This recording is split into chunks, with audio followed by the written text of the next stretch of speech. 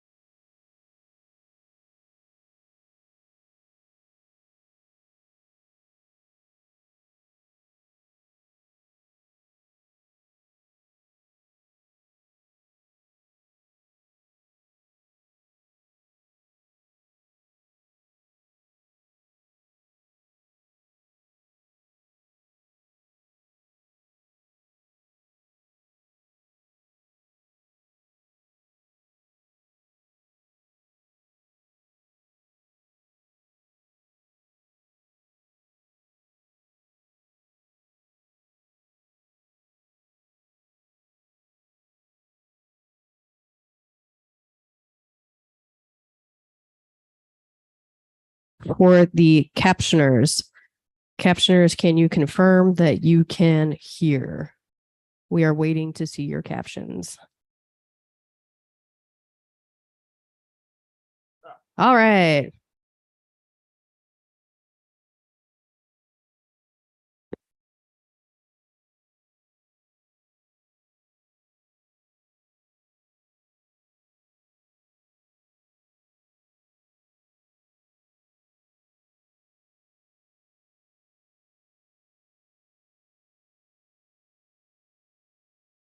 All right.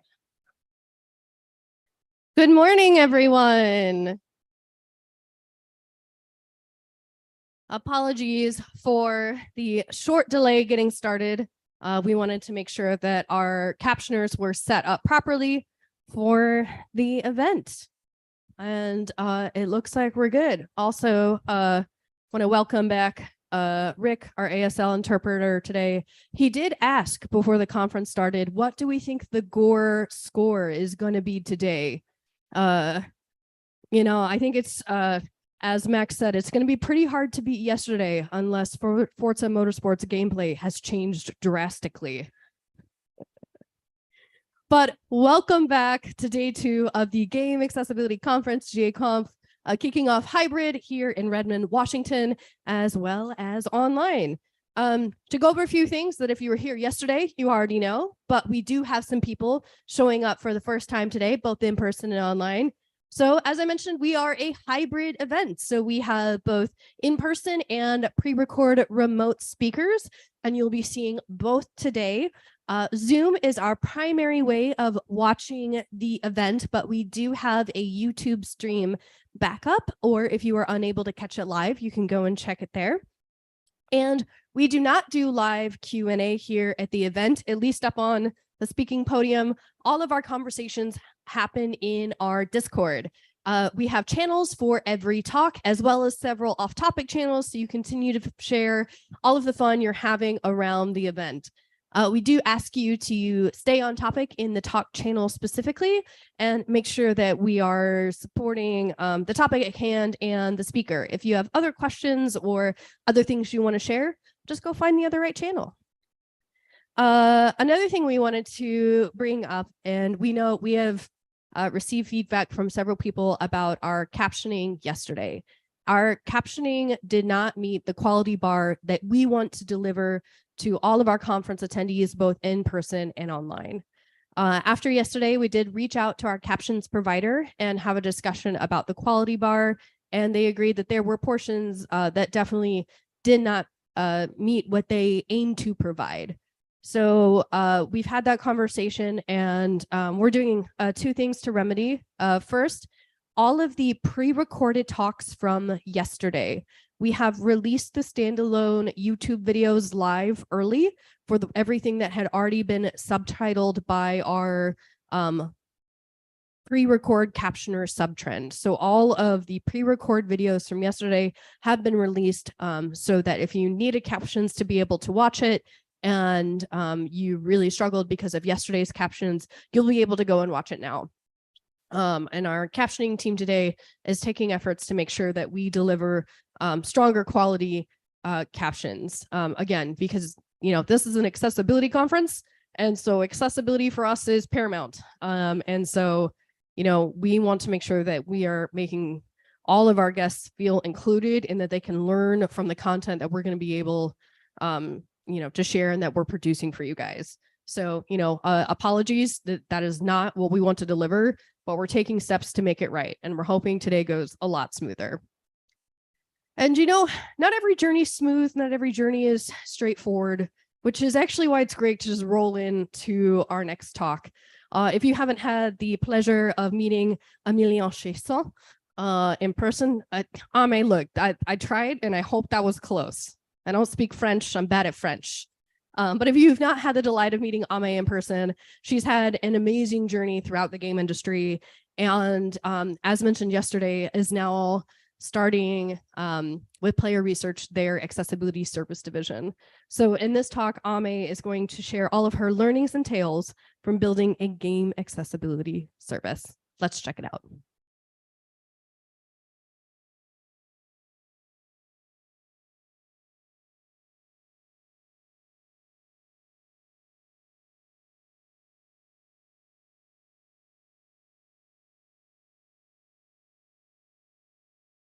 Hello, everyone, and thanks for joining in.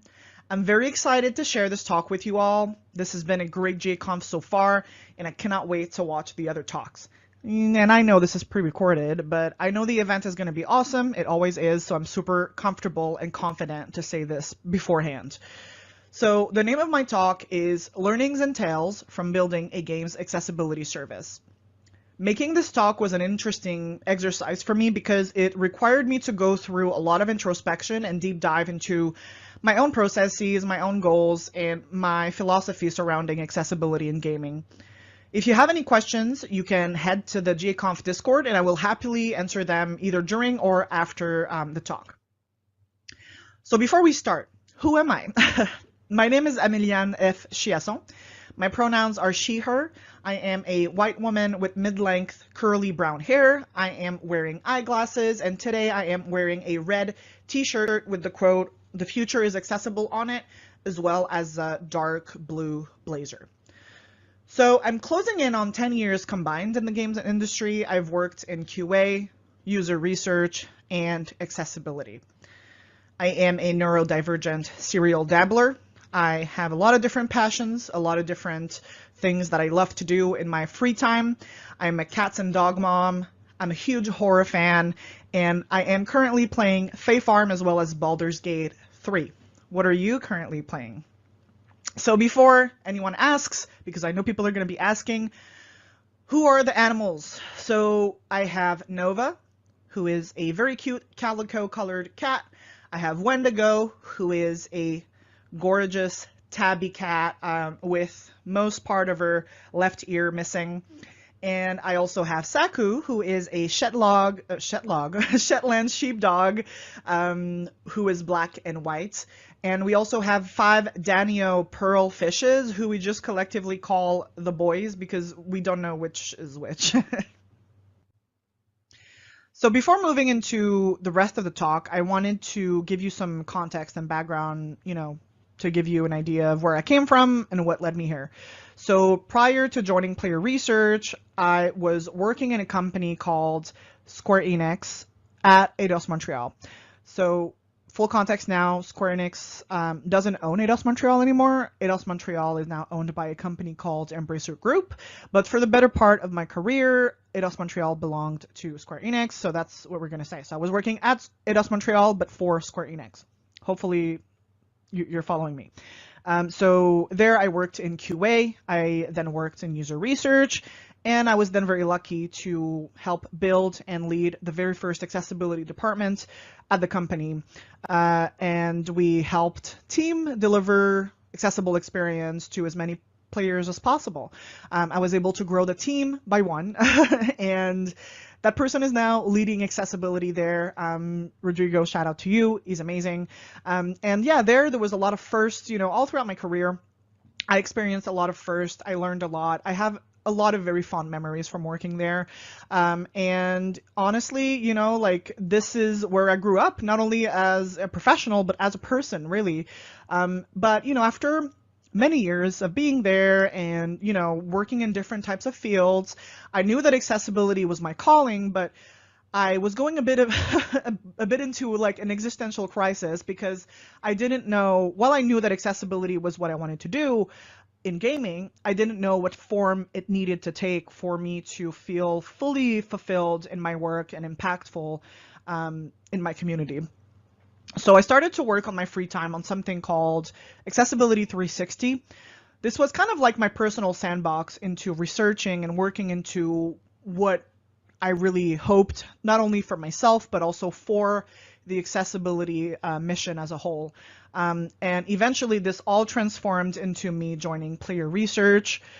Player Research is a user research services company. They've been operating for almost 12 years.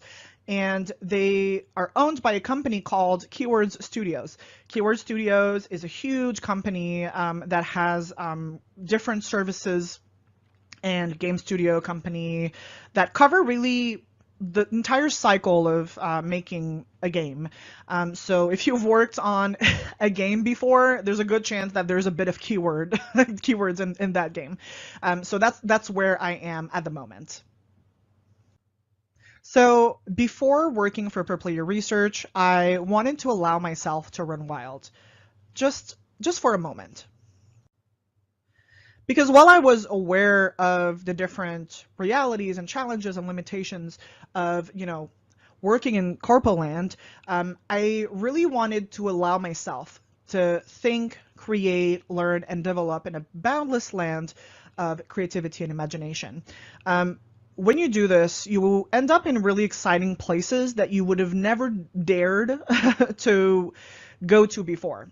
This is more than a thinking outside the box experience. It's literally refusing to acknowledge that the box exists until you can't ignore it anymore. It's an exercise that really refueled my passion for gaming in a lot of ways because it felt like I was reconnecting with my inner child, dreaming of what I would do as an adult, if that makes sense, and re-reaching an unjaded level of imagination that I haven't explored in a very, very long time. Then, of course, I had to snap back to reality, but with a newfound sense of pride, motivation, and hunger to face all sorts of challenges.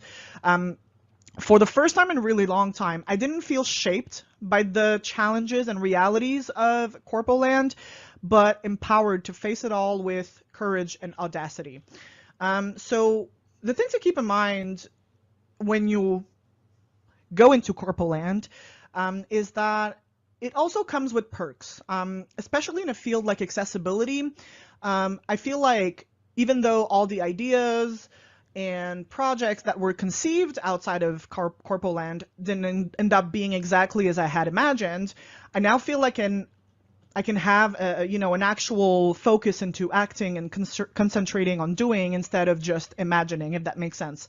Of course, all of this will depend on the type of company that you work with or that you join, but in my case, I'm really happy with where I ended up.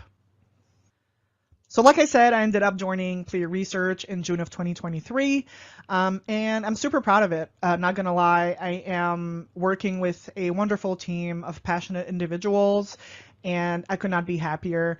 I had a lot of help along the way in making this happen. However, I really truly believe that I would not have landed this opportunity if I didn't advocate for myself and dared to build something that was ambitious and something that the accessibility cause deserved.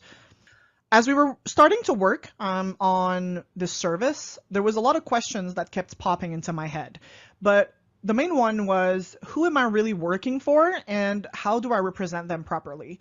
And here I don't mean as an employer, I mean the communities that we're working for. Because if we're going to be building a service for the industry, we needed to nail this down in a way that was logical operations-wise, ethical, of course, but also marketable. So we have, let's say, 3 or 4 key communities, right? We have the game developers that are working with independent accessibility consultants, as well as creators that I'm grouping together for now for this purpose, but we'll get into it a bit more later. And then we have the players. So there's like 3/4 communities that, exist in the accessibility field. This is simply put, of course, there's a lot of different layers, sub-communities, things like that, but for the purpose of this exercise, let's say that there's 3 or 4. So like I said, game developers need to work with consultants to create accessible gaming experiences for players, but players can also work with game developers to give feedback and for developers to address barriers that are noticed by the community, either through playtest, during development, or even after launch. Devs also need to work with disabled creators to provide them with access to games to better inform players and create hype around their title. And those players consume content to make purchase decisions oftentimes. So now the issue is that many of those relationships aren't actually happening, or when they are, it's usually far from ideal. The communities are all there, but there's currently a lot of gaps of knowledge, tools, services, and experience that prevent each of those groups to fully fulfill their responsibilities and needs while having a fruitful relationship with each other. So during this process of developing the accessibility service, whether it was the user research, the production strategy consultancy, the accessibility quality assurance service, etc., We knew that we needed to keep these communities at the core of each of our initiatives, because while we might aim a lot of our services to game developers and publishers, for example, we can't forget the audiences that we are ultimately here to serve. So that's how we came up with 3 golden rules. Now, to be fully transparent, none of these rules are things that we've created from scratch. You've heard these phrases before and these sentences before. It's just the 3 that we chose to use as a guiding, set of rules for us to really stand by. So here are the 3 of them. So there's nothing about us without us. This is a very classic one. I'm sure you've heard it before. This is about including disabled players as often as possible, empower and hire disabled consultants, and push for the inclusion of disabled content creators in influencers relations programs. Then we have progress over perfection. This is about helping teams identify objectives and goals that they can confidently commit to. I really believe that slow, consistent steps forward are better than running full speed into an unforeseen brick wall, right? And then the last rule is meet them where they are. Everyone is at different phases in their accessibility journey. Some people don't even know where they should start right now. And some others are leading the pack and innovating and are currently simply lacking bandwidth in achieving their accessibility goals. We needed to be flexible in our approach to meet those various needs.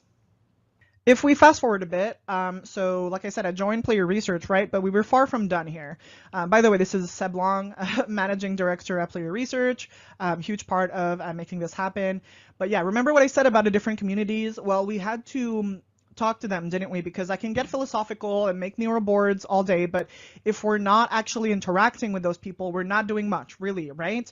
So we went through basically an entire summer of R&D, meeting with developers, pre-existing clients. We got our website revamped for accessibility. We did focus groups with accessibility and disability and gaming consultants, community outreach, and so much more. We attended conferences, events, things like that.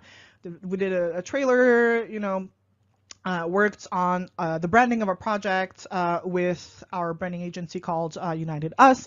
And this is how we chose to go with advancing accessibility. All right, so what did we learn exactly, right? So let's go over some highlights of what we've learned at Player Research this summer, right? So full transparency, we'll start with points that aren't very positive, but I promise that we'll finish this section with a good note. I promise. Don't worry. So let's start with some learnings about game dev. So accessibility is still seen as a risk rather than an opportunity by some. More advanced, mature studios in accessibility have a challenge finding advanced accessibility specialists with game dev knowledge for either internal hires or consultancy. There's an overall lack of bandwidth and resources to meet accessibility goals because full-time accessibility teams are either extremely small or even non-existent. Huge need for dev tools. This is not any news here. There's a lack of available advanced accessibility and inclusive design training, as well as resources in the industry currently for advancing accessibility. Internal champions and full-time accessibility professionals are still facing ableism and discrimination from leadership and colleagues. Now, if we go on the accessibility consultants and creator side, we have people who struggle to get paid fairly and on time. Plus, there's a lot of regional challenges regarding income as a disabled professional. The part about being paid fairly and on time, by the way, is very common and quite unacceptable, if you ask me. People are often hired late in production, which can really reduce the amount of actionable, fixes or actions that you can take to retroactively remove an accessibility barrier, right? There's a feeling of tokenization when it comes to consultants being hired because there's situations where consultants are being hired, but actually nothing is being done based on their feedback. So their hiring feels more like a performative act rather than a genuine effort to make a more accessible game. I'm not saying here, by the way, that this is the purpose behind hiring these folks. I'm just saying that this is the feeling and the impact that it has on the community in terms of how it looks and how it feels. There's an overall lack of accessible training and career development opportunities for consultants who want to advance their knowledge and experience in accessibility and in gaming. There's a struggle to find work due to non-inclusive scheduling requirements, as well as accommodation needs. And there's a struggle to get included and noticed for events as game creators with GameKey's rollouts and being represented like any other non-disabled creators in content creators, programs and opportunities and events and things like that. So if we go on the disabled players side of things, aside of course from games overall being inaccessible to a lot of people, here are some highlights from what we learned from the disabled gaming community. There's a struggle to find accessibility information prior to game releases. Playtesting opportunities often are inaccessible due to requiring in-person participation, and oftentimes the labs are either inaccessible or can even lack accommodations in remote as well. There's a lack of accessibility support by streaming platforms, both for the creators and their communities. And disabled players, as well as their family and friends, will not support inaccessible products. So by leaving, accessibility aside, you are literally actively, making it so less people buy your game, pretty much. And now, like I said, because I said I wanted to finish on a good note for this section, I wanted to expose people here to the challenges that many, many people can relate with. And I wanted you to know that you're not alone in facing these challenges. But, while there's a lot of work to do in accessibility in games, there's a lot that has evolved. And here are some positives that we've highlighted as well. Accessibility is starting to be recognized in mainstream awards, events. More and more companies share accessibility information prior to game releases. Still not something that is, a very common practice, but we're starting to see it more and more. Many, many younger devs, as well as game students, want to make accessibility the focus of their career. This is super exciting, honestly. Speaking to so many young folks who see accessibility as a career path is extremely hope-inducing, if that's a way to put it. Super exciting to see. Companies and influential orgs are supporting accessibility initiatives more and more. Accessibility is covered more and more by games journalists. That's something that I'm super excited to see as well. And there are great innovative accessibility progress that has been done in the recent years, both in indie and in AAA games. Now, I also want to highlight the fact that accessibility progress is powered by community.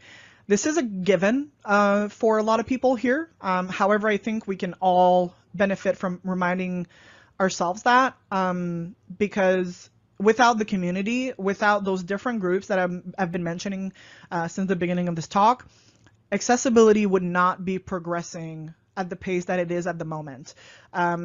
There's wonderful individuals who are dedicating their careers in making games more accessible, raising awareness, and using their lived experience for good. There's those freelance individuals, there's people in studios, there's companies, charities, organizations, events like this one that are all contributing to accessibility moving forward in gaming. And so I'm super proud of to be part of that community, and you should be proud as well. These are just a handful of people, by the way. There's thousands of people standing behind this cause, whether you see them online or not. Take the time to acknowledge your presence in this community because you are part of something that is really important and that's bringing a lot of joy to a lot of people. And now, the moment that I'm sure a lot of people have been waiting for, the survey. So earlier this month, we launched a survey called Survey for Game Developers in Academia. the state of accessibility in the games industry. So after we spoke to so many people, attended an industry event, networked, all of that, I felt like we needed to get a clearer picture that was uninfluenced by people in the room, safe from judgment and whatnot. So our survey was really aiming to be, well, first of all, it is anonymous, but it was aimed at game developers and academia, like I said. And I had already booked my talk for GaConf at that point, so I figured that it would be the perfect opportunity to present the results here so that we can get more insight to chat about as a community. Some caveats, by the way. Of course, the accessibility community is sort of overrepresented in this survey in the respondents because, you know, as much as we tried to, you know, have reach beyond the communities that we're active with, oftentimes the people who will care about filling a survey about accessibility are people who care about accessibility.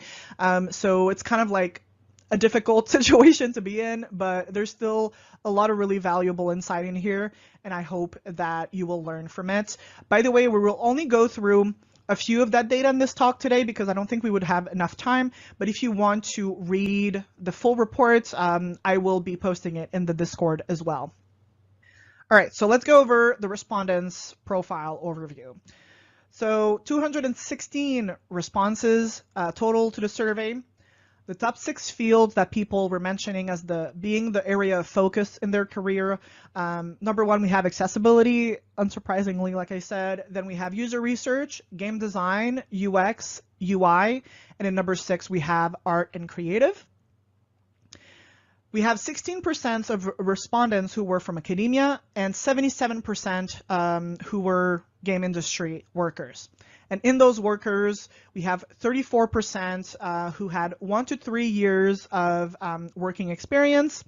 Then we have 21% that have 6 to 10 years of experience. Then we have 4 to 5 years of experience at 16%. Then at 12% equal, we have less than 1 year as well as 10 to 15 years. And we have 5% of people who have 15 plus years of experience. So accessibility knowledge. What do people know about accessibility? How have they learned about it? So have you ever heard of accessibility in games before now? This was a question that we asked. And 97% of people said yes, while 3% of people said no. And from what they can recall, in what context did you first hear about accessibility in games? And the large majority of people said at work, which is really interesting. The second place is while playing a video game, and the third place is social media. I was actually surprised by this. I would have assumed that social media would have been either number 1 or number 2, but yeah, it really seems like awareness work that is being done at the office is what works the most. And also while playing a video game is super interesting because I am assuming that there is a rise in exposing accessibility settings and options early in the first boot flow. And so this is really interesting to see as data here.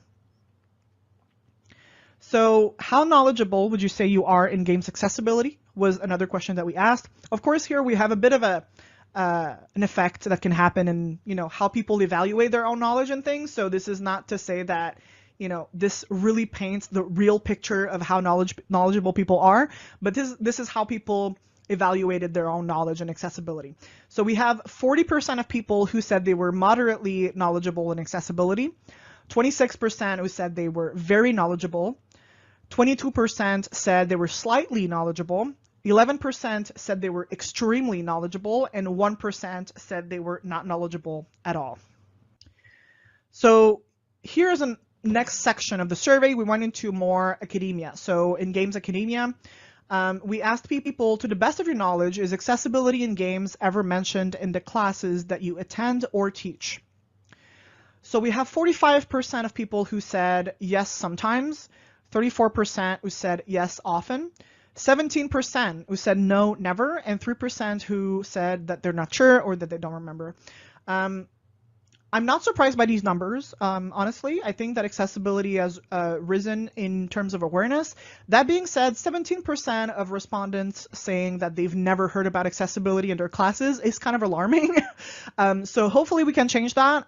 If you're a teacher or if you're a student looking to raise awareness for accessibility in your school. You know, there's a very wide community that is here to help. And I'm sure that, you know, you would be quite innovative in really embedding accessibility in your curriculum. So we have also a question about statements here. So we had people agree with different statements. One of those statements was, I have learned about accessibility during my time studying at my school.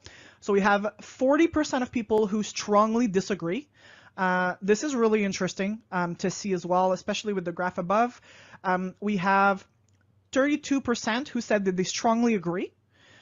We have 12% who say that they somewhat disagree, and 16% who said that they somewhat agree with having learned about accessibility during their time studying at their school. All right, so moving into the game company's side, we wanted to have people evaluate the level of accessibility maturity from the companies that they work for. So the question was, to the best of your knowledge, which of these best describe where your company is on its accessibility journey? So we have at 35%, the first position is the level 2, engaged. So internal advocates are starting to influence change. Then at the second position, at 22%, we have the level 1, which is first steps. Some individuals may be working on features for the first time and pushing for awareness. Then at the position number 3, at 17% of respondents, we have people who say that their company is consistent. It's the level 3. Best practices are consistently learned, taught, and integrated into process. And then at the position number 4, at 12%, people say that their company is at the level 5, which is leading, aka their companies are recognized for innovation and excellence in accessibility.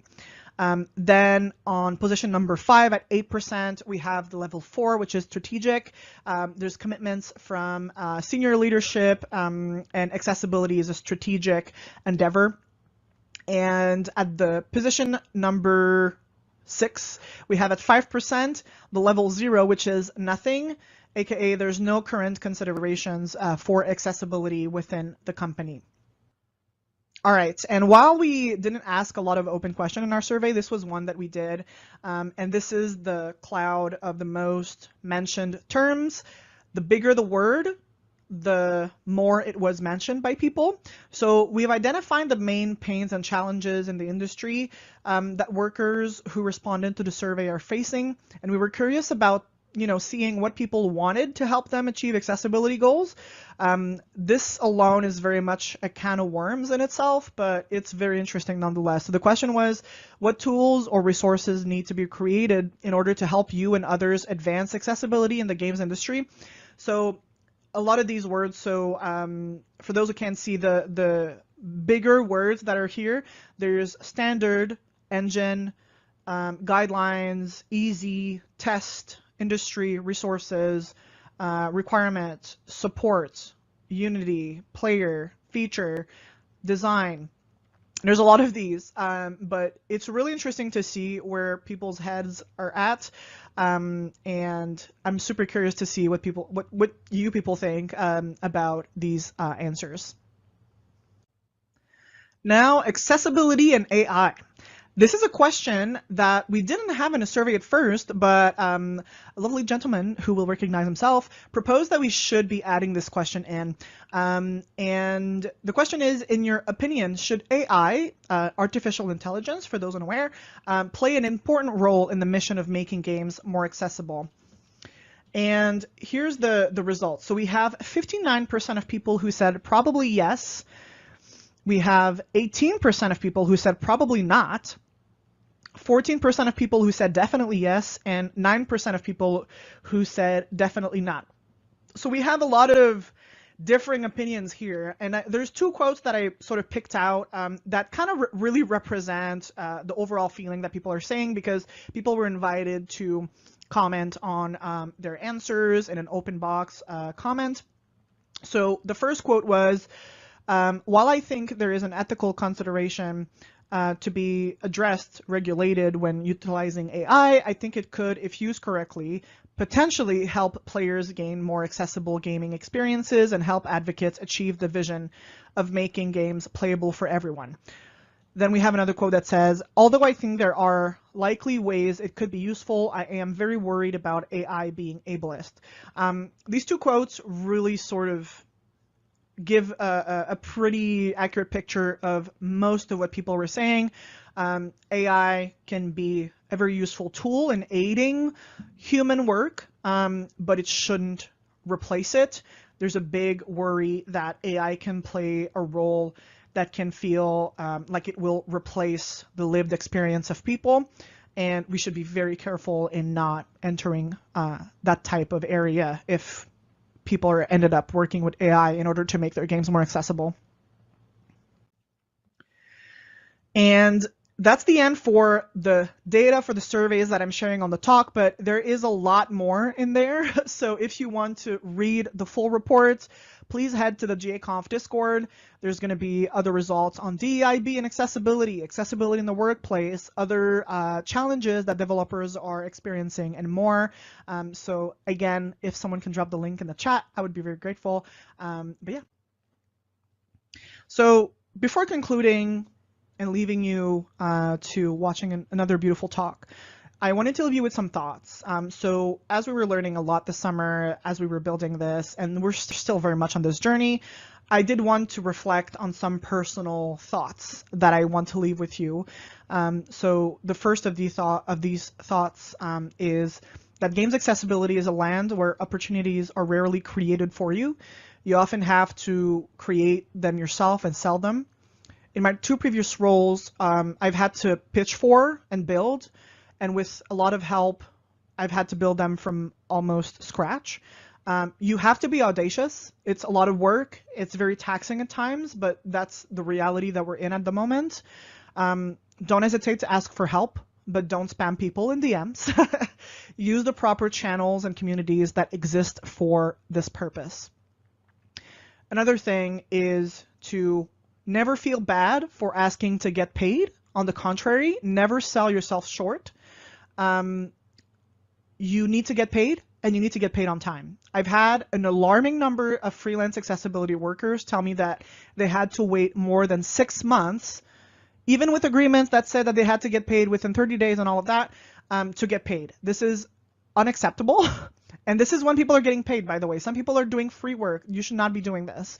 And if you're a company that's hiring accessibility consultants or specialists, you should make sure that they are being paid on time and fairly. This should not be an issue, especially for freelance workers who are relying on the money to pay their bills and put bread on the table. This is unacceptable coming, especially from companies who have budget for this sort of things.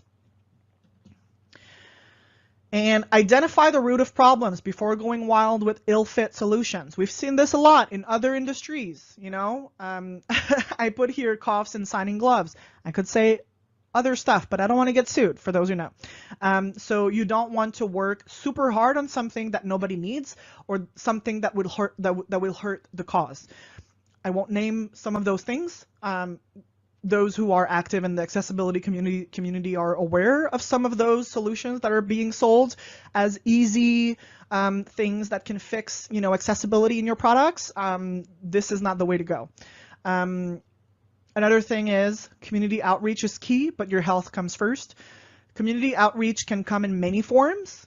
You need to find what works for you. Not every accessibility advocate is on Twitter. You don't necessarily have to be. Find what works for you and what makes community outreach a pleasant endeavor for you.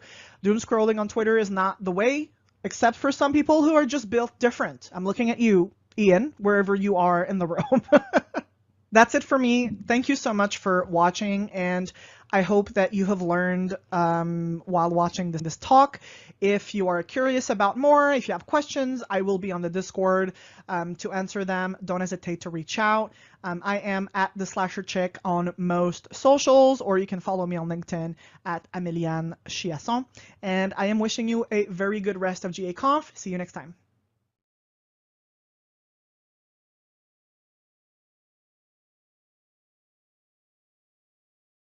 The great thing about that survey is we got to learn so much about the state of the industry. even though it did end up being, much more insular to people who were already in the accessibility community than Ame was initially hoping, we still got some really interesting numbers. But, going back to the beginning of our talk, some of you in Discord had started picking up, there was already a theme. Ame talked about progress over perfection. And yesterday, Michael was talking about incremental progress. And I mentioned that don't let perfect be the enemy of good. It's this idea that each step we take forward is a step forward. And so, you'll get to where you're going eventually, but that doesn't mean you can't make progress in the meantime. And it's really important. And, she also had a section where she talked about, kind of the lack of accessible trainings, but also some of the difficulties that people are having when they're doing consulting work and not getting paid on time. And I think when you connect a lot of the dots that she was talking about together, that we as an industry are not a great place to be if you're a disabled employee. You don't have the resources to get trained. You don't have the ability to do consulting work because you're waiting over 6 months to get paid. When sometimes, especially when you're starting out in your career, like that can literally break you. Especially in the economy today, so many people do not have the padding to wait 6 months to get paid on a project. So we as an industry need to get better and more supportive of our disabled employees, our disabled game makers. And we also need to, I think, really work on improving the education system for our up and coming game developers. I mean, Ame even said in her talk that 40% strongly disagree that they learned about accessibility in school, which is terrifying. They should all know. And I know that there are some schools who've been doing better, who've been doing more work. But 40% is fairly significant. And even the fact that, 5% of the game developers responded that their studio doesn't think about accessibility at all. Like, you should at least think, like, really, like, not even color blindness. Like, statistically, you have someone colorblind at your studio and you still answered no? Like, you have to be. Like, so obviously there's an education thing there. But obviously the full report is full of so much amazing information.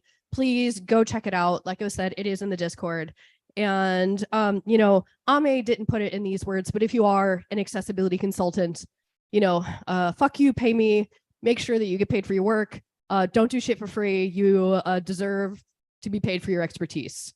With that, we'll take a short break and then we'll be back for our next talk. Thank you.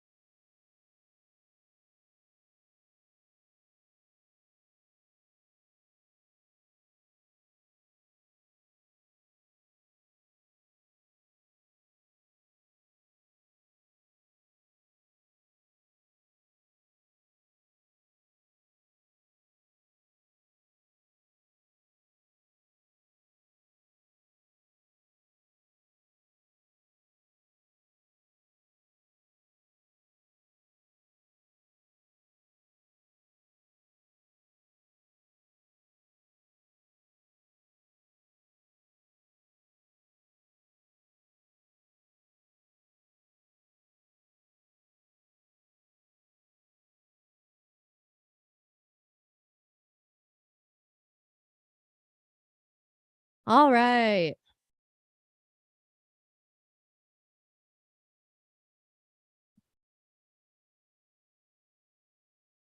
All right, welcome back, everyone.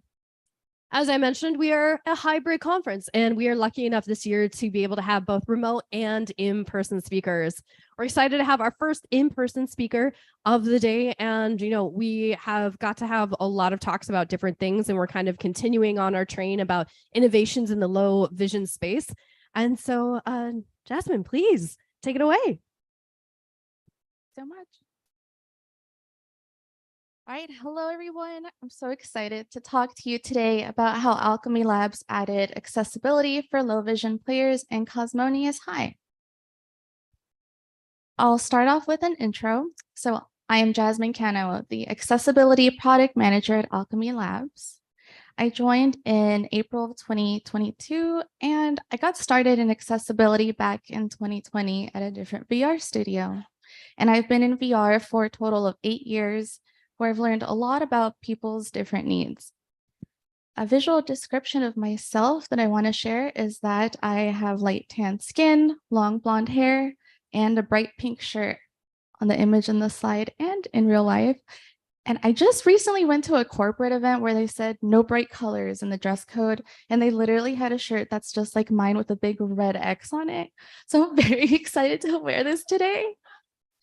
Yes, thank you. Game devs, accessibility devs, so much fun. Not like that dress code. Anyway, I'm here to talk to you today about this because I owned this update, helping lead our team to launch.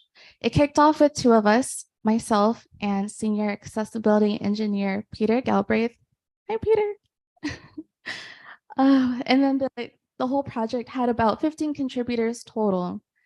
So my goal today is to share insights on the accessibility work we did for players with low vision and motivate other teams to incorporate this work into their XR projects. And for anyone new to these terms, VR stands for virtual reality, AR is augmented reality, and XR is a catch-all term for all those technologies. So I might say those throughout the presentation. Today's talk will be divided into 4 sections. I'll talk about the team, Alchemy Labs. I'll talk about Cosmonius High's Vision Accessibility Update. The third will be our team's approach. And fourth will be our post-launch notes. On the slide, there is a cute character from the game Cosmonius High. They have pink skin and purple buns, kind of like the buns I have today. I'll talk about Alchemy Labs for the next 2 slides. And on this slide, there is a character named Friend. Friend's a green alien with a gentle smile. Here is Alchemy Labs. We are a VR game studio based in Austin, Texas, with a bunch of remote employees. This slide has a group photo of most of us. There's maybe around 50 people who are wonderful and amazing and passionate developers. And it's such a great photo. There's 50 smiling faces up there, so I can't help but smile too. Something I love about Alchemy Labs is that our guiding principle is VR for everyone. And here's how we work towards that goal. After each game release, Alchemy Labs makes significant efforts to enhance accessibility in the VR, actually in the XR field. So previously, this included adding subtitles and also one-handed mode in our games. Here's a quick look at some of our previous games. This slide has 4 images. On the left, there is a title image for Job Simulator. There is a bot eating a pink donut.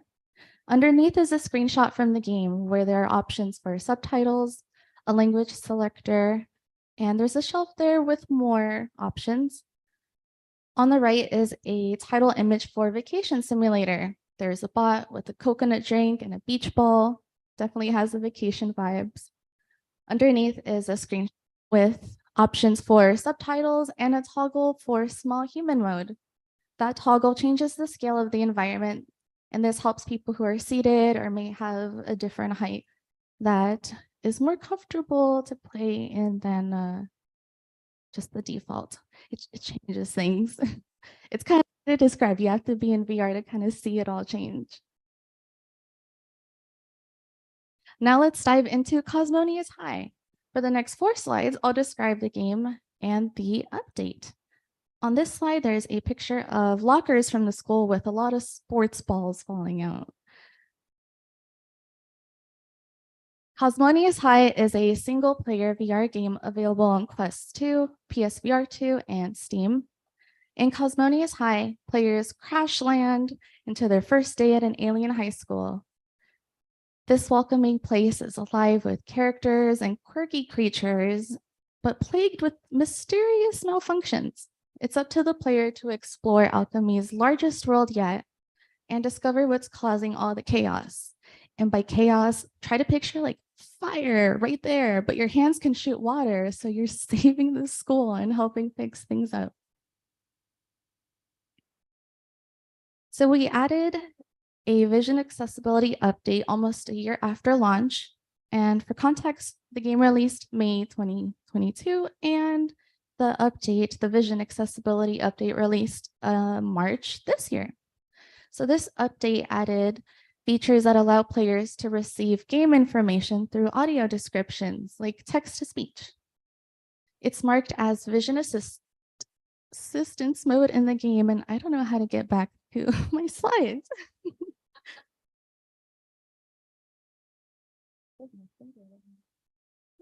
Thank you. In this update, there's also high contrast in objects, highlighting that visually guides players with low vision to the objects they need to interact with.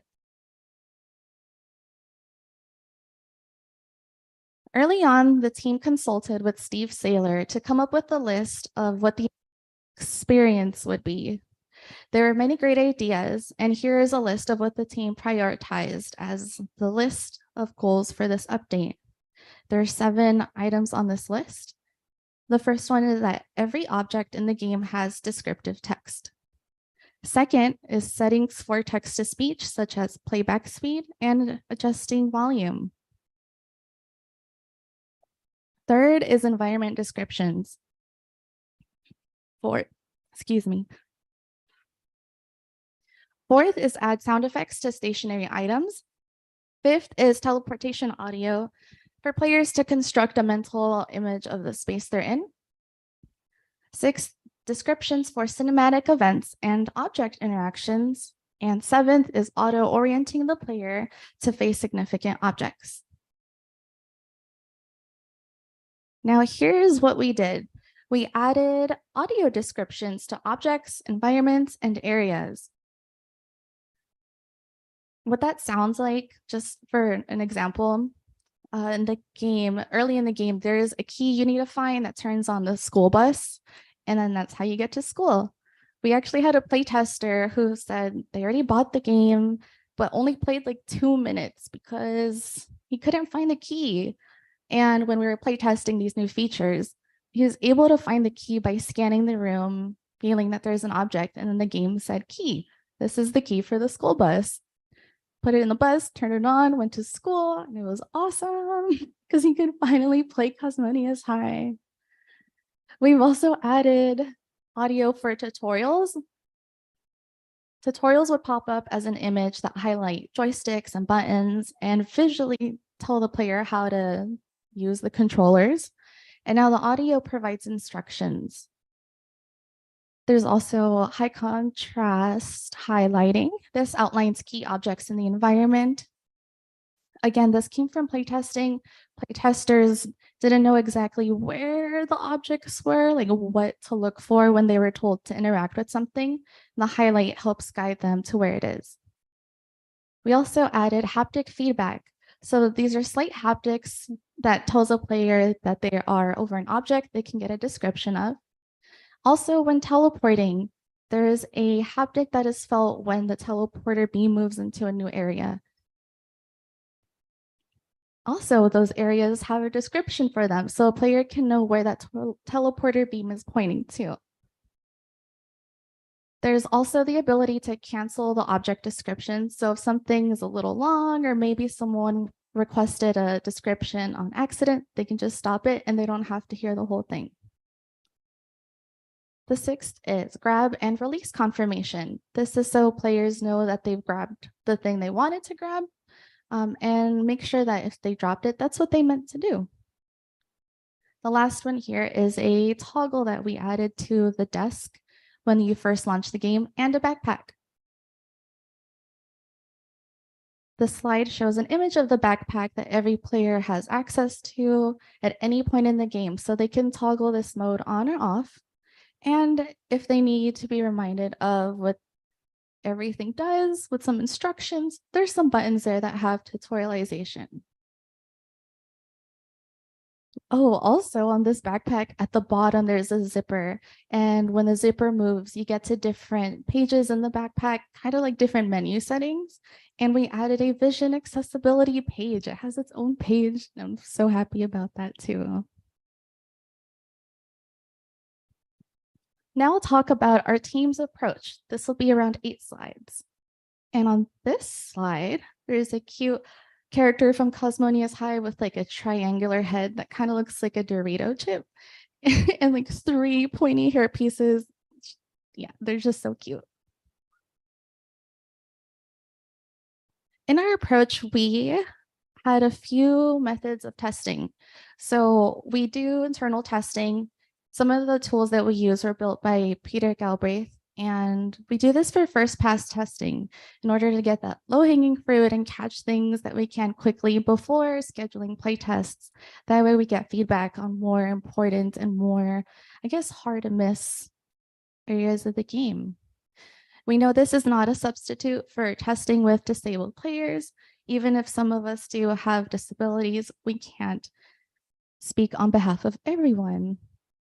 Some of these tools include a vision simulation tool, which has color blindness modes, and this simulates different major types of color blindness. That way we can look at the artwork and see if there's anything that needs changing so that players don't miss valuable information.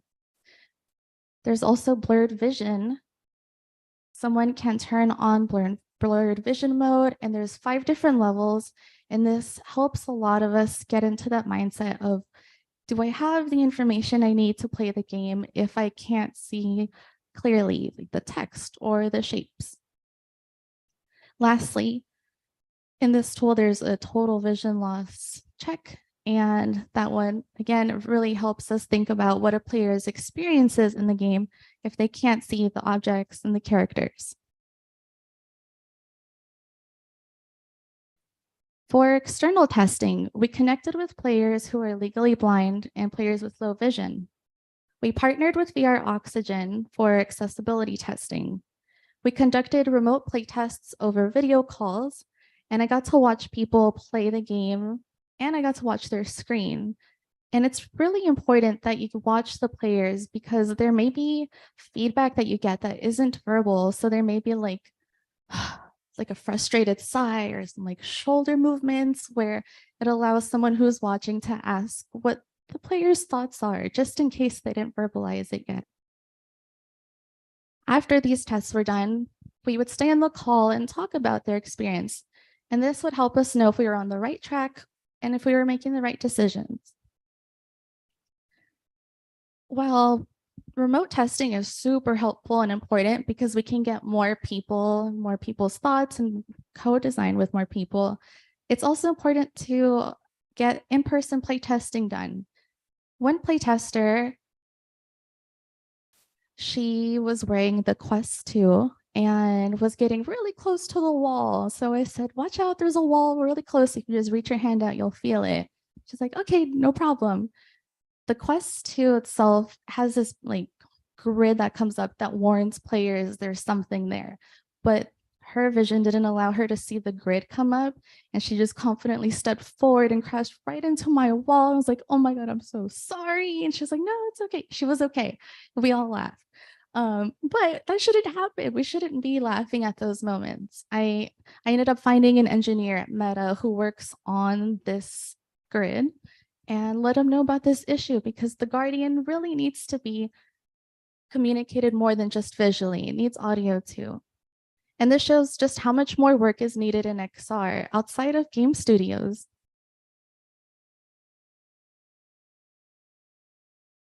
I have 5 slides coming up here where I'll talk about our approach and then what we decided. So our first approach at narrating the descriptions upon grab highlighting went like this. A player would move their hand around and any objects that they were pointing at, the descriptions would be read. And this resulted in a high number of overlapping descriptions, one after the other wouldn't cancel. People could not hear the description they were trying to hear, nor they could hear the characters. And then there was environment sounds. It was way too much. Peter and I would look at each other in the video call and just make faces like we were cringing, like, oh God, why do we do this? But it's really important to do these types of tests to confirm that this isn't the right choice and that the choice we want to make next would be correct. Thanks to playtesters' feedback, we were able to get something done, which we decided to allow players to control when the description is read. So on the controller, there is a dedicated button that we call the accessibility button. When a player points their hand at an object, say I'm pointing at the chair in front of me, I'll feel a haptic. I can push the button and it'll say chair, a gray chair you can sit in. We also added the ability to cancel that description. And more importantly, what we do automatically is cancel any previous audio that was playing from descriptions. That way players can hear loudly and clearly the information that they want. On the slide, there's a cute green alien pet with big eyes looking at the player, and there's a player hand petting it.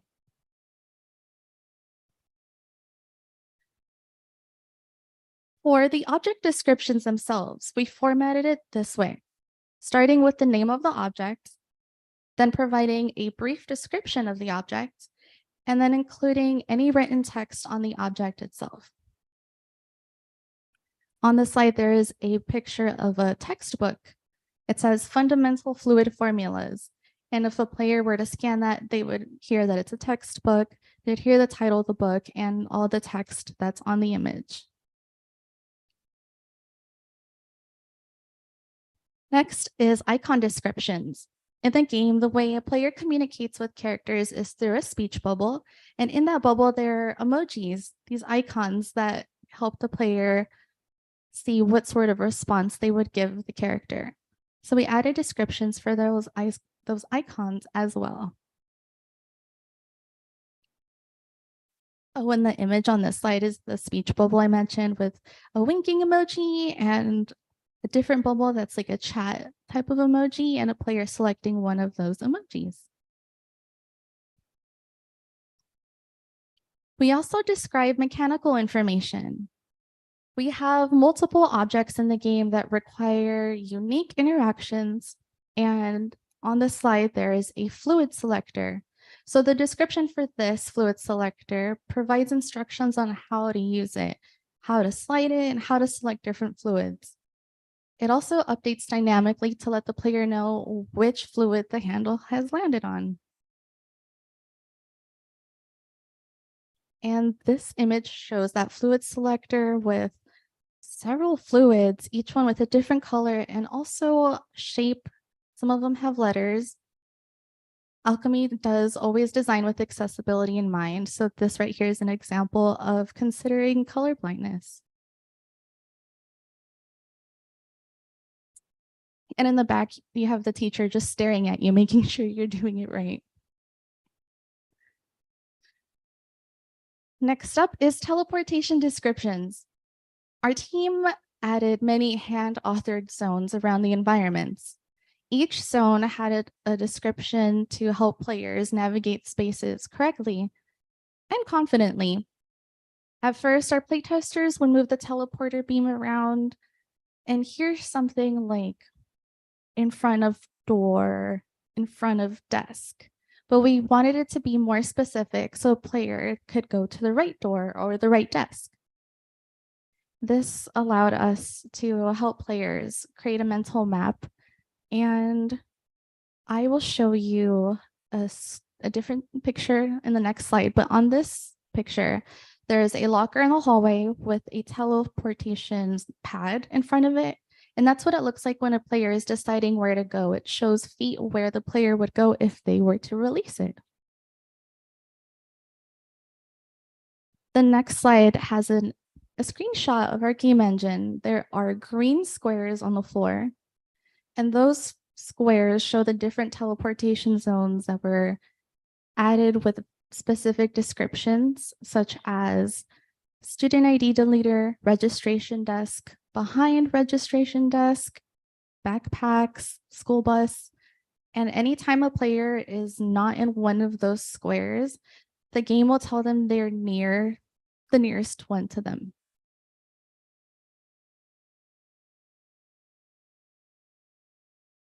Now we've arrived at the section for post-launch notes. There's an image of a player's hand with a sparkling beam next to it. And speaking of hands, the audio descriptions that I've been talking about, where a player can request a description by triggering the accessibility button every time there's an object description or teleportation, we call those text-to-speech requests. And we've had over 9 million text-to-speech requests in the last 6 months since launch. And that's just coming from Quest 2 data. Again, it's on Steam and PSVR 2. So I'm picturing very similar high numbers for those as well. This update's also being studied by undergrads in the program, making augmented and virtual reality accessible, which is hosted in New York City by Cornell University and Columbia University. And we're continuing to conduct user interviews with consultants who have no sight, including the wonderful Ross Miner, hi Ross, Brandon Cole, and more. And this is helping us think about improvements and considerations for our next games. Additional considerations I want to share. These are suggestions, recommendations, and work that we know we could improve on. The first one is adding audio customization options such as text-to-speech voice type. That way a player can hear a voice in a different pitch. There's also text-to-speech volume if they want it to be louder, a bit more quiet. And then text-to-speech speed. We hear that the rate that is currently played may be a little slow for a lot of people who are used to using screen readers. There's also character descriptions that were requested. So if a player wants to know more about the character and what they look like and who they are, they want to do this. Speaking of characters, the slide has another character from Cosmonius High with purple and blue hair and star-shaped pupils and some pretty cool purple tights. Again, I don't think that corporate event would allow this in their dress code. So I love that we can show this here. We also were asked to add world audio for puzzles, and actually anything in the world. There's a lot in these games. It's super immersive. There's not only objects, characters, but there's like cute little blebs, little round cute ball squishy things. There's like piles of goop. There are trophies and posts. There's a lot of stuff, and there's a lot more audio needed. So in this update, the audio that we added, make sure that it's enough information for a player to get through the main quest line. There's still a lot more we can do. Another one that was brought up is radial ping. So a radial ping with sound cues to identify object types around. Also ambient audio to create audio landmarks that hint to what the objects are or what a certain area has. Guided navigation to help players know what their next step should be was also a big one. When players hear instructions in the game, like find this person or find this object, like I said earlier, there's a lot there. So if a player is able to be guided to a specific place, that will help them a lot. It's a bit challenging because our game is quite open. We don't force or require players to do things on a linear path. It's very, I would just say very open. You could do the main quest line. You could also do other things like collect some trading cards. You can just have fun and do some classroom assignments and make art. So we don't want to force people in choosing what to do, but that was something that did get brought up for us to consider. There's also tutorialization for how to enable text-to-speech. It's not enabled by default, And we need to find ways to let people know that this is an option. And the last one here is even more specific teleportation descriptions that update to tell the player what direction they're facing. It may not be helpful enough to let them know they're behind something, because what if their back is facing it? They may want to know that they're facing the right thing or not. There's a lot more specifics we need there. Our goal at Alchemy Labs, we want to make VR for everyone. And that's why we made this update. We want to remove barriers and ideally prevent them too. And we've had several teams, other VR studios come and tell us that they're looking at the work we've done. They're looking at our accessibility updates to know how to do it. A lot of them have told me, I don't know how to do this stuff. I'm just copying you. And that's great. We really want VR for everyone. We don't want to be the only ones who are welcoming more players. We want players to enjoy the beauty of gaming. Like, it's awesome. VR is awesome. And I want more people to experience it too. I would love to invite and encourage everyone to advocate for XR accessibility. It's still new and there's still a lot of challenges there. We need more accessible content. We also need more accessible software. We also need software that has tools to include accessibility options and features. That way teams don't have to build from scratch. It takes more time, more resources. And if there are toggles developers can just turn on that adds things, that would be amazing. And we want to see hardware become more accessible too. There's different headsets, different shapes, different weights. There could be a lot to be improved there. For example, the Guardian I mentioned earlier before, it's on them to include these accessibility features that help players have a more comfortable and safe time. Before I play this video, I do want to share that it may be triggering for people with photosensitivity issues. There are also movements where the camera is recorded from a player's first person perspective. It's on their head. So it might be really bouncy because the person recording was having fun. And I want you to know that it's also 2 minutes and 28 seconds long. So if you look away, you can look back when I grab the mic again to thank you.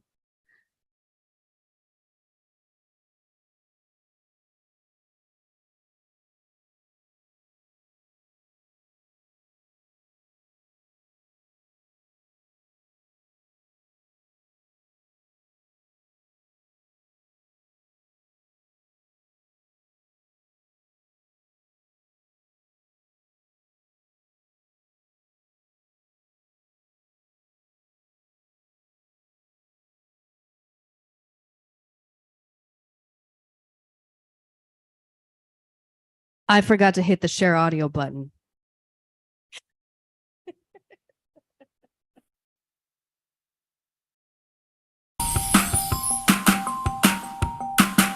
At Alchemy Labs, our guiding principle is VR for everyone, and that means everyone should enjoy our games, regardless of any disabilities or limitations that players may face. Our upcoming Vision Accessibility Update will bring all new features to make the experience more inclusive for fans both old and new. Some of these can even prove helpful to players who might not usually take advantage of accessibility features. You'll have access to audio descriptions from the very start of your time at Cosmonius High, and you can activate them through a handy toggle here or in your backpack at any time.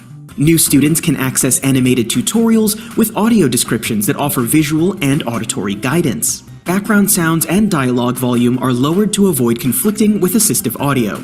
Push forward on your thumbstick and point around the space to hear the places you can teleport to, then let go of the thumbstick to teleport. With teleportation descriptions, players can now hear the names of locations in order to make an informed decision before teleporting.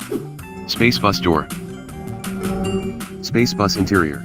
Our environmental descriptions give players context about the world that they're playing and moving around in. This feature is particularly helpful for players who may not be able to see certain details or who may need additional information to fully engage with the game world. You are in the registration area for Cosmonius High, near you. There is a desk displaying a shelf with 5 student IDs and a glowing platform to the right of the shelf. An intercom is mounted above a window in the back of the room. Not only can players move around Cosmo's world with greater confidence, they can interact with greater reassurance. Pointing at stirring rod, pale blue stir stick with a ball shape at one end. Object highlighting will help those with limited vision to see the general location of an object with a bright outline around items as you approach them. When you've selected an item, you can get audio and haptic feedback confirming when an item has been successfully grabbed or released. Grab pet snack, a delicious snack for a fish, a bleb, or you. And finally, object descriptions. This assistive audio feature acts like a screen reader, but in virtual reality. In VR, rather than using a cursor, players can use their hands to control what's read about an object. These helpful audio descriptions can inform players about individual objects, as well as read book covers, pages, and the many flyers around the school. Follow this formula to create cyan plus magenta plus gold. This can be great for any player who forgets the difference between a bleb and a babana. And those are some of the groundbreaking accessibility features coming to the game. We hope you'll find them useful in your journey to save Cosmonius High.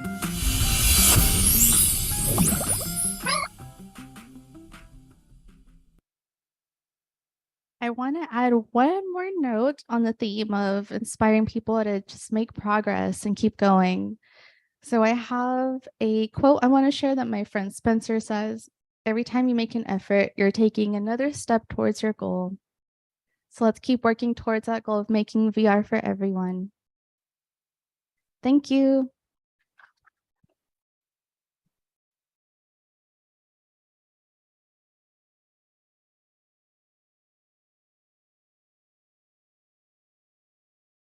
Thank you so much. I actually just love at the very end of the video, illegally cited just put in the Discord.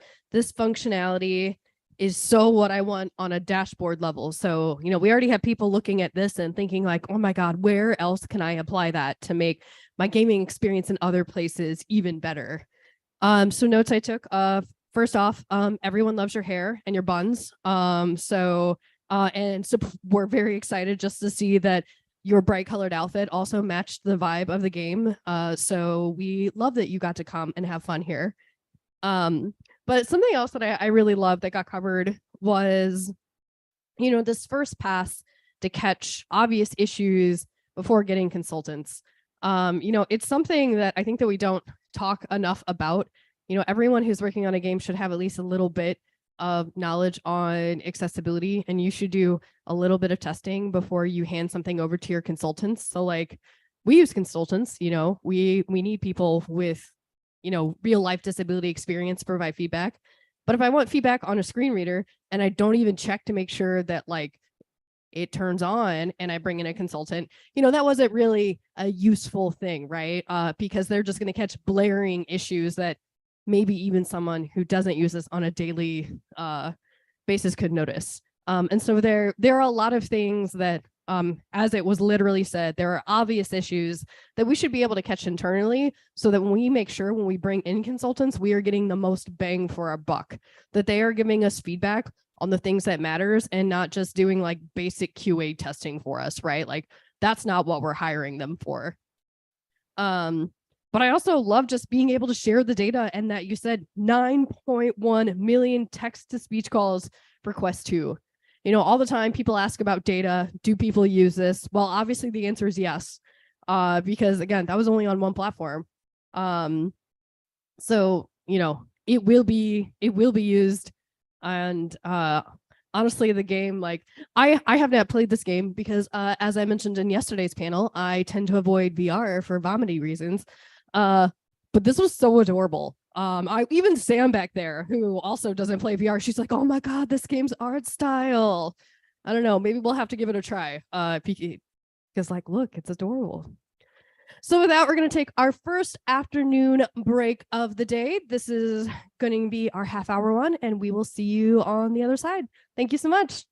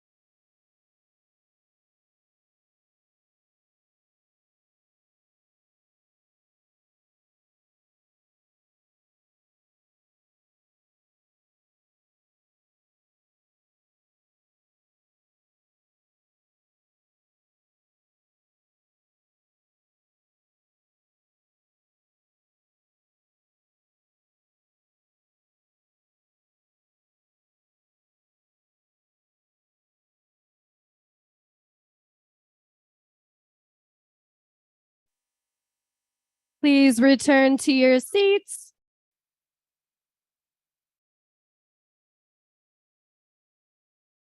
Oh.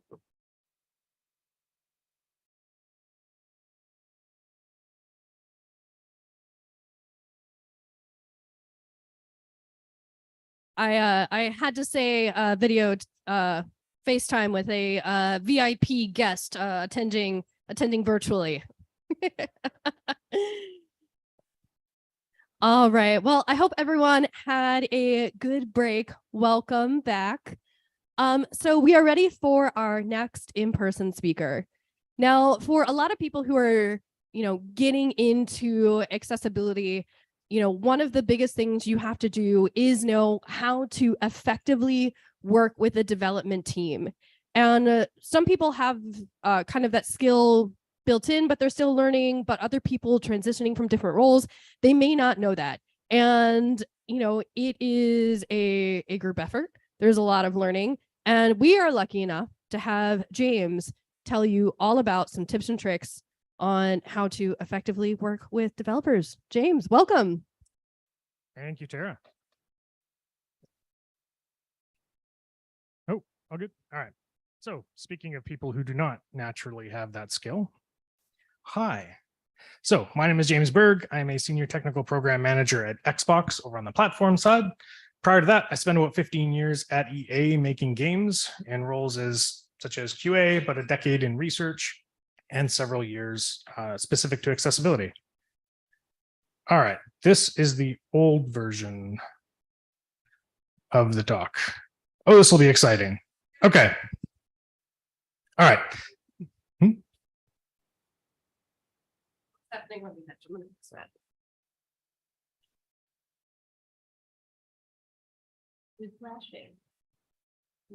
We are currently experiencing the expected technical problems.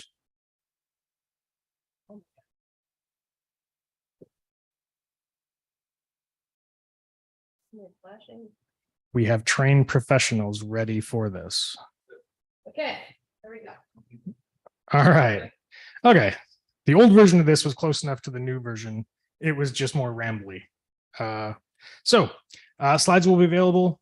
There is no point form summary. That is a lie. Mostly because it's short enough that it doesn't need it, I hope. Visuals on these slides. I will tell you if anything is important. They are mostly a desperate attempt at keeping my ADHD brain on topic. Finally, warning, there is some heavy stuff here. Okay, no joke. I know that's unusual for GaConf. We do some kind of heavy poking at trauma. I have tried to mix that up, do some light poking at trauma, but we are going to be hitting some sensitive spots here. So my original working title for this talk was Good News, It's Your Fault. It occurred to me at some point that the second sentence there might get a little bit more attention than the first. And fortunately, I made some adjustments because it's not like Ian or Tara would have stopped me from running with that. So what are we going to cover? Two things. Welcome to Game Dev. I'm going to give you some basic introductory information for folks coming from an accessibility background, especially. You don't get told much when you actually make it to the industry about how to do this effectively. I'm going to hopefully bridge some of that gap. Second is I've kind of combined these two sections. Why good things don't happen.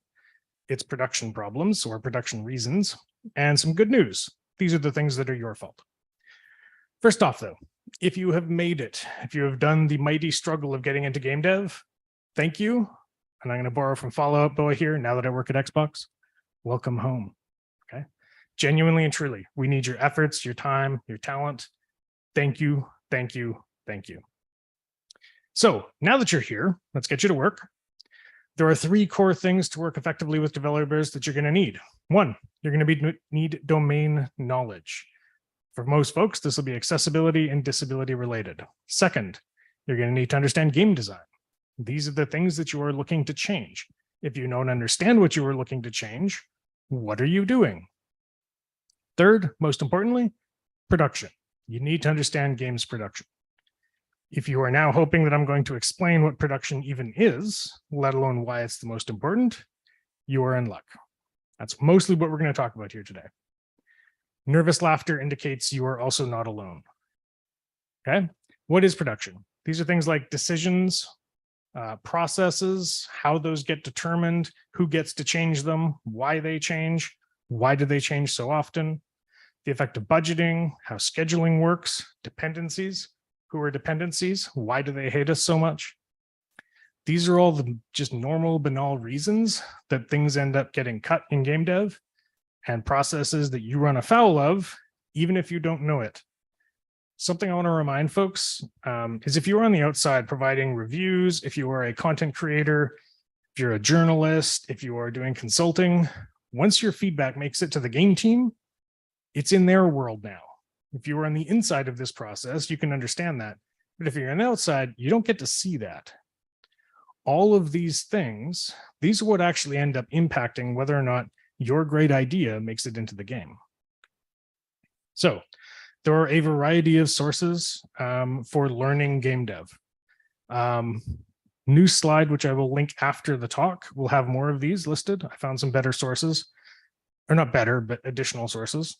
GDC Vault is really good for game dev talks. There's a bunch of other peer conferences, game devs talking to game devs. Game Makers Toolkit on YouTube, 3 separate words, Game Makers Toolkit, really good for design related resources. Our sister summit, the Games You Are Summit, we don't run at the same time anymore, but there's lots of information there that ties very directly to accessibility, because a lot of folks that are in accessibility now came from games user research. Third, this is becoming less true, but Twitter used to be a really good source for actual genuine information from game devs, folks changing, like sharing information and stuff.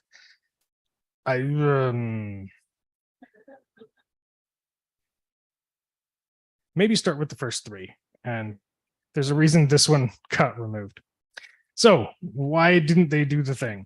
I want to give some warning if you are looking for advice about game production processes online. Please don't just throw that into a Google search. Okay, no. Nobody take pictures of this. Stop. No, this is terrible. These are the bad things. Okay, these games are going to the bad place. Okay, I'm going to make fun of the one at the top there. If you are making your game and then you are testing it, your game deserves to go to the bad place. Here's what's really disappointing. I searched game development cycle just from like an incognito browser. 24 of the first 29 results had nonsense like this. Okay, if you study that third one closely, it's fascinating. Look at where Game Engine is. It's towards the end of production. Okay, please don't Google search and just like trust the information that you're going to find. Look for peer review conferences. And if you can't find what you're looking for, ask a developer. If you need to, email me. I will find you something that will not actively make you worse at your job. Okay. So, no, we're not going to talk about that. Oh boy. These are really, I emailed completely the wrong thing to Tara. This is my fault, not hers. You will never hear that sentence again.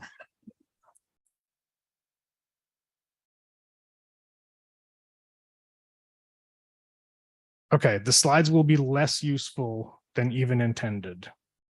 All right, so we are going to talk about 3 core challenges. These are what I prefer to call rake accelerants. Stepping on a rake is inherently just kind of funny, and it's less threatening than why are you doing the wrong thing and doing your job badly? Technically, stepping on a rake is your fault. You step on the tines, it hits you in the face. But also, why is there a rake on the ground? Why is that a thing? That's just, I don't know. I've always found that odd. This is a very weird cultural touchstone. There are some specific things that you can do to improve what you are going to be, to improve the odds, at least, of your impact working with game devs. To be effective, you're going to need to do 4 key things. You're going to need to have the right thing, the right idea, the right change, whatever. It's going to need to go to the right people at the right time with the right approach. Okay. If you are wondering what a bunch of thoughts regarding what that might look like, here you go. These are not well organized yet. I will, as a reminder, will provide the proper deck at the end. So 3 main things. One is going to be the difference between your intent and your impact. Okay. Those are not the same thing. In advocacy, intent matters a whole lot. In game dev, it does not matter at all. What matters is your impact. Say you are providing a report. They've asked you or the community for information about how to make something more accessible. Some person provides a report that is a 30-page treatise detailing everything that could possibly be known about the subject. That might be phenomenal. That might be solid gold. If your dev has time to read half a page and you give them 30, your impact is 0. They are not going to go through that 30-page thing to find half a page worth of really good information. That just goes into the trash. Okay. Second, you might provide a summary. This might be very easy for them to read, can be really good, might not have all the information that you want it to, but your odds of having impact there are pretty good. Might not be the largest impact you could have, but it's likely to get used. That second one, that's a 60th of the size, much better, actual impact. Third option would be providing a summary and then a bunch of information about kind of the things that go on in the summary, right? So you provide basically a list of topics that you can threaten them with info dumps about. Now, the risk to providing that third one, especially if this is a case where you're not going to get to have a chance to talk in detail with the devs, is that you're throwing something over the wall. They may take that as all the information that is available, everything you know, right? It needs to be included in that report. If you are including everything that you know, it's probably going to end up looking a lot like that first report. You're really banking on them using that summary to identify what's actually going to be useful and used, and then to pass that on. When you're providing information to game devs, something that I want you to remember, if you are talking to someone that is not going to either approve the solution or it's not going to approve whatever is going to solve the problem, or is not the person that is going to solve the problem, your goal is not to explain the solution to that person. They can't do anything with it other than pass it on to the next person in the chain. Your goal is to get in contact or get your information to the people that are actually going to use it. So when you're communicating with devs directly, if you have that opportunity, consider that your message, what you are sending to them, the goal is not necessarily here's the solution. The goal is here's something that is going to be useful and helping them understand how it's going to be useful. Once you get to the right people, great. That's when you actually want to be sharing that payload of information. So generally, when you've got 3 options, 1, big giant info dump, that is very rarely the right solution. Us neurodivergents, we love that solution. I've tried it many times. It has rarely worked. Second, providing just a brief summary, right? Tell them what you could tell them and then be prepared to do that. But that's usually going to be the most effective one. Third, summary, and then all the additional information. Okay. So that's the first key thing. Second, do we have it on here? Okay. Identifying issues versus proposing solutions.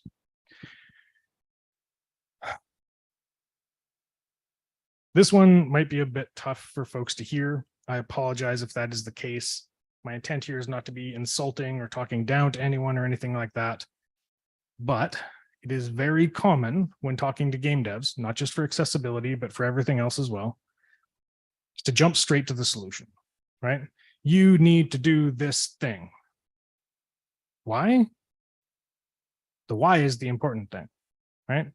If you are trying to get a developer to provide a really good solution for addressing color vision deficiency, color blindness, if you tell the devs, you know what, you need to implement the battlefield filter system, you're telling them a solution that might work for what you need. But here's the thing, if that's all you're giving them, you're not explaining what the problem is. The problem might be, you know what, your team colors, I can't differentiate between them because I have protanopia or deuteranopia. If you aren't telling them what the problem is, you're risking several things. One, what you're proposing might not actually be a good idea for that solution or for that problem. You might not know all of the reasons that that's not a good idea. Your dev team will.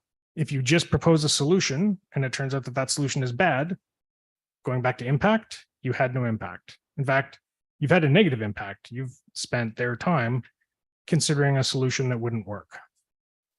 Another reason, if you suggest something that's really big and complicated, that's going to have a lot of dependencies. Okay. When you suggest an idea, maybe it goes to a designer. Designer does their job, it goes to engineering. Then from engineering, it might go to art, UI, audio. From there, it's then going to go to QA. QA is going to break it over their knee, send bugs back to all those people. Those bugs need to be addressed. Then it comes out, producer is going to sign off on it. Then it's a thing in the game. If at any point in that chain, something can't be done, maybe somebody runs out of time. Audio just doesn't have time. You've run into a production dependency and your idea is not going to go into the game. If audio just can't do their thing, bummer. It got cut. This happens all the time. Good ideas don't always make it into the game just because they're good ideas. They need to be actionable. They need to be doable by the team. So if you are telling them, here's the problem, here's a good detailed explanation of what you need to solve, that gives them the opportunity, A, they might come up with a better solution than you did, right? A solution that I might give, well, maybe they've got a better one. That's how we iterate. That's how we get better solutions as an industry overall. Two, they're going to find something that is more likely to work within their production schedule, within their dependencies. They're going to know that actually, you know what? UI team is slammed. Like, we have no space from here until A2. If you're suggesting something that doesn't work within that, strong likelihood that that doesn't go ahead. So try and focus really hard on the issues, on the problems, not on the actual solution itself. Okay. Third piece, raising the floor before raising the roof. What I mean by this is the minimum quality of your work is much more important than the maximum quality of your work. If you are unreliable, if you provide really great work, but you're frequently missing deadlines or even occasionally missing deadlines, do you remember those things about dependencies? If your thing is late, your designer gets it late, maybe they don't have time. Maybe they get it late, they finish their thing, but it's late, engineering doesn't have time. You lost your feature because of dependencies. Second, trust and confidence are very hard to build, very easy to lose, okay? There'll be a whole lot of folks that are like, man, this presentation is nonsense. Does he know what he's talking about? This has nothing to do with my knowledge. It has to do with me accidentally sending Tara the wrong thing. Thanks, ADHD. Okay. This stuff, when this shows up in your work, you're going to run into the same challenges. Okay. Very good example. I had a moderator when I was running research on a project with a bunch of shooter devs. I don't want to be too specific here. Sat down with a design meeting for a research study. One of the very first questions my moderator asked, because he was looking at some information on slides, was, what's FPS mean? In that context, it meant first-person shooter. This was a meeting with designers to talk about game design for their shooter. I watched the confidence my devs had in that moderator bleed out onto the floor and disappear in real time. Was it a good question? Yeah, it was. If he would have asked it of me in private, I could have helped get him up to speed. Instead, he basically told the devs, I have no idea what I'm talking about when it comes to your design. He gave them a reason to distrust them. Could he have actually done his job and done it well? Yeah, that's why I had him there. But the devs weren't going to trust that anymore. Very easy to build. Oh, sorry, very hard to build, very easy to lose. Finally, don't stretch yourself too thin. This is another really common challenge with folks coming in, especially from advocacy. We want to do all of the things, help all of the people all of the time, and you can't. Or if you can, please, you need to be up here instead of me. Tell us your secrets. Okay? Almost nobody can do this. Pick your battles, make sure they're the right ones. Try and stop touching things. Your battery's low. All of the, is that working? Is that working? Okay. Everyone else today should be fine. I'm just absorbing all of the bad luck. Or this is karma. To be honest, that would be fair. Okay, here's some just like additional random rakes that people step on quite a bit. One, obvious things. If you look at a problem, or if you look at a solution and it hasn't been done and it's obvious, do you know what it probably isn't? Obvious. If you can see it, so can your devs. A really good way to burn that credibility is to go into a room with people that understand why that can't be done and confidently explain to them why they should do that thing. If you had instead gone in and been like, hey, we've got this challenge. I noticed this, the obvious thing. They can be like, oh yeah, don't even get us started. That's like hard coded in and like there is 17 weeks worth of work to fix that obvious thing. Go in with just a smidgen of humility and ask. Don't assume that anything is obvious. I wish the internet would understand this, but it will never do so. Second, good enough is. It is good enough. It's kind of like right there in the name. Chasing perfection is a very common challenge for folks working in accessibility. We want the best solution. Again, we have very good intentions. We want the best solution, the best experience for our players, the most accessible thing. If you have time to do that, awesome. Go for it. Please. Be the game that makes us forget that The Last of Us 2 is even a thing. Okay? That would be fantastic. For the rest of us living in reality, good enough is good enough. Okay. If it's not good enough, and I do mean good enough, if it's like a bad solution that's not actually going to solve the solution or solve the issues, that is not good enough. I do not mean accept poor quality, but you don't have to push for the best all of the time. Third, scope creep. This also is really common. Once you get in there, once you start getting listened to, once you are in those meetings and you're able to pitch things and you're able to be a part of the collaborative team, be very mindful of scope creep. The goal of a game to ship, or the goal of your devs, is to ship their game. The goal of your devs is probably not to make the most accessible thing possible. If you recall, I said there were 4 things that you need to do, or 4 ideas that I hope will work to make you successful.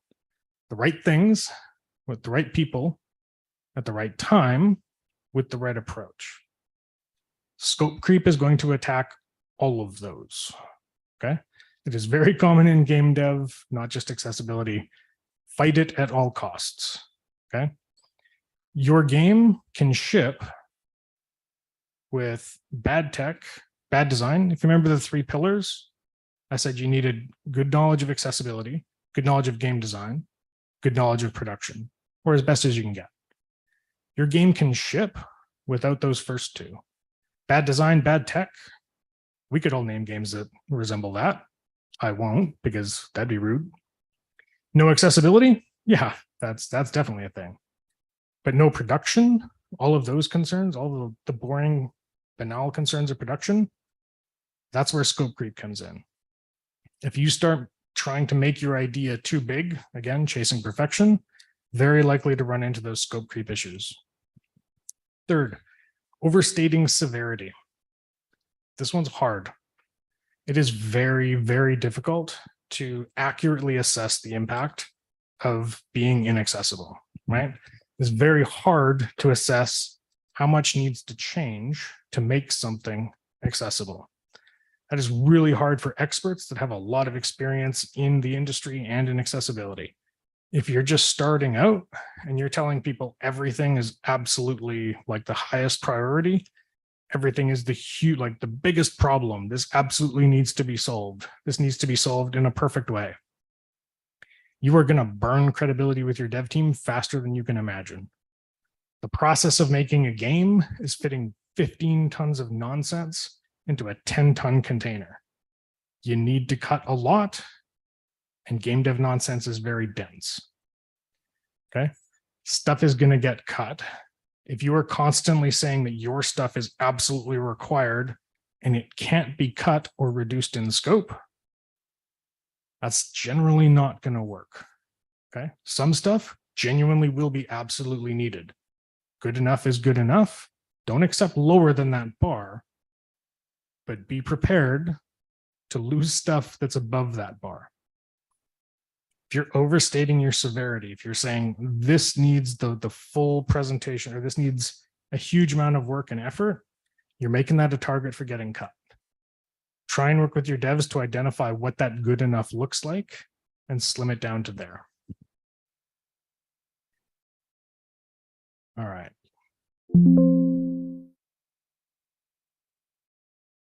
Okay. Being right is overrated. I'm just going to leave this here so folks aren't looking at the garbage on the slides. Okay. Being right is overrated. For some of us, that's very good news. Others, maybe not so much. That one took a second. Okay. What matters actually, you know what? I'll share this as a story. I got some really good advice from a truly terrible human being, but it has been very effective at making me effective. What they told me was, James, you jump into a problem like a group trying to solve a solution or trying to solve a problem. You jump in with the solution or like some really strong ideas about what things are, and you just smash that down. Very efficient. And everyone else feels like crap because I used to jump in and just absolutely go hard on solving that problem. Someone gets halfway through a bad idea. I was less than diplomatic sometimes in my approach of explaining why that idea wouldn't work.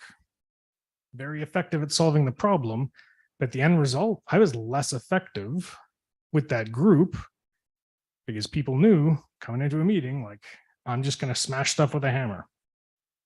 The advice I got was that my goal for coming out of that meeting should be having better relationships with everyone in that meeting, not solving the problem. What did that result in? We still solved the problem. I was in a meeting with a bunch of smart folks, but when I was focused on improving the relationships, when I was focused on keeping that as my goal, we got both. When you're coming in, especially from advocacy, there can be a very strong desire to really focus in on just what the problems are and just on what the solutions are. And you are going to care a lot and be very invested in that. When you do that, don't make the same mistake I did.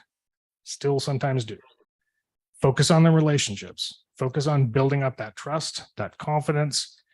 Build up your relationships with your dev team. Over the long run, you'll have a much, much better time. All right. I am out of time. I very much apologize for the complete nonsense slides. I will throw those up in Discord so folks can go back and see that I can, in fact, create a complete not nonsense presentation. I hope that your confidence in me will not be utterly destroyed. Man.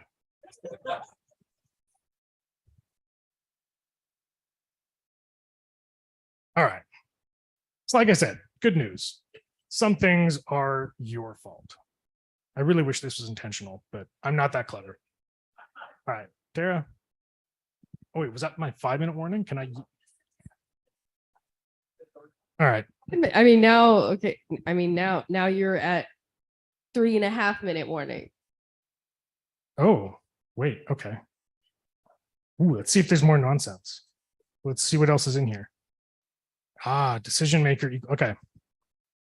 Being right is overrated. I didn't go into that very much. Fun fact, if you are working with your dev team and the person that you are working with has decided that you are wrong, and they are the decision maker, guess what you are? You're wrong. Does it matter that you're actually right and you can prove it and here's my 30-page treatise? Probably not. This happens rarely. The stronger you build relationships with your team, the less it's going to happen. The less folks are going to come in and feel the need to assert authority and stuff like that.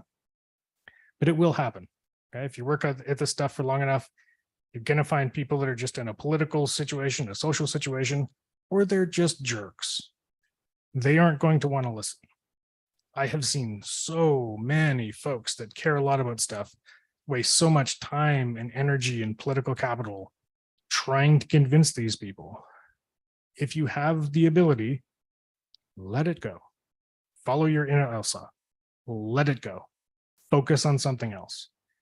Maybe you'll win. Usually you won't. As I said before, good enough is good enough. If they aren't going to completely tank things by being wrong, stupid and frustrating, let it go. Focus your energy on something else. All right, that was people sometimes suck as well.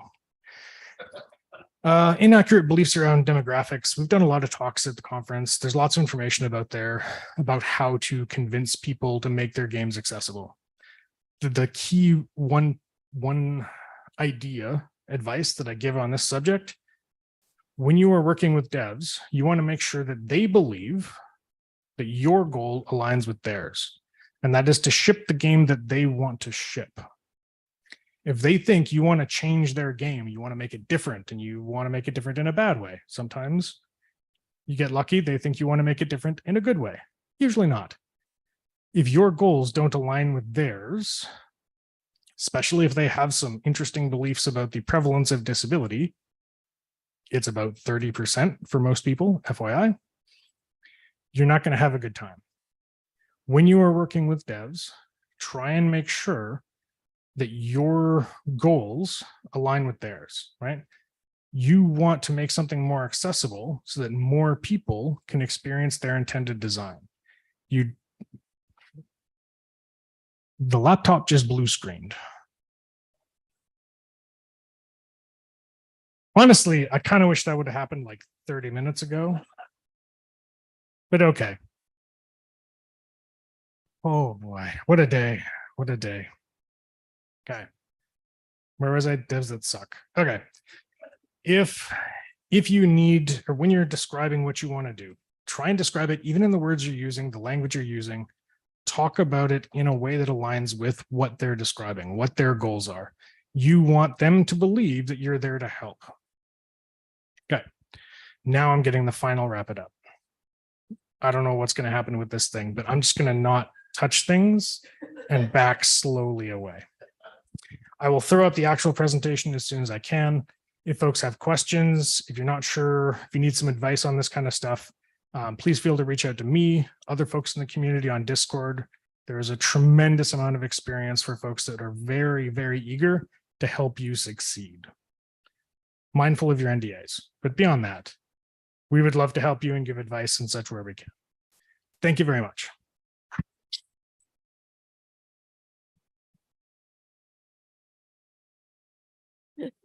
James, I'm so sorry. So the first thing I want to say, there was someone very early in the Discord chat who said that your PowerPoint was just a metaphor for game development. And it actually reminded me of a story that is not related to James' talk, but I felt had the same vibe as your talk. So way back working on, was it the original Saints Row, Max? So in the original Saints Row, there was going to be a DLC Santa hat that you could have. So the Santa hat was made, it was put in game, it was tested, it was perfectly verified, ready to go. And then the build master uploaded the wrong one to certification, and it was a free download. And if you downloaded that incorrect build, it crashed the game. But it was a free download, which meant like everyone and their brother downloaded the Santa hat that crashed the game because someone just uploaded the wrong file. And so I felt like this presentation had very similar energy to the Saints Row Santa hat. So I wanted to share that memory with you. There were so many great things that happened in here. And one of the points that I really wanted to make sure that we drove home was it can be so easy to jump to the solution. You need to work on identifying the problem instead. There are, especially when we talk about getting the computers over here restarting again. Sorry. James and I just got to see it like blue screen again. It just really loves him. Um, yeah, can you go to like across the street or get away from the camera? Anyway, you need to work on identifying the problem, because what's going to happen is you will have ideas, but once you identify the problem, you can figure out with everything that's going on with your game, what your title, what solution you can do. Because as James said, when you show up and, suggest something that you can see that's obvious, the devs can see it too. There's a reason that they have not done that thing. And so when you identify the problem, you can figure out what you can do. And it may not be the best solution, but it could be a partial solution, which ties back to everything everyone has already been saying about incremental progress is progress. Don't let perfect be the enemy of good. And there was an overall theme as well in your talk, James, that I absolutely loved about relationships and trust. You have to have trust with the development teams, and you have to invest in it like a relationship. You need to understand their goals, their needs, their wants, just like you were forming any other type of relationship, so that you can be effective and communicate. So James, I'm sorry, every piece of tech we had, absolutely hated you. It was still a wonderful talk, and thank you so much. And with that, yes, please, extra round of applause for James.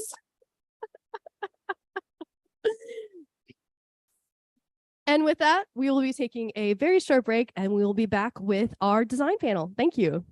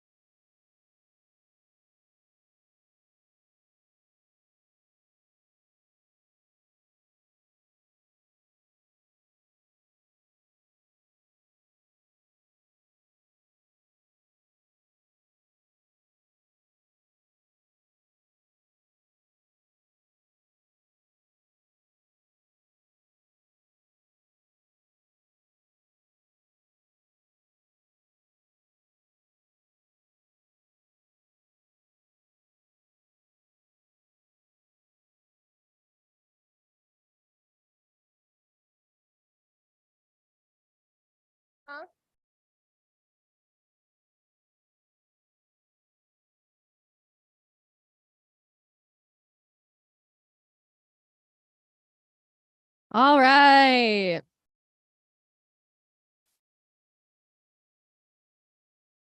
All right, thank you so much, everyone. So as I said yesterday, at the conference, we always have two panels, one from the perspective of disabled players and the other from the perspective of game developers in their quest to make accessible video games. So we're very excited to bring you this panel today of designers working in accessibility who can also tell you that accessible design is just good design. Let's check it out.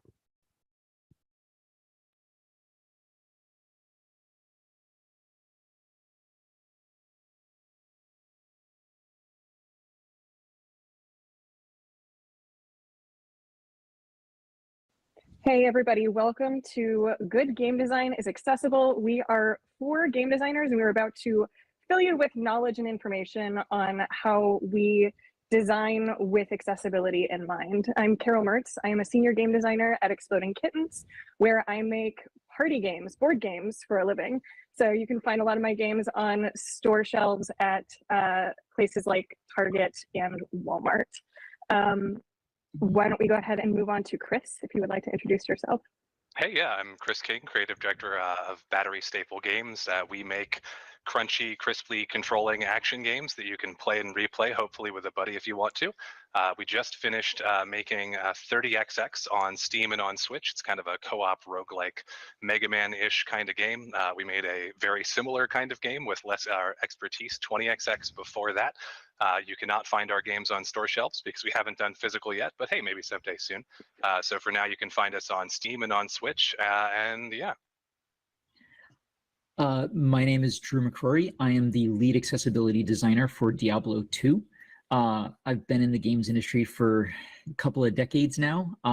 Prior to this, I was the accessibility lead for Diablo 2 Resurrected, which was taking a crunchy game from 20 years ago and trying to make it accessible, which was pretty interesting.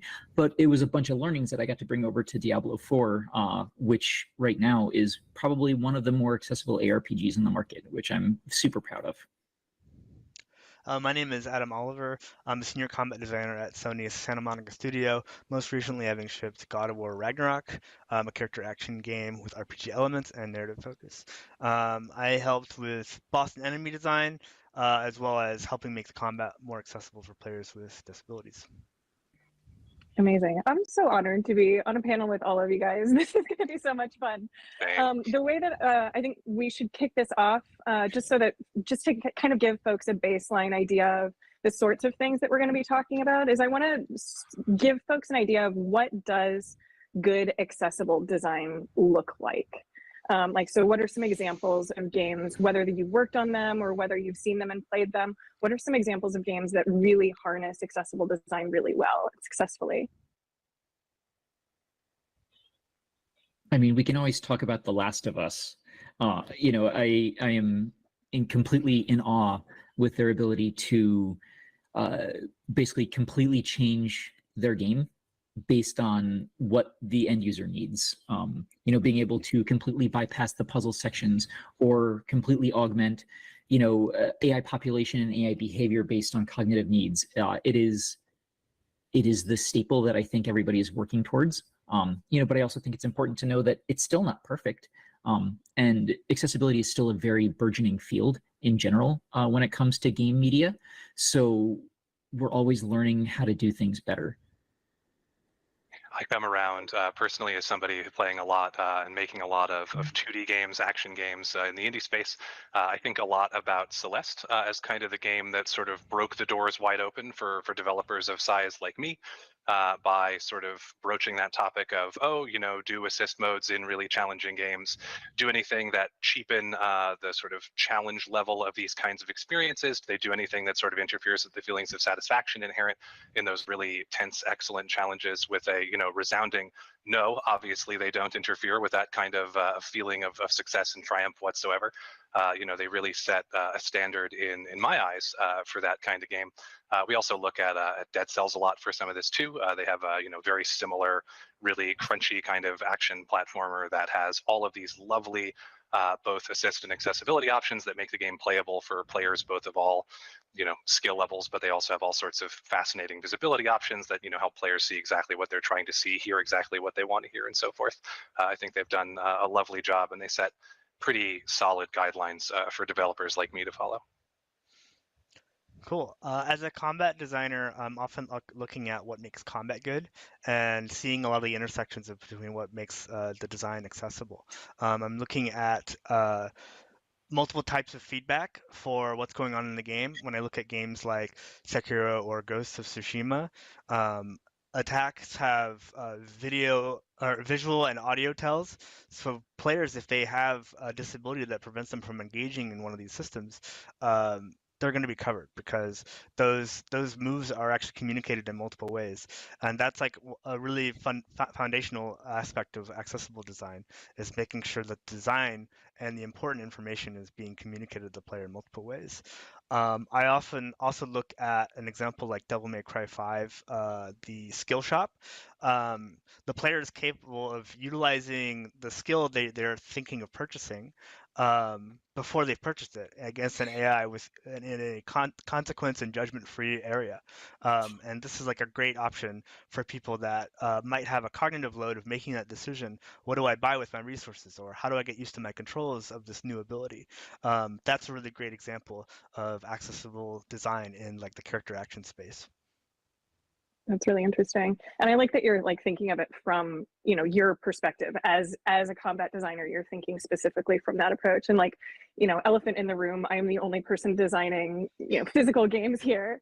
And so like a lot of people don't know or have a clear idea of what does accessible design mean in board games. And it's still being heavily explored, honestly. There's very few of us who are like creating documentation and creating resources for this, but I can say that there's a few really interesting, very uniquely accessible games. And like, because it's so hard to create these modifications for board games the way that you can have so many different settings in a video game that can change so much about it. With board games, it's very much like house rules and stuff. So the accessible designs that we're seeing are kind of focusing on usually a specific accessibility need. So for example, Access Plus by Asmodee is making really interesting strides toward cognitive accessibility by remaking, they're remaking games like Timeline and Spot It or Dobble, if you're familiar with those, which are sort of mass market games that require a lot of fast movement and memory, and they're working with specialists to ensure that these remakes are specifically accessible to people with cognitive accessibility needs, which I think is really cool. But that's like from the approach of designing specifically for accessibility with, around those particular needs. But another example that I really like to talk about is Nyctophobia by a designer called Catherine Stipple, who she has an uncle who is blind, and was like, there aren't any board games that I can think of that I can comfortably play with my uncle. And so she decided to design a tactile game that is designed to be played while wearing blackout glasses. And so this is, one of the first games, and it's one of the most often talked about games in the accessibility space, because it is one of the first games that was specifically designed to be accessible to players who are unsighted. And so I think it's a really interesting approach. And we actually referenced it a lot when I was working on my game Hand to Hand Wombat alongside Corey O'Brien, who was the designer of that game, where like that is a game. Yeah. Sorry, I noticed Adam giggling. Yeah, the name is very silly. Very good. Hand to Hand Wombat. Very good. It's about stacking blocks. And if you know anything about wombats, wombats poop blocks. So you can put that together. But the idea is that the entire game is played with your eyes closed. And so we designed that game knowing that, and knowing that it would be accessible, or we could potentially be accessible. And we, designed it toward accessibility for unsighted play, which was really exciting. So that said, that kind of segues us really well into our next subject, which is how do we, as designers, how do we approach even coming up with concepts? We talked about Catherine Stipple, who knew that she wanted to design for a specific, accessibility need. How do we as designers come up with our concepts from an accessibility first mindset? I mean, I think a lot of this comes down to education and empathy to everybody that's designing, right? Accessibility in game media is a very burgeoning field still. We're all trying to be better because it was not front in anybody's mind even 5 to 10 years ago, right? So when we talk about, hey, let's make a game that's more accessible, well, if the game is just really well designed, it's already going to be more accessible. So we teach people what makes a game accessible or what the needs of our users are, and then as we design systems in those really crucial initial stages, and we start taking things into account, we end up with a better overall game, but also a game that more players can come in and enjoy. And at the end of the day, that's what we want to do as a designer, right? Like, you want players to come in and play all the cool things that you've made. So if we're not making a game that anybody can just come in and play, we're doing it wrong. I always say, in my big line, and I'm sure people in my office are obnoxious or feel like I'm obnoxious with it. I'm like, but the only reason somebody shouldn't play one of our games is because they're not interested in the concept of the game, not because they can't play the game. Yeah. And I mean, it's what you said, I think, rings to the name of the panel, right? Good game design is accessible. Where accessibility captures so many different needs and so many different people and so many different situations that, like, just creating a game with a good player experience and thinking about where those barriers are and where you can help either remove or lessen some of those barriers while maintaining your vision and your goal with the game, like, that's good game design. Whether whether you're thinking about it being accessible or not, that is simply what good game design is is thinking about your players, right? Absolutely. I actually wanted to piggyback off of a couple of the concepts here. Drew kind of mentioned like the empathy for the player. I think this is like a really strong point to make because I think a lot of design is about being empathetic to the player experience and like what different players in their motivations might be like. Like we're often thinking about players that want or interested in different things when we're trying to build a design that's has broad appeal that can be played by multiple people and enjoyed. And if we pull in accessibility into that empathy, being like, what's the player experience, to what Kara was saying, what's the player experience like for a player that has a disability? Like what's the experience like if they only have one hand? What's the experience like if they have they have low vision, and does the concept for the game work for that kind of player, and what might be needed to make that work? That's kind of a lot of the things that I keeps me up at night. And I think another point to make is that like what Drew was saying is like this is kind of like a burgeoning field, which means that a lot of the knowledge we have around accessibility is changing. It's changing year to year, and these games are typically made on a really long project length. So that means like a well-intentioned misunderstanding early on can have a pretty big impact on the playability of a game. So one of a really important thing to do is try to stay up to date. Be like, okay, well, this is changing. I'm going to be staying up to date on what the accessibility learnings have been, and trying to teach the other people on your team, and because those misunderstandings can really have a big impact. Yeah, we're in a very similar. We'll definitely. Sorry, go ahead, Carol. Sorry, I think we're definitely going to dive more into that later too. So I want to put a pin in that idea of like, teaching your team and working with your team and doing more research. But go ahead, Chris. Sorry. Yeah, no, you're good. From a concept perspective, sort of conceptually, we want to be in the exact same spot that Drew is, where we want to make sure that everybody who finds our game interesting, either because they like the theming, the moment-to-moment gameplay, the visuals, the music, anything that draws them in, we want them to be able to enjoy it. But of course, as a very small indie, we're also working within a pretty heavily constrained resource budget. All of 30XX was pretty much built by about 1.5 engineers, depending on where in the life cycle you want to sort of pin down that number. So for us, for the most part, actually during the sort of concept and early design process, we're trying our best to just try and stay out of our own way. We don't want to make any decisions that are going to prevent us from being able to add accessibility down the line, because we're really, like so many other things we did while making 30XX, we spent like 2.5 years, something like that, in early access before 1.0, just about 6 weeks ago or so. And like so many other things we do, we're really listening to the community. We're very deeply embedded in our own game community. We're listening to every single comment made in our Discord, every single post made on our Steam community, which, thank God, has been very, very pleasant and non-toxic for pretty much the entirety of our company's existence, which I know makes us a little bit unicornish, which we are endlessly thankful for. I'd rather be lucky than good any day of the week.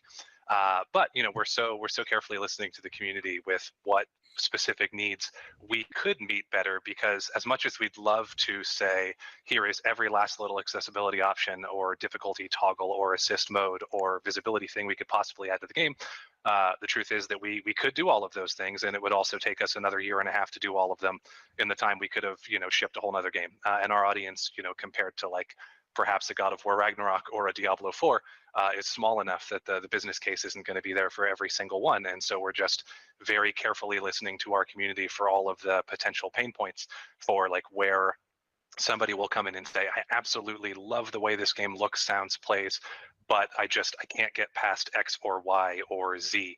All of that said, there are still conceptually, we still try and solve a few of those things out. I think I may be digging into a later topic that we're going to dig into, so I'm going to cut a little bit of that short. But for us, it's very much the exact same. We want to make this accessible as possible, but I don't have a lot of money. So how do I do that? Yeah, and I love that. It's, again, as designers, a great designer is listening to their players. A great designer, the most successful designer, is thinking about people outside of themselves and thinking about the experience of like so many different possible player experiences, right? And that is such a huge part of our jobs. That, like, an example of kind of a concept, like working from concept as opposed to tacking it on at the end, which I think we mentioned a little bit. Like so many games feel very much like the accessibility was tacked on at the end, and it feels very much like an afterthought, right? And at least, it's better than nothing, I'm sure, but it doesn't feel integrated. It doesn't feel meaningful in the same way. And so, from a board game perspective, I have to acknowledge that, like, because of the nature of board games, because these are physical components, these are custom, these are, this is very much a physical play space, it's very hard, nay impossible, to make any board game accessible to every single person.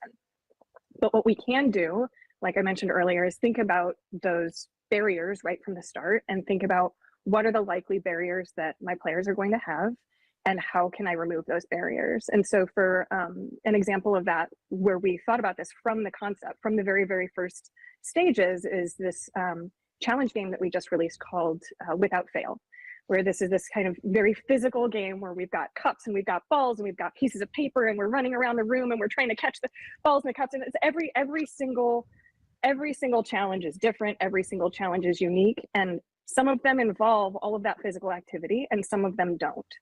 And when we saw that, we said, when we're playtesting, we obviously have players who have mobility conditions who cannot get up and do these physical activities, but they can still enjoy this game with these seated activities. How can we communicate to them and think about them and show them that we're thinking about them? How can we communicate to them that this game is still something that they can approach? And so we added an icon on every single card, so that before they ever even play that card, they can identify whether this particular challenge is going to make them have to stand up and move around. And if they can't, for whatever reason, stand up and move around in that moment, they can easily skip that card without having to go through the setup process, without having to get really excited about what could this possibly be when they turn over the challenge and learn about it. We miss all of that, like, sort of deflation of, oh, turns out I can't actually do it. And now we're creating this opportunity for them to feel empowered to say, well, we don't need to do that. Let's do this one, because I can stay exactly where I'm at and I can still play the game just as it was designed and I can still have a great time. And like, that's the kind of thing that I think is really important to think about, where even just one little thing, like adding an icon, like the game didn't change. It's not fundamentally different just because we added that icon, but it is fundamentally different to those players, right? I really love that, Carol. So yeah, thank you. I'm very proud of like the way that we've started thinking about that process, right? Like, and that's, that is an example of accessibility by design, right? Whereas accessibility through options, where, in board games, that's house rules. We will still play, for example, we'll still play the ones where we stand up, but we'll change it in some way so that we can play it while we're still sitting down, and it's going to be, we're going to be in our chairs, and we're going to hold our cups, and we're still going to throw it at each other, and we're just going to send this sprightly little kid after the ball when it runs away, right? That's a house rule, and that's totally fine. But that's an option. That's not necessarily designed into the game. So clearly that process is going to be different from board games to video games. Do we want to, let's kind of talk a little bit about what that looks like, the accessible design by design in the design process from our perspective as the game designers. How are we thinking about accessibility as we're creating the mechanics, as we're designing this player experience, versus that big option menu, that big list of recommendations for, for accessibility needs, things like this. Where do you draw the line? What's the difference? How are you differentiating this process? For us, I think my general attitude is, solve as much accessibility via design as you can comfortably, and then use options for the overflow is kind of our general take. So 20XX and 30XX are both roguelites, to be pedantic about it with the T instead of the K, because I know that my fans will yell at me if they watch this and I use the K. Meaning every time you play through the game, you get a series of levels. If you are killed at any point in the run, you'll go all the way back to the beginning of the game. Maybe you'll get to have a couple of unlocks, and then you'll start all over. There are a whole bunch of people that love these, who are also a very heavily Mega Man-ish inspired game. And so thankfully we've done a good enough job of that there are a lot of players that look at our game and they say, oh, that's a Mega Man thing, I want to play that, that looks fantastic. And then say, oh, it's also, I die and it's got this really harsh, sort of, you get reset up to an hour kind of loop. I hate that. And so as a design thing, and maybe it can be argued whether or not this is actually a design or an option, in our sequel, so in the first game we just had kind of the roguelike mode and that's all we has to it. But in the sequel we built out an entire second mode that we call Mega Mode, where it sort of apes that kind of traditional level on level stakes level, instead of having an entire run at once, where instead of having a you basically play through as far as you can make it through however many levels, you die, you go back to HQ. Instead, we generate the entire run up front, place all of the items, bosses, powers, all that cool stuff immediately. And then when the player starts playing, they have this different sort of level select interface that looks a little more like a classic Mega Man game might. And every time you die in one of those levels, you simply return to HQ. The rest of the campaign is still intact. You can try levels in whatever order you want. Basically kind of removing that permadeath stakes from the game in the first place.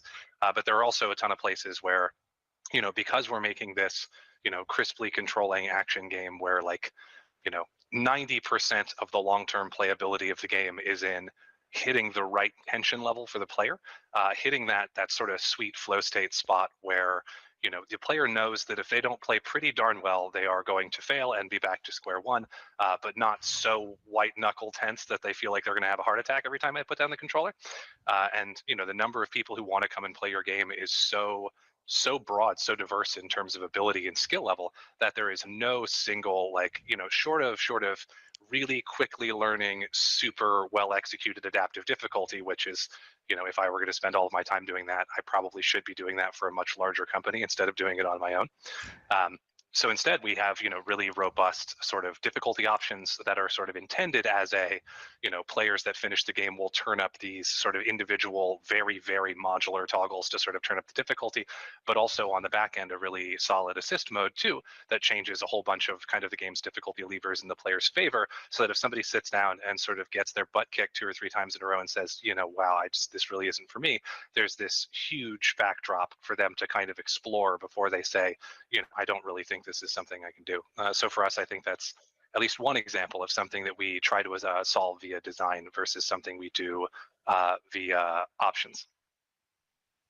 I love that. Yeah, that's really awesome. And again, it's a super murky thing with video games, right?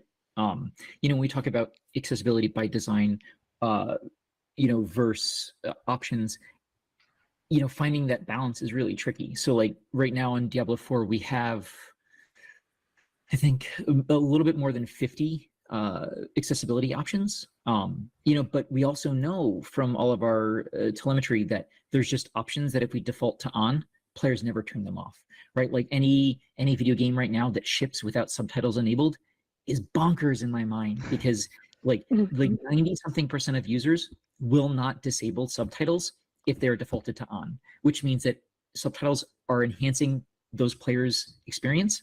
So yeah, let's just give them subtitles on. We don't need them to go in and click them on. It'll just be okay. Like with our game, we have a embedded screen reader into the client. So basically, native screen readers for the users. So it'll read all options menus, everything that they pick up. We're a loot game, so you're picking up items with huge tooltips, and the screen reader will read everything out. It will read everything that you select, everything that you target, skills that you're using, like all of that stuff. But when we start the game, we actually default it to on. We provide a screen, basically a pop-up that notifies the player that your screen reader is enabled on. This, of course, reads out to the user. So we have players, with, that are visually impaired. They don't have to do anything. It's already reading all their content. They know exactly where they are in the menus, and it'll carry them through the game. If players don't need to do it, they can disable it right then, and then not have it through the rest of their character creation. And we didn't actually ship with this. I had to patch in really, really fast at the beginning because I'm like, oh my God, we forgot to enable it on. But then we had blind players who were trying to get into the game, but they needed sighted help to find the option to turn on the screen reader. And I'm like, well, that just wasted all of that time that I spent making a screen reader. So, we hot fix this as soon as possible. That way, hey, now players start the game, it started on, and that's still technically an option. But, by setting those, really functional default use cases, we get players playing the game as quickly as possible. But again, players are in a very broad spectrum of where they're at and what their needs are. So, when we talk about what you want for your accessibility options, like, is really just as many as you can provide. I don't want to make an assumption as to where my user is in their life. And some disabilities are temporary. Like I have buckets of children. I have 5 kids, but sometimes I'm holding a baby and then I'm playing with one hand. So I'm temporarily disabled. That's actually accepted by the US government as a temporary disability. So in those moments, being able to do things that, like, hey, I need to augment the sounds because I need to have certain things ring out, but I want other things to be quiet because I don't want the baby to be upset. Or, can I map things to one hand as opposed to needing my keyboard and my mouse at the same time? Like, those sorts of things are really, really important. But again, like, making assumptions as to what the player needs is a really slippery slope. So I like to provide as much customization to the user as possible so that they can flip all of the knobs and twist all of the levers and all that sort of stuff to find an experience that just works for wherever they're at. But I love that thought that you put into like choosing which options are on by default versus not. Like, that is such good user experience. And I think that that's the core of what, accessibility by design is like, what is the core user experience that we're looking for? And how can we create even more options, knowing that humans are infinitely diverse and have infinitely diverse needs and disabilities. And we have to be able to accommodate for that in as many ways as we possibly can. Exactly. Yeah, I love a lot of what Drew was saying about like some of the like the out-of-box experience. Like when you go in there, there's actually like an interaction the player has with this like very critical setting, which is kind of, from my perspective, kind of the ideal of when you have an accessibility option. Like, can it be inline in the game? Like, for example, the player is taught how to control the camera. Is that a good time to say like, hey, you can actually change your camera control? Do you need to invert the y-axis? I think of like Halo's tutorial there where the NPC tells you to look up, and no matter which way the stick is pressed, it looks up, and then it saves that as your setting. Like, can these customizations be inline? Because a lot of what Drew was saying was that like, oh, like this player who needs the screen reader, they couldn't go into the menu themselves. And I think, like, to a less extreme example, settings settings menus and stuff, they provide like a cognitive load. So it's kind of a question of like, are options like as equitable as developing as baked into the design, if there's a cost to the user to go into that settings menu. How many times have you heard of a player like complain about something in the game when there's actually a setting to turn that on or off? They just don't, and they didn't even look in the settings. Like I have to imagine the number is really staggering. If it's baked into the design, those users are brought in too. The also baking it into the design is also going to have the most impact, right? Because most inclusive. No one has to go into the menu to turn it on to have that experience. So those are kind of the things I try to think about the most. But to what Drew was saying, sometimes the options are really critical. Sometimes it's something that's in conflict with the core experience. You can't have that there.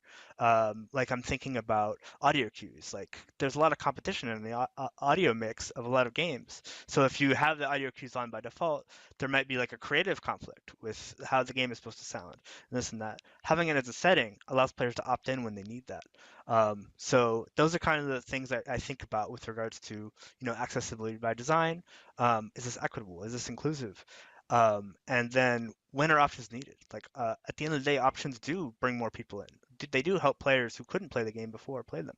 So I think they have a lot of high value, but also thinking about where we can bring it into the design. Yeah, and just thinking about the UX, right? Because like user interface, like you said, has such a high cognitive load in general, and like it's so difficult to make sure that it feels natural to use, comfortable to use, easy to process. All of these things, like that is such an important thing for us as game designers and also UX designers, on these games to be considering. Sorry, Drew, I didn't mean to cut you off. One thing that you brought up, Adam, which I think is really important, is understanding what accessibility options fundamentally change what the core game is. Now, what I found is, like we have a lot of stuff where it's like, hey, well, this augments gameplay, or this changes the visual fidelity, or this changes the audio fidelity, and we have people who, well, this is my job to make X, Y, or Z as perfect as possible. And this accessibility option changes what that core directorial vision of the game is. And I'm like, yes, but it's an opt-in. So the app, or like the standard user, is going to come in and they're going to play the game and it's going to look exactly the way you do. And this feature is not diminishing this player's experience. It's allowing them to experience something that they otherwise would not have been able to. And that argument has actually been really great with me being able to explain to individuals who have a very, stalwart view of what the game aesthetic has to be, and be like, well, no. So this is, yes, maybe this is going to make the VFX look a little weird, but it's going to let somebody else experience the game who otherwise wouldn't have been able to play. And they're like, okay, yeah, that makes sense. And I'm like, I know it makes sense. Let's make the game more accessible. Come on. But having that be an opt-in handshake, I think removes a lot of those barriers and makes people more accepting of changing what that moment to moment looks like. Yeah, especially like by design within those options, right? As opposed to asking a player to have to like mod the game in order to like fulfill their own accessibility needs, where like you don't know what that experience is going to look like. But if you're providing that as the design team and making those choices for them, A, as Adam said, it reduces their cognitive load, and B, as the designer, you have an idea of what they're experiencing and you have a little bit more control over it. So if I can bring it back to that hand-to-hand wombat story that I brought up earlier, so hand-to-hand wombat, like I said, we designed around the idea that we knew that like low and no vision players, blind players, would be able to play this game, unlike a lot of other games that are on the market, right? And we also knew that we couldn't ship with Braille on the cards just because of cost of goods. Like in board games, that's such a important part of whether or not we're even able to make a game, right? So we had to acknowledge this is not completely accessible. How can we present to our players other ways that they can actually like improve on the accessibility of our game beyond even just players who can't see the board, or players who are in these particular realms of disability that we can envision, right? So we actually did a lot of accessibility play testing and learned from our players with all sorts of various disabilities, all the different ways that they would modify the game in order to accommodate their needs. And so we were able to take a look at that as designers and say, okay, this is something that I think we can absolutely make as recommendations for players who have, you know, like basically like you know, visual communication needs or motor disabilities or things like that. We can make this list of ways that they themselves can change the game on their own as recommended by the designers, so that they have less cognitive load to have to approach that process themselves. They don't have to sit there and think about all the different ways that they could possibly change it. They have a basis to start from. Even if it doesn't fully address all of their needs, they have a basis to start from as presented by the designers. And I think that that's something that we don't see very often in board games. We don't see very often in, you know, a lot of the physical gaming spaces. But we, you know, obviously we're starting to see a little bit more. And I love that we can see your kiddo. After you mentioned you have 5 of them, I was expecting to see more come through. Sorry for derailing. But like, you know, as we're thinking about how, you know, how can we design options in, there aren't usually very many options for board games, right? We just say house rules, just figure it out with house rules. And that's fine, that's good, but that really respects our players to the point where we assume that they know how to develop their own house rules. But if we develop some baseline house rules for them, that at least gives them a place to start, right? So that's, you know, from a board game perspective, that's where we're coming from with our options. I really like that perspective, Carol, because it's like the quote-unquote options that you can build into a board game can be really powerful, because the board game designers are going to be understanding what the core design is. How do you provide this fun to players who need this, need like a house rule, so to speak, because you know, the players that play in the game aren't necessarily game designers, right? You might have like really robust control remapping, but you know, they're not control designers. It might take them a really long time, or they never be able to find like a control mapping that's good for them. But if we know with these recommendations that you're building out, you can be like, well, here's, you know, if you have this kind of disability, here's how you might be able to play this game and still experience the core fun of it. I really like that as an example of like kind of the parallels and options in our two mediums. I think yeah, it's been really powerful when we have customers email and say, hey, like, I love this game, but, and then we can just point them directly to this and say, hey, maybe try these different game modes, or maybe try increasing the timer or things like that, where otherwise, you know, for previous games, we just didn't necessarily have those tools. And I'm really excited that we've been able to conceptualize how to build that sort of stuff out. Sorry, Drew, I didn't mean to talk over you. No, that's, I mean, it's such a good point, right? You know, not everybody is a game designer, and sometimes they just want to play the game. You know, so like, you know, adding new control schemes, letting players rebind everything is awesome, but also providing, hey, but here's a recommendation. Like, that's critical, because not everybody is going to want to have to think through how to make the game work for them. You know, so like, you know, you're providing, hey, if, you know, if this is an issue for you, here's a new way, or here's a new rule set that you can use to make the game more accessible for you. You know, it's the same thing with our controls, right? Where it's like, hey, you know what? You're playing one-handed. Well, you can go and choose that option in our game. And we've made a good, you know, a good viable control scheme for you. You can augment it further if you want. You know, you can add more house rules, you know, to that design if you need to, you know, but fundamentally we give you a great starting point to step in and start playing. Yeah, it's basically as though the sort of design to options isn't a binary, it's a spectrum. Exactly. Where, you know, purely design involves no user input at all, maybe even going to the Halo camera example, where the user doesn't even know that they've made a decision, but they're still kind of within the levels of customization that a player can achieve in the game. There are still sort of like developer suggested, here are maybe the first sets of things you ought to look at, kind of as guideposts for how the user ought to go about customizing their experience, which I think is genius.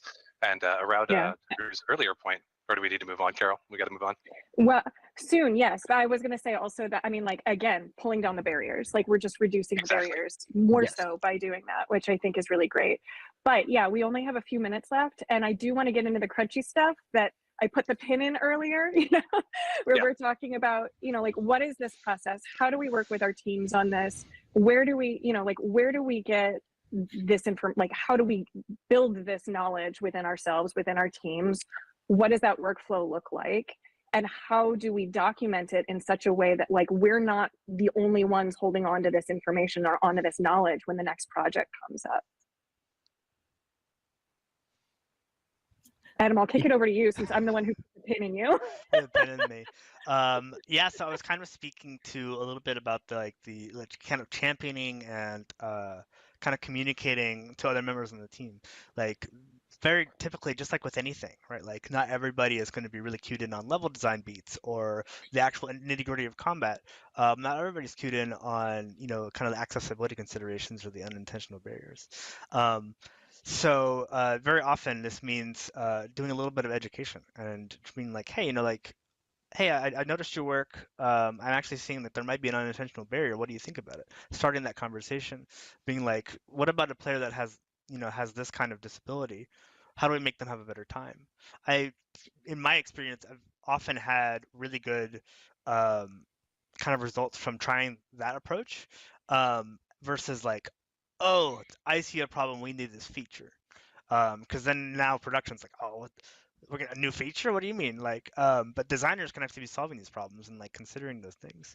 And kind of the other things is kind of like bringing accessibility into the processes of the team, right? In the same way that you would kind of evaluate design, you would evaluate, oh, this level, is this good? Is this meeting our goals? Do that the same with accessibility, like in the same way that we validate the design through things like reviews, playtesting, this and that.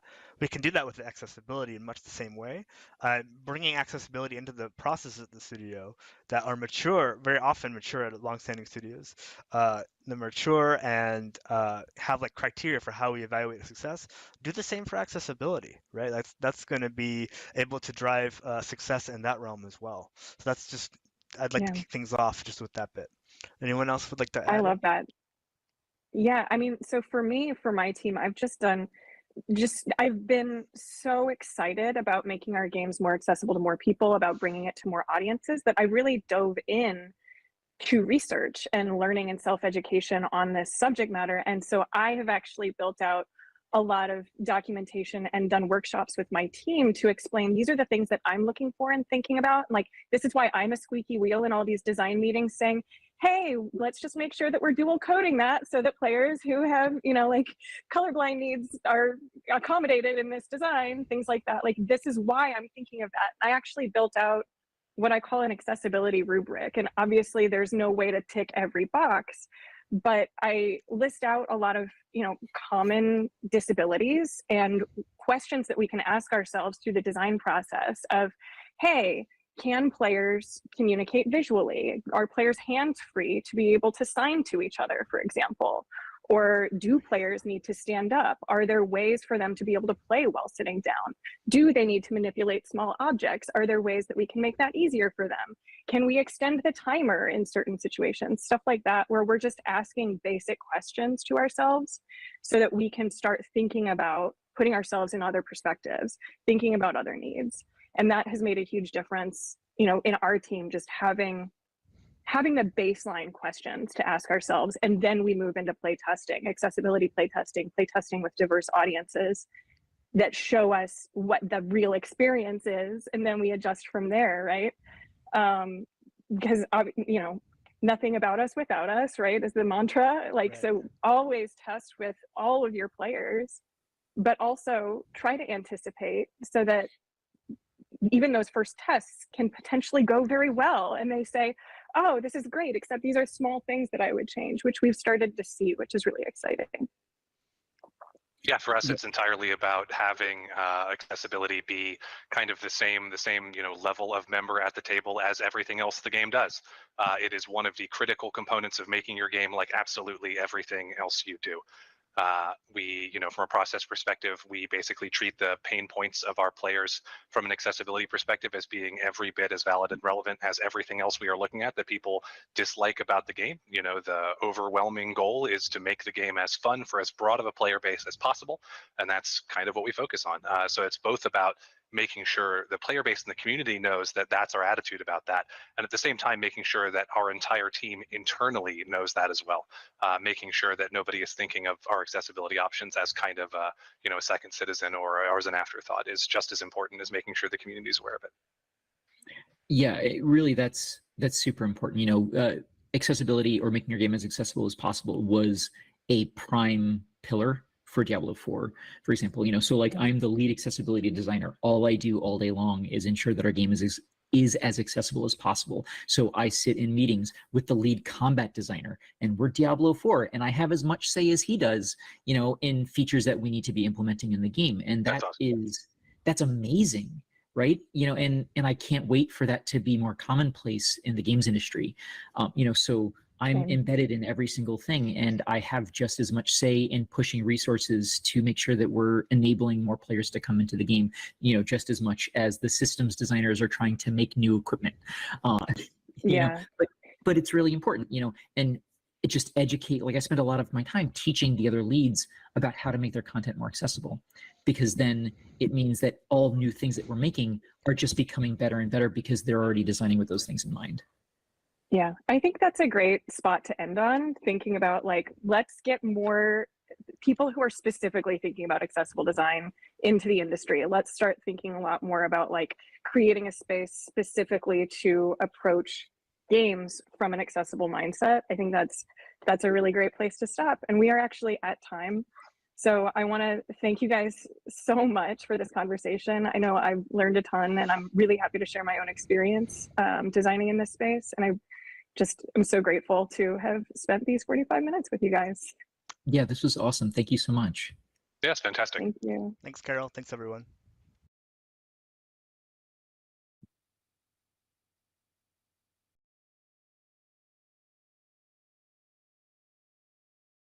I always love how much our panelists always have such a diverse range of experiences. And so they're able to bring so many different learnings that really can apply to everyone, but they learn it in different ways. And honestly, one of the themes that was especially happening really early on, so Elizabeth summed it up in Discord pretty well. Some game devs accidentally make games for themselves and assume everyone is just like them.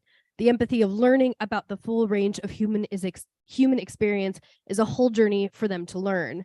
And then after that, Carol added in the Discord, that's the difference between okay designers and great designers. Really thinking about that extra level and thinking about not just your experience, but your whole range of player experiences. And, obviously there were a lot of themes that we already know that were really, really reinforced today, such as just Chris saying, solve as much as you can by design. Accessibility by design will create a better product, and it's more inclusive. And, as we all know, retrofitting can be really, really hard if you make something and then you try to bolt on accessibility at the end. Even, one of them even commented, it shows, and, it can really feel inauthentic when it's clearly an afterthought. And, Chris, even said right here at the end that something was really important, was making sure that not only the team knew that accessibility was important and how they viewed accessibility, but again, also working to educate their customers on this is our view, this is what we think. So their customers were also invested in their accessibility journey, and that can make huge wins. But I know it's about lunchtime, and there was a lot of things that got covered in that talk. So a lot of crunchy topics. So moving on, speaking of crunchy, it's time for lunch. So for lunch today, all of the food will be in the same place that it was yesterday. There is one slight shift to the seating today. So as you walk through, get your food. Our seating today is going to be on the left, further, like closer to the bar than it was previously. There are signs and there is a little divider, so you shouldn't get lost. But our staff already knows where it is, so if you need directions, please come and ask us. And again, and if you are one of the people with a gluten allergy, your food has been fully separated and you'll have your own special table. And if you want, you can be like Morgan and use your food label as a new name badge. Everyone, please meet Morgan Caprese. And with that, I release you to lunch. We will see you back here in an hour. All right. Thanks, everyone.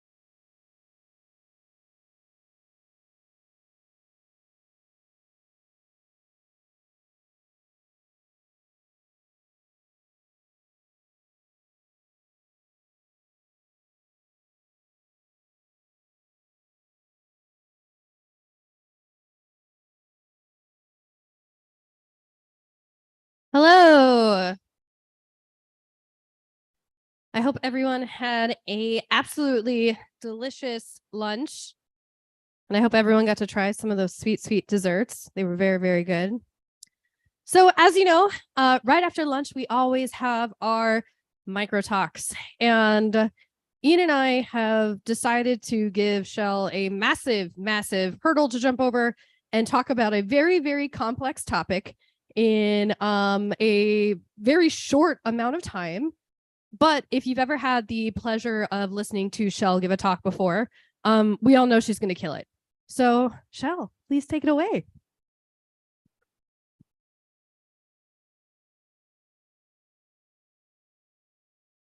Now is it good?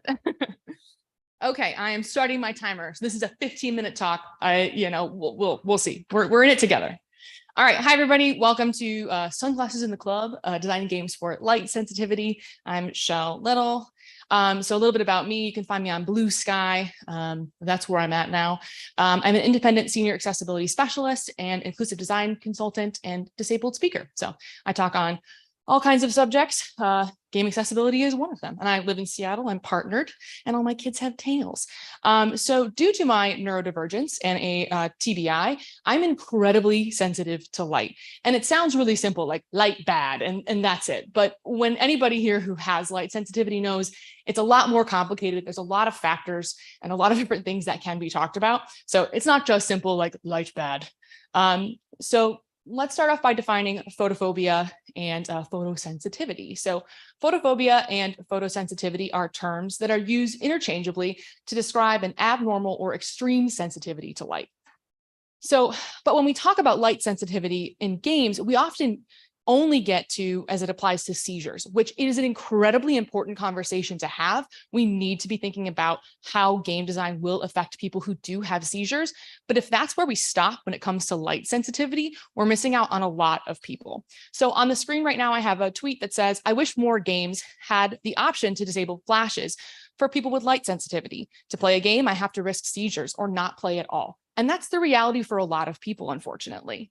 So when we think of light sensitivity through the lens of seizures, we're constantly thinking of things like muzzle flashes for flashing, strobing, club lights, and flickering for think horror lights. On the screen right now, I have an image from Disney Dreamlight where there's a lightning storm that a lot of people have reported issues with. So we should not set the bar to just don't kill someone. Like that's the bar that a lot of people, they're like, oh, how many flashes? Oh, 3 per second. Let's do 2 per second. As long as we don't kill someone, we're good.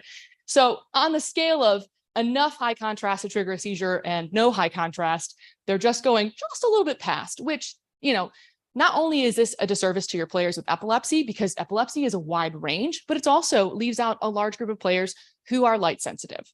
So when we think about that scale again on the screen, I have a scale and, in the middle, that section is where people who are affected by light sensitivity will be missed out.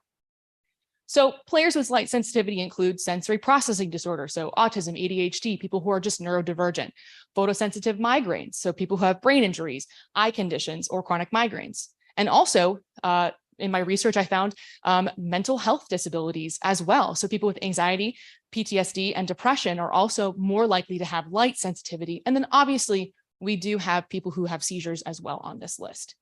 But interestingly enough, a common symptom of long COVID is light sensitivity. So according to the American Academy of Physical Medicine and Rehabilitation, long COVID is going to add 22 million individuals to the US disabled population. So thinking about that in terms of numbers, people who have never been disabled, never experienced disability, they now are. It's like, welcome to the club, guys. So when we're thinking about light sensitivity, that's a very large user group. All right, cool. So let's get into some examples. So I did a lot of research for this talk, trying to find trends in what people were experiencing as issues and just kind of common themes. And I found 3 kind of common themes that showed up a lot. And these themes are things that are oftentimes missed, even when we're thinking about, light sensitivity in terms of epilepsy. Some themes kind of came up. So the 3 problem areas that I found were small animations, and it's like small animations, bright UI, and bright or blue environments. So let's talk about small animations, and small is in quotes.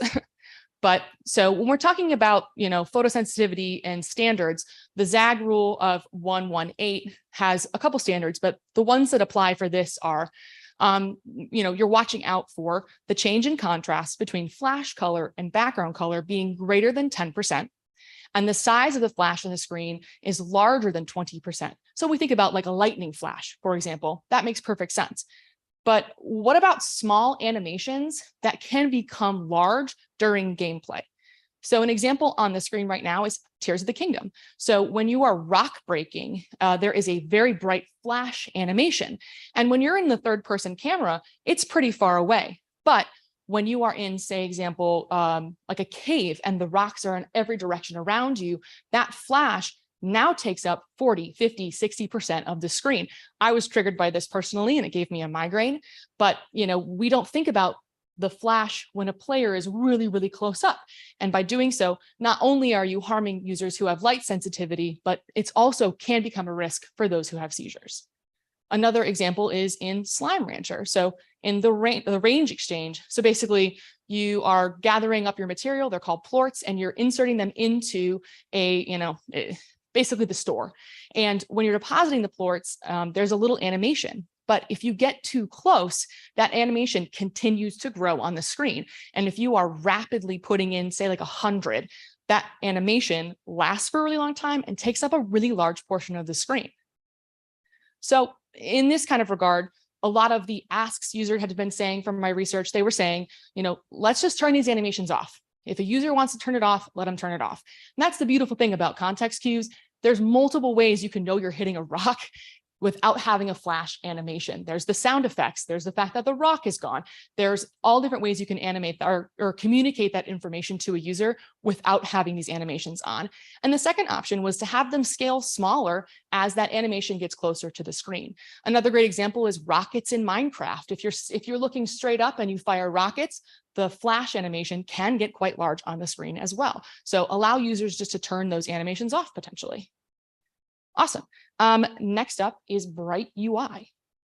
So when we're back to the ZAG rule, the basic rules for photosensitive epilepsy, the 2 bullet points, they're redundant. They're the same from previous, but they both apply too, where the change in contrast or the flash color is greater than 10% and the size is greater than 20%. So we think about those things, but what we don't think about sometimes is what about full screen or large menus that take up 50% of the screen or more? So I have a tweet on the screen from Hannah Ruthford, who says, please God, normalize discussions over flashing lights in games. If you're a dev or PR, get an accessibility consultant in as standard. So even a 1-second flash is enough to trigger a migraine. Sifu menu screen took me out for 2 days. So Sifu is a fighting game where the menus were very, very bright. So when opening that menu, the contrast created a white flash across the whole screen. So, players would open the menu and close the menu, and that unfortunately creates a flashing sensation and caused that player to have a 2-day long migraine. Now, thankfully, Sifu came back and they already patched it. They gave users a dark mode setting, which is great. They listened to their users. They had an accessibility consultant in there, and they did a great job. So they allowed users to have a dark mode for the UI, which fixed the problem. So, but games like Sim 4, for example, I have a tweet on the screen of a user that says, so one of the mods I need to be able to play Sims 4 without having a migraine triggered, it says it replaces the UI to make it not so bright, is broken and the update. And this player says, I can't play until the mod updates. So on the right-hand side of the screen, I just have the bright menu. So this player has to go so far as to mod the game to be able to avoid any bright light triggers because the menu is big, it comes up instantaneous, and it's very, very white.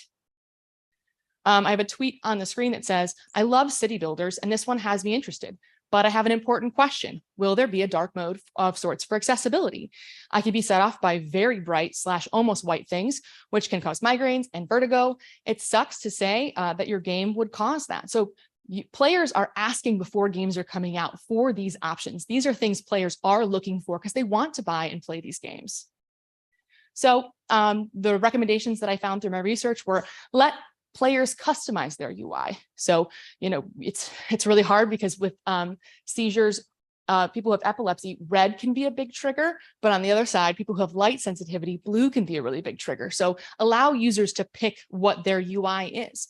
And also having a dark mode options. Everybody should always have dark mode, but having a dark mode options for bright UIs is a great option as well.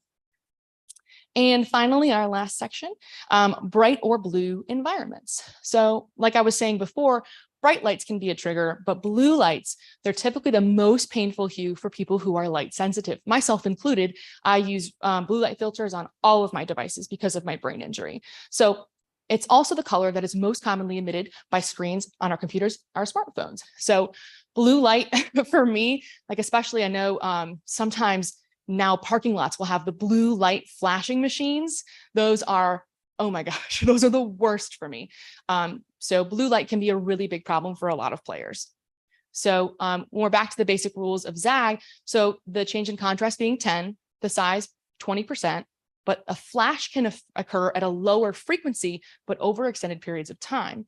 And when we don't think about necessarily is like, what about bright or blue environments, especially when the UI is dark? So then you're creating contrast that way as well. So an example that I saw a lot when I was researching was the WoW expansion Shadowlands and the Bastion. It is an incredible, it's supposed to be kind of like a Greek god, very, you know, ethereal, but it is very, very blue and very, very bright. And there were a lot of players who were saying they were struggling through this expansion because they could not handle being in this area. So the Bastion, and it actually got to the point where players were using the Inky Black potion, which is a short-term item that can apply to them that basically it's like a sunglasses effect. So the players were going, the players were going out of their way to create an object, buy an object in order to make this more accessible for themselves, which is like, why is that not just a setting? But so players were trying to find ways around that because they still really wanted to enjoy the expansion. And continuing on the Shadowlands expansion, the flight path. So to get from one area to the next, players were put onto a worm type creature and flown from point A to point B. And a lot of people were struggling with how blue the environment was and how bright the flight path was. So a lot of people were saying they had to walk away from their computer while this was playing because it was so painful for them to be on there. And plus the animation of the flight path was causing people to have vertigo and nausea as well, which obviously not a W there either. So yeah, I saw a lot about Shadowlands. I was like, oh no. I have a tweet on the screen. This is about Final Fantasy. As someone with light sensitivity, the game can be challenging at times as I need to keep it dim at times, but then I can't see what's happening. So I'm constantly having to change settings and they were dreading the next expansion. So this can be a big problem. So it's like, what do you do? So players have to turn the brightness down on their devices, but then they lose the contrast and then lose the ability to potentially see what's going on. Obviously, dark environments are typically dangerous environments. So players are then stuck shifting their brightness back and forth. And if they don't get it quite right, they can get hit with that bright light, which can be a really big problem, which I did see a lot of people saying when it comes to the brightness shifting, if they had to guess when brightness was going to happen. And a lot of times they would get it wrong. So the suggestions were let players have a rich contrast setting. So they were saying, I don't want a single slider that says dark light. I want contrast settings and gamma. I want things that can make the game work for me because ability is a sliding scale and how you're feeling one day will not be the same the next. So what a player needs is going to change. So allow them to have rich contrast settings, as well as giving users the ability to change color settings when possible. So for example, a lot of people were saying they tried to find mods in Shadowlands to take away the blue color and make it more red. A lot of them were using filters on top of the game. But unfortunately, when we think about things like Nintendo Switch and portable games, you lose the ability to put that software on top of the game. So in conclusion, 1, light sensitivity is about more than just lights and strobing. It can also be small animations. It can be more than that. So when we're talking about light sensitivity, let's go beyond just what's going on for people who are have epilepsy. Again, very important conversation, but there's more conversation to be had after.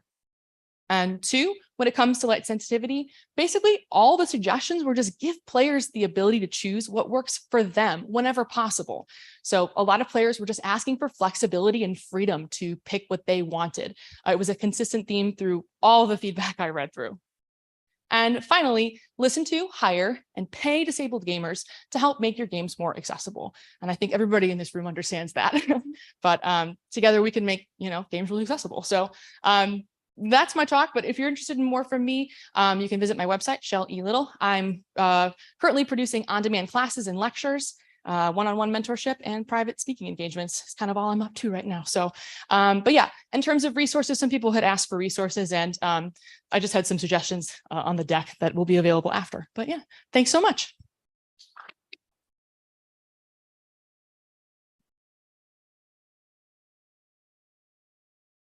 Thank you so much, Shell. You are good. Yes, you just returned the mic over there. Having Shell talk is always an absolute delight. And honestly, the sheer amount of facts that she can squeeze into 15 minutes is staggering. As everyone was saying in the Discord, there was so much that people were learning just from this very small thing. From a 15-minute talk. And Shell is absolutely right. As an industry, when we talk about life sensitivity, like the bar has been, maybe we shouldn't kill anyone. And obviously it's so much more, and there are a lot of things we have to consider. Like Shell pointed out, even just making sure that when you open up your menu, you're not going to create a vastly different contrast from your environment that could be triggering. And, one of the things that Shell commented that is true for so many areas of accessibility, your ability is a sliding scale. And even how you are one day can change to the next, especially if you're someone who suffers from, migraines. What you may be able to tolerate, Monday is not going to be what you can tolerate Tuesday. So allowing players to customize how they are feeling that day is incredibly important. And I know Shell had so much more information on this. She did a lot of research. And if you're interested in knowing where any of her information come from, she does have the receipts. If you feel like you need to read into it more, please feel free to reach out to her. Again, you can find her on LinkedIn and Blue Sky at Shell Little, or you can always send her an email, contact@shellelittle.com. And with that, we will take a short break and we will be back with our next talk. Thanks.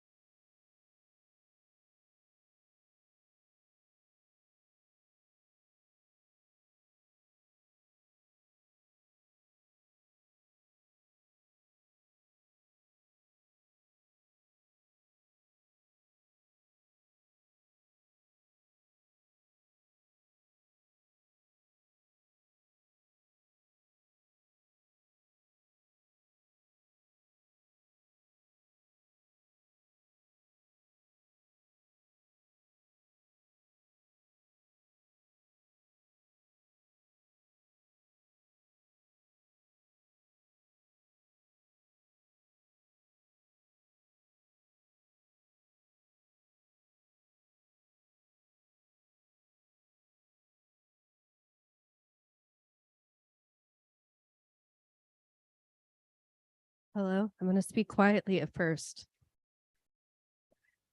All right. What I've learned is if we have a break and I come in too hot, I just scare everyone on the stream. So I think next year in between the talks, maybe we'll have some like music. So it's not just quiet and then me yelling into the mic. All right. Because apparently it's just terrifying everyone. Discord, I'm sorry. Okay. I wasn't thinking about it. I was just trying to get the attention of people in the room. It's doing bad at having a hybrid event. All right. For our next micro talk, you've heard a lot in, both today and yesterday about communicating accessibility to your players and how it's important. And we are lucky enough to have literally an expert in that very thing come and share with us. If you haven't heard, Jessica has been doing phenomenal stuff over at Ubisoft as part of that whole adventure. And we now get to get the brain dump and learn from all of her knowledge. So let's check it out.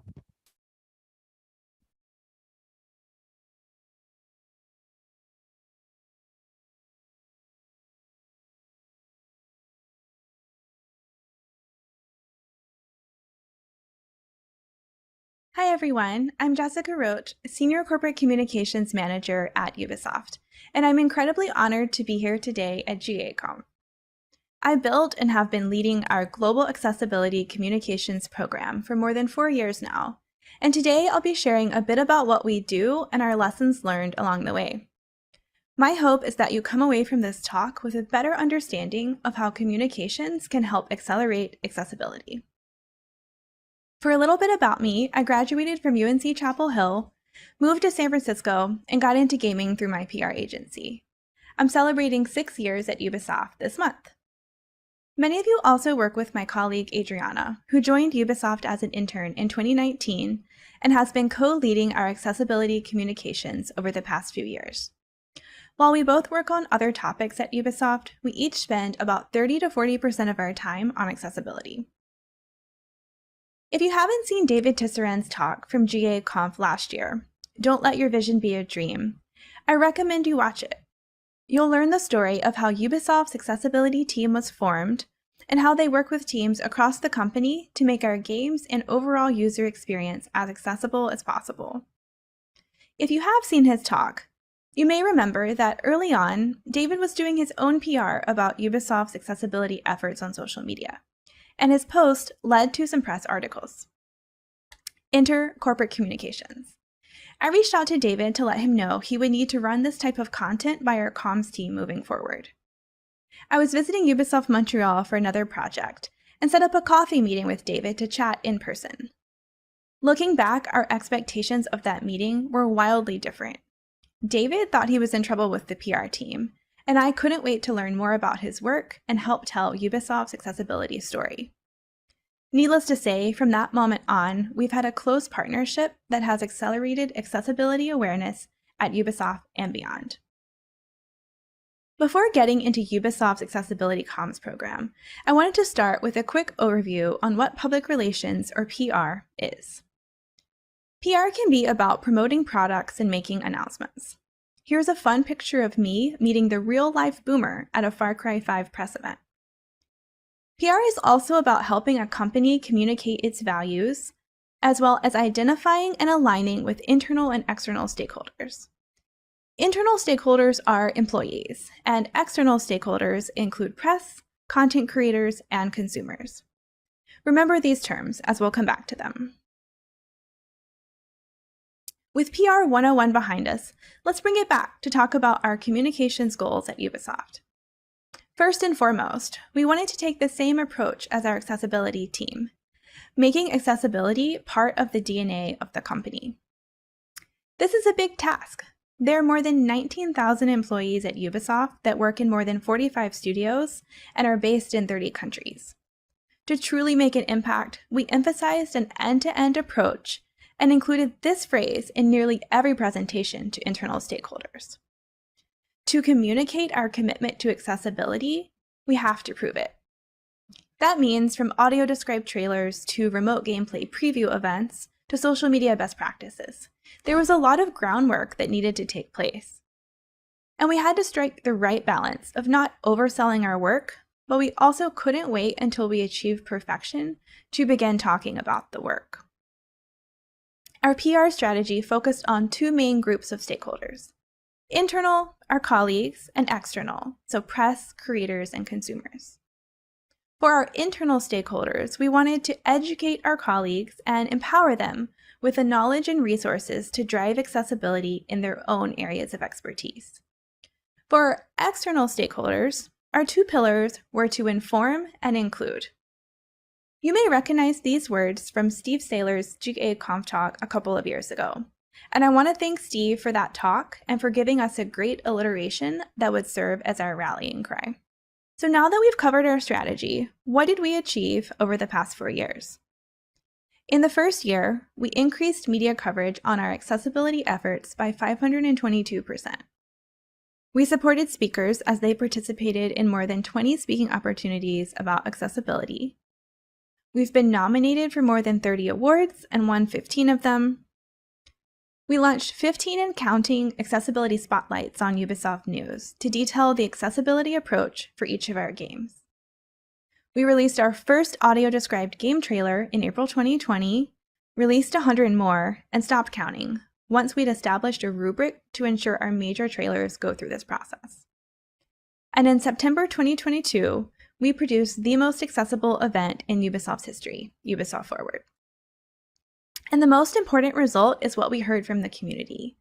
You shared how our work impacted you, and that's the fuel that kept our program going. So thank you for continuing to share your feedback online. If you have only one takeaway from this talk, I want it to be this. There are hundreds of people waiting in the wings, and they will take accessibility much farther than you can. We amplified the accessibility team's work and educated our colleagues on the needs of the community and the impact we could have. We didn't take no for an answer. If one door closed, we knocked on another one. Ultimately, our success came from connecting and collaborating with people who were excited to help and spent their own time and energy researching and implementing accessibility best practices in their own areas of expertise. So many teams at Ubisoft, from events to brand operations to Ubisoft News and many more, have been instrumental in improving accessibility across our trailers, events, and social media. I wish I could tell you exactly how many times I use the phrase, "it takes a village," in an accessibility recap. This is just a peek at what we mean by making accessibility part of our company's DNA. Now that you know who is working behind the scenes, I want to take you through 3 case studies of what we did on the external comms front, focusing on our pillars of information and inclusion. One thing we heard from the community loud and clear was that players with disabilities wanted to know whether or not they could play a game before spending their time making a purchase and having to go through a return process if they weren't able to play it. This is about information. We leveraged Ubisoft News and worked on a series of articles for Assassin's Creed Valhalla, Watch Dogs Legion, and Immortals Phoenix Rising back in 2020. The response we received from the community was great. You told us that you were happy to receive the information in advance, even if it meant we were sharing the game's accessibility shortcomings. Following the positive feedback we got from the first 3 articles, we came up with a name for the series, Accessibility Spotlights. Naming it helped us make spotlights a standard. The format is a developer Q&A followed by an in-depth list of accessibility options. And we could refer to past spotlights every time we approached a dev team about sharing their game's accessibility info. We really had to get in the weeds and make a format that teams could plug information into during the busy months leading up to launch. However, one obstacle we frequently encounter is that our games are not 100% accessible to all players yet, and teams are understandably hesitant to share this info, knowing there's room for improvement. We continue to reinforce the need for and success of the spotlights, showing our teams that transparency is better than lack of information. One great example is Rocksmith Plus. On the surface, the Rocksmith Plus team didn't think they had a story to tell, given that learning to play guitar isn't typically what people first think of when it comes to games accessibility. However, after we worked together to bring the spotlight to life and highlight the team's inclusive design approach, Rocksmith Plus actually won the GaConf Award for best physical mobility accessibility. To learn more, I encourage you to watch Mark Fortier's GaConf talk from last year. Something we're constantly working to improve is timing. We aim to get spotlights out well in advance of launch.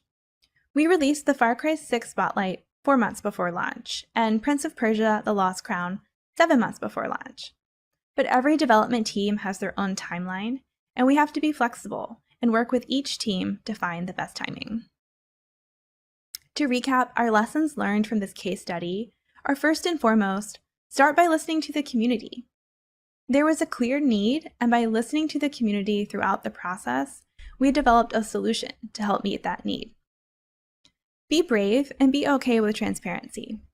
Sharing accessibility information so early before launch isn't common in our industry, but it can provide the community the opportunity to share feedback that could be implemented before launch, allowing more players to enjoy the game.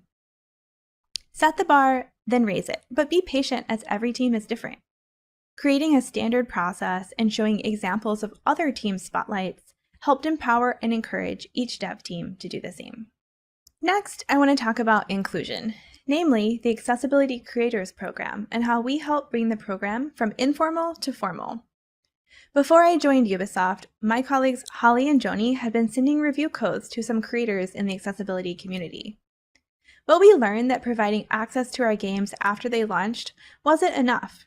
We wanted to give players with disabilities the chance to experience the game at the preview stage and provide their feedback, alongside other journalists and creators.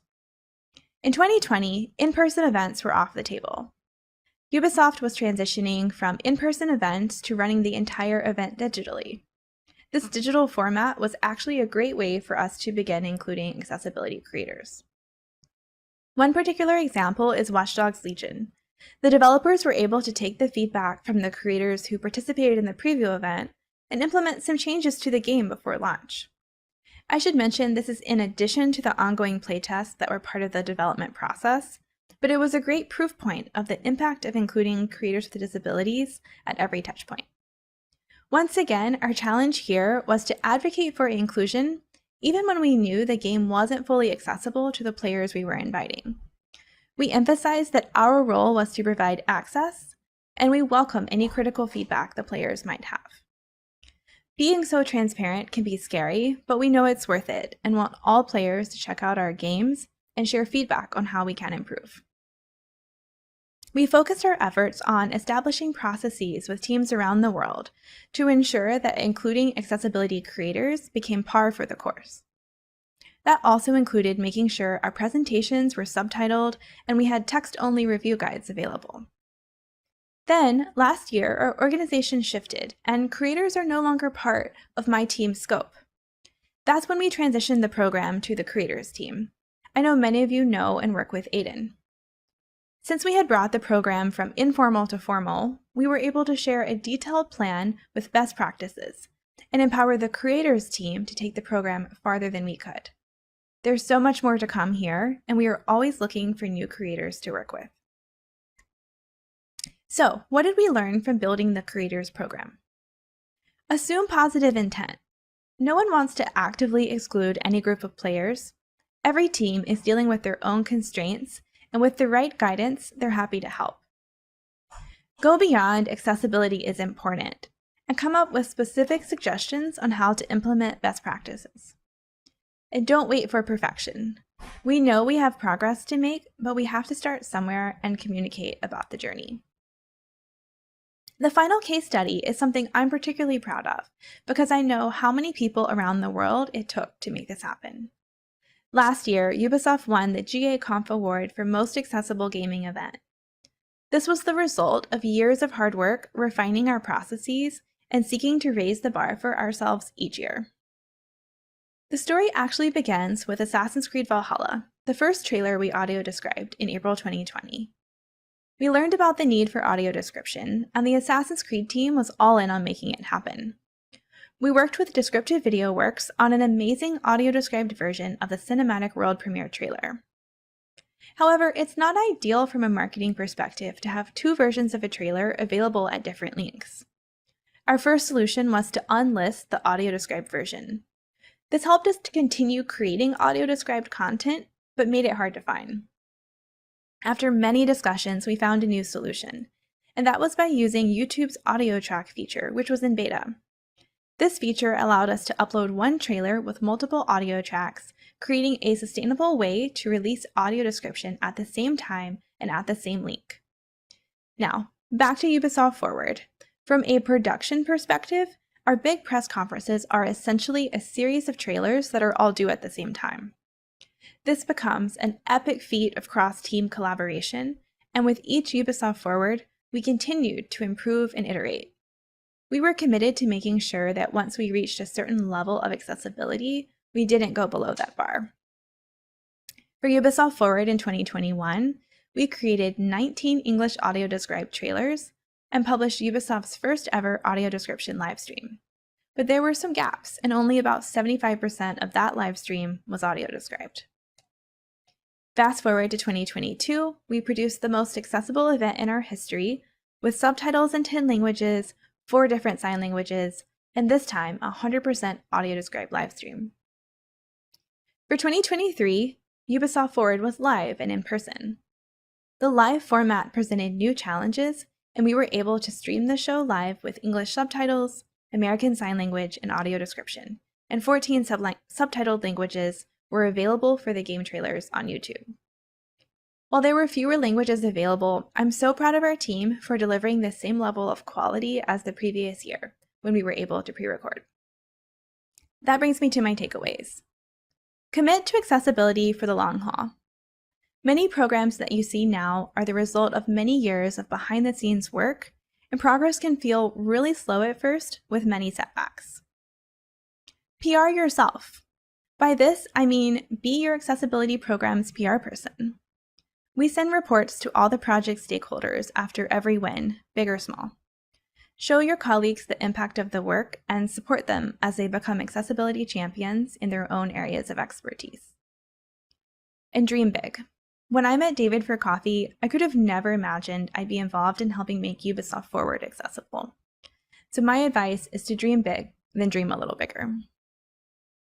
I'll wrap up with some final words of advice to developers, marketers, and anyone looking to drive accessibility at your company. Don't be afraid to show your work. It's scary, but it's okay if you aren't there yet. Don't let perfection be the enemy of progress. Identify your quick wins. What are low-effort, high-reward activities versus what are longer-term commitments? Communicate often on both. Focus on and empower the advocates. Ignite the fire, and they will take the work farther than you could have imagined. Thank you so much for having me today, and a special thank you to some key team members that have opened doors and helped drive accessibility at Ubisoft.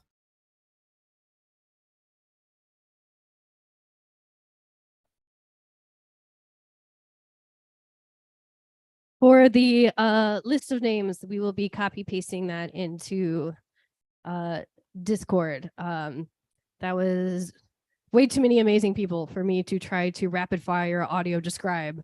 And so I thought about it and I was like, no, we'll just paste in Discord.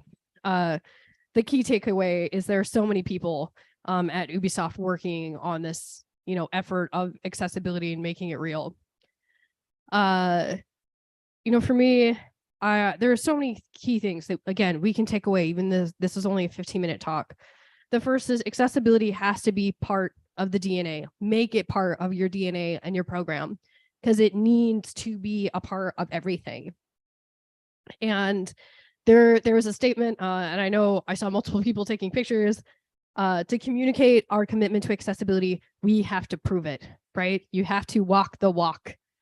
You have to take those efforts everywhere. And when you take those efforts, you also have to share all of that news internally and make sure that everyone knows internally. In this talk, Jessica not only talked about external PR, but internal PR, PRing yourself across your company, sending reports. That is equally just as important. There are going to be people within your company, within your team, who don't know as much as you do, or don't know why it's important, or don't know the impact. So make sure that you reserve that time to, like Jessica said, PR yourself. And of course, all of the stats. We love a good stat. Ubisoft continues to give us good stats that all of us will reference and share around. It makes it so much easier to do competitive analysis when like Jessica comes with stats, you know, David comes with stats.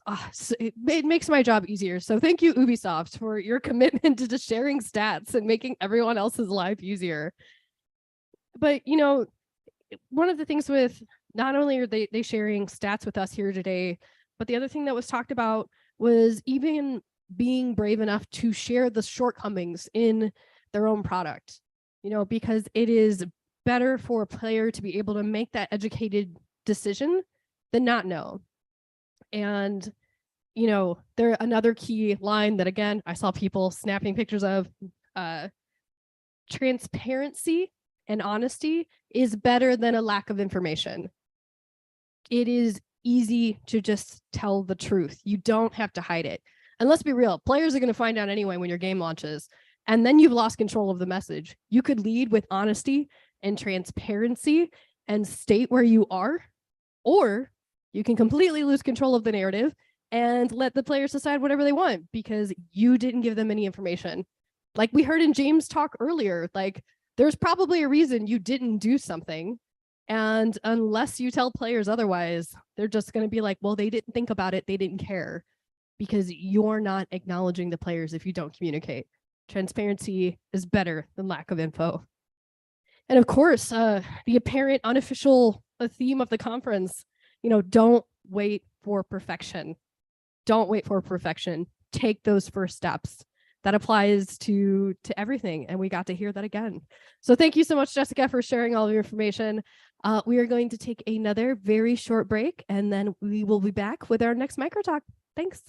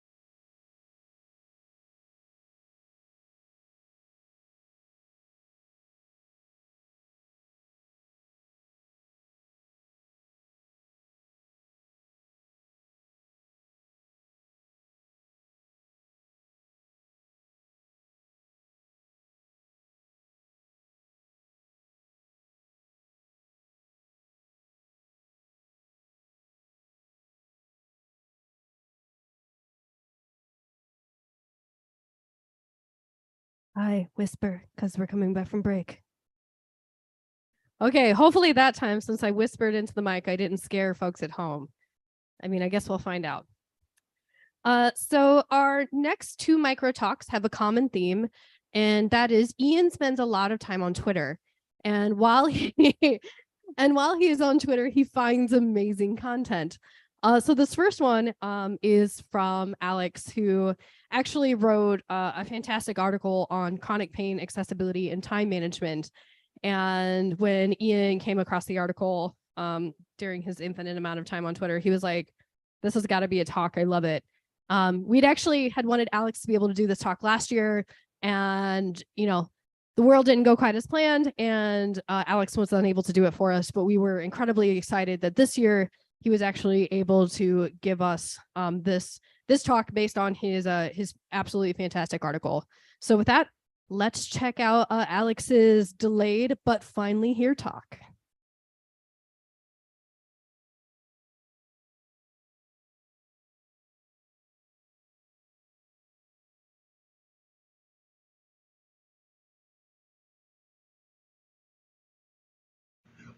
Hello, everybody. Welcome to my presentation for GA Conference 2023. I want to thank Ian Hamilton and Sarah Volker for inviting me to do this. This was a year in the making. I was supposed to do this presentation last year, and my health just wasn't good enough. Life just kind of got in the way, and so here we are.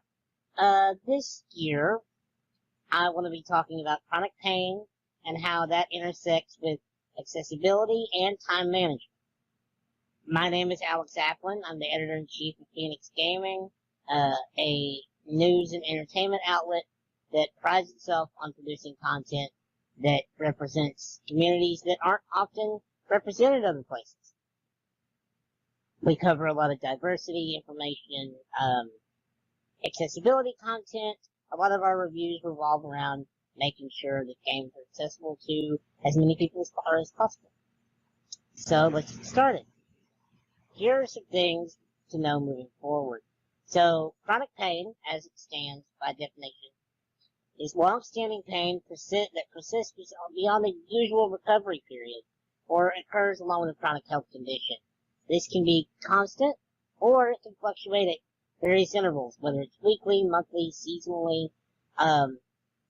You can have, wintertime aches and pains that only occur then, or seasonal allergies that cause migraines and other things that you may not have the rest of the year. Seasonal allergies don't always constitute chronic pain, but that's just an example. So a couple of terms we want to get into moving forward are the chronic pain baseline. Now, if you look at a baseline, this is your average pain on a day-to-day basis. This is what you're probably going to be most familiar with. Everybody has that baseline, whether it's larger than the average person, or maybe it's right closer to what an average person would experience. Regardless, if you look at your pain, let's say 7 days a week, and on 5 of those days you have a chronic pain level of a 5 out of 10, that's going to be probably your baseline, because that's the most of the days in the week. This leads to our next definition of a functional tolerance. Once people who have chronic pain learn to live with their average pain threshold. So your functional tolerance is your chronic pain level that still allows you to work and do everyday tasks. Some people don't get to a functional tolerance level. Some of their chronic pain is so severe that maybe they can't work, or maybe they, have to have help going and buying groceries or doing various other things. It's different for everybody, and just like chronic pain is different for everybody, so is accessibility. No two people are going to experience the same challenges with accessibility, and that's just the nature of the beast.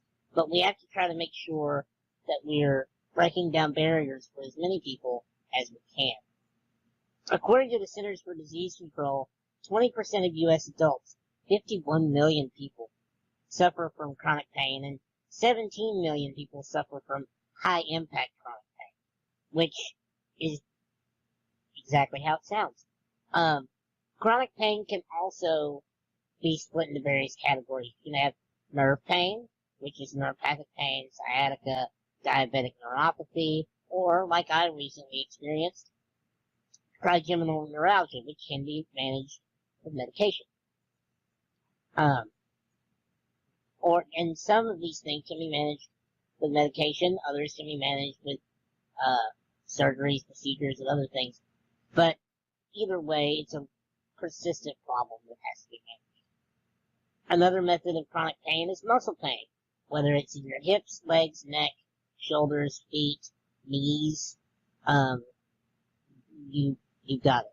Mechanical or compressive pain refers to spinal cord compression, disc degeneration, tumors, etc. And then you have inflammatory pain, arthritis, infection, tissue injury, that sort of thing. So, my experience with chronic pain, I have osteogenesis imperfecta, which is brittle bone disease, but that has led to things like arthritis, and of course, when you break bones, often, with the weather changes, you feel those, former injuries, and it causes aches and pains. So that leads to wintertime being a much more low energy thing for me, because a lot of times I'm suffering from bad pain days. It just happens. And then of course, I also got the lottery of the deal to have chronic migraines. And with those migraines come symptoms like a severe headache, ringing in the ears, neck or shoulder pain, nausea, intolerance of lighter sounds, vomiting, and irritability. For me, I'm lucky enough that I don't have the nausea or vomiting most of the time. It's just a severe headache, neck pain, intolerance of light, and honestly, if you're having a migraine, you're gonna be cranky. That's just the beast. So, let's talk about good days. These are days where you're gonna be probably either at that chronic pain baseline or a little below. Maybe your chronic pain is a wintertime thing, so maybe it's the summertime and you're having less pain than you're used to, and you feel good. So, like with any person outside of gaming, you're able to do things that are more physically oriented. So, you'll be able to play more action-oriented games that require more dexterity and stamina, things that involve fast reflexes. You'll be able to balance your life commitments in gaming. For me, because I'm reviewing a lot more things, this allows me to not only work on a game I need to review, but maybe I'm gonna knock out an article or two that day, and maybe I'm gonna answer 1,001 emails that day. It just depends on what your life quality is that day. Either way, you're enjoying games for longer periods without needing breaks, especially games that are more intense or on higher difficulty settings. I don't care what anybody says, difficulty is an accessibility issue. It's just there are people who, on a good day, can play things on normal or hard that may need easy mode on a bad day. Which, let's talk about some of these games that you can play on a good day. For me, Bayonetta. I love Bayonetta. Who doesn't love Bayonetta? It's just fun. So, that's one of my go-tos if I'm wanting to play a high-action game. Like, things like Elden Ring, I can't necessarily say I recommend other From Software games, but Elden Ring is something that I do enjoy on a good day. Things like Hades. There's all kinds of, things that require reflexes, Devil May Cry, that kind of stuff. So, then we have the bad days. Okay, so let's talk about bad days. These are going to be days where your pain threshold is a little bit higher than your baseline. Or, it's the dead of winter, your knees are hurting because you had a cold front, your arthritis is flaring up, or just an average day where you have a migraine and you feel like crap, and you want to curl up on the couch for the game. These kinds of days, you want to go for something a little more low-key. I go for things that are turn-based, or for games that I already enjoy that have a difficulty setting, I might bump the difficulty level down a little bit. I don't have anything to prove. I'm almost 30 years old. I don't have anything to prove with anybody. I just like to make things more relaxed on myself on those bad days. I go for story-focused games. I love things like Greenlight Valley. I'm currently playing Octopath Traveler 2. Baldur's Gate 3 is another favorite. It's things that don't require timing, QTEs, competition with other players. I'm not going to get into Fortnite on a bad day. It's just going to be one of those more relaxed days. Now, if you're like me, and say you have a review to do, or you want to play something that's a little more complex, you're going to want to play in shorter spurts. Maybe you'll take a break between games. You switch off days. Monday you play something that's a little more intensive. Tuesday, maybe Wednesday, you play something a little more low-key. Greenlight Valley, Pikmin, stuff like that. This is where we get into the chronic pain and time management thing, is because gamers with disabilities have to manage our time. Maybe we have a headache that day. Maybe for people with respiratory issues, just not breathing that well today. Regardless, you want to manage your time so you're getting the maximum distraction from your pain and whatever is bothering you that day, and the most enjoyment. Because for a lot of us, gaming is an escape. So let's talk about some do's and don'ts for developers, because I've seen a lot of progress, but I've also seen some backsliding for some developers. So, a big one for me is QTEs.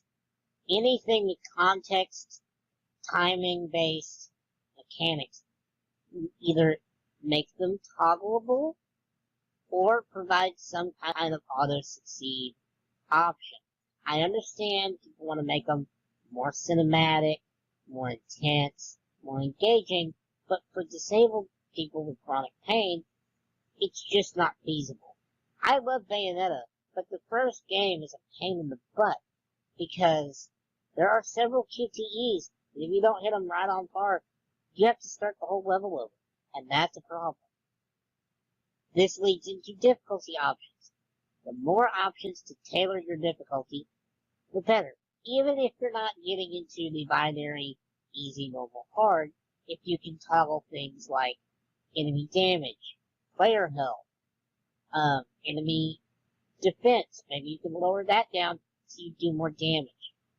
That kind of thing tailors your experience to where the player has control over their needs and their experience. Another thing is, going back to the subject of toggles, let's say you want to do a mechanic that you're tapping the button really, really fast. Maybe you want to offer an option that lets you toggle that to where it's a hold instead. You hold down the button, and it, does the whole context thing for you. Alternately, there are people, like my mother, who have problems holding buttons down for a long period of time. So, maybe if you're doing something that requires you to hold the button down for a long period of time, you just do a toggle. So, like a radial menu, for example. Ratchet and Clank is a good example. You have a radial menu to swap guns.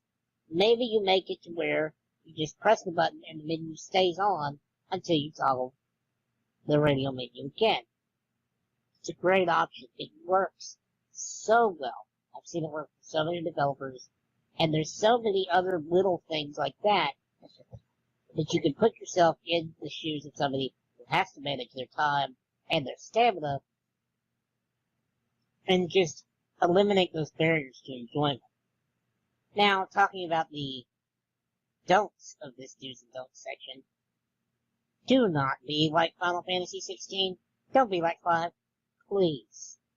Don't flood the game with rapid QTEs and intense button mashing that makes somebody wear out in 30 minutes to an hour. It's not fun, and you want to enjoy the game, and I wanted to love it. But for somebody who has to play at a slower pace, it's just not feasible.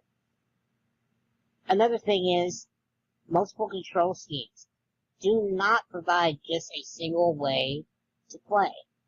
Let the controls be rematched, or let there be multiple peripheral options. So maybe if you're using an accessible controller, maybe people that have to use the controlling thing where they breathe into it, I'm not sure the terminology, my apologies, maybe make that an accessible thing. All of these different things work together to where if you can remap your controls, you can set things up to where it works for you, you can play longer, you can enjoy the game more, and it's just a better experience. And like I said, don't be like Clive and make accessibility an afterthought. Those timely accessories seem like accessibility options, but they're really not. Because they punish you for not wearing other accessories that might boost your stats. That's not fun. So now we get into the why does this matter portion. We all know why we're here for accessibility, but just to reiterate, gaming should be for everybody. And for me, growing up, I had, broken bones all throughout my childhood. And gaming was an escape. It was a way to shut my brain off, distract from the pain, and just enjoy myself for a while. It's a great way to cope with whatever your struggles are. And another thing is, newsflash to all you able-bodied folks, it's coming for you too. You're gonna get older, arthritis is gonna set in, you're gonna have slower reflexes, and you're gonna need these things. So, you might want to get on board a little bit sooner, you know what I'm saying? It just kinda is what it is. And if you think ahead, and you develop ahead, a lot of these things will be in place so that when you're older and you're wanting to play things that are being developed either by your team or by other people, you'll be able to enjoy them, and it won't be an issue. Not to mention the fact, if more people can play games, more people will buy games. I will buy a lot more games if I know I can play them. Just saying. And there's also the fact that breaking down barriers in gaming brings people together, especially in multiplayer things.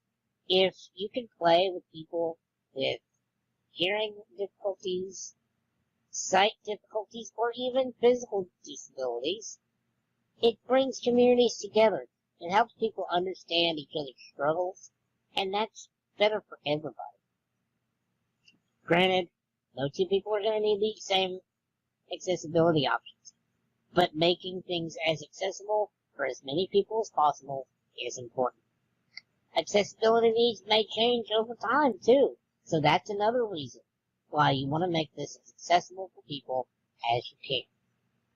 Not to mention, having these options doesn't hurt anybody.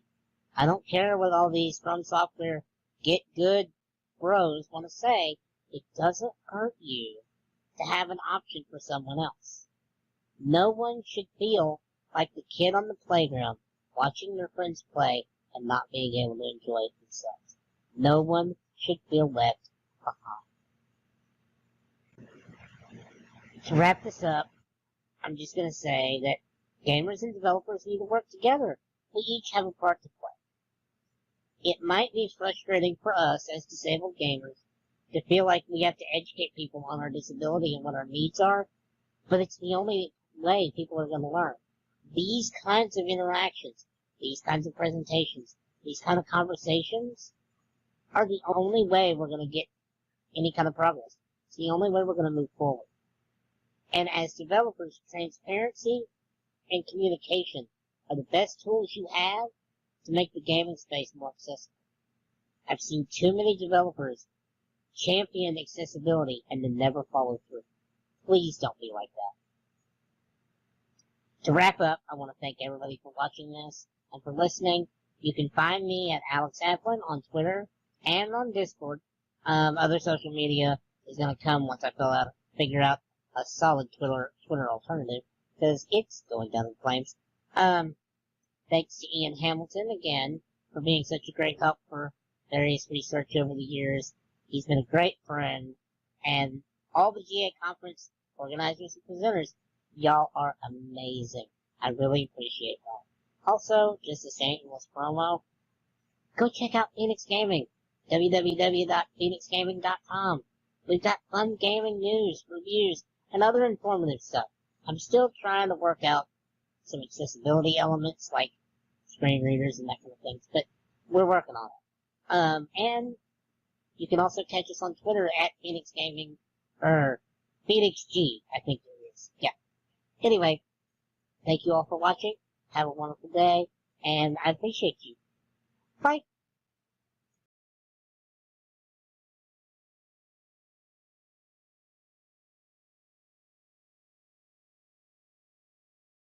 So I'm glad that we were able to wait for that talk and that his help was more agreeable this year. You know, one of the things that was really talked about with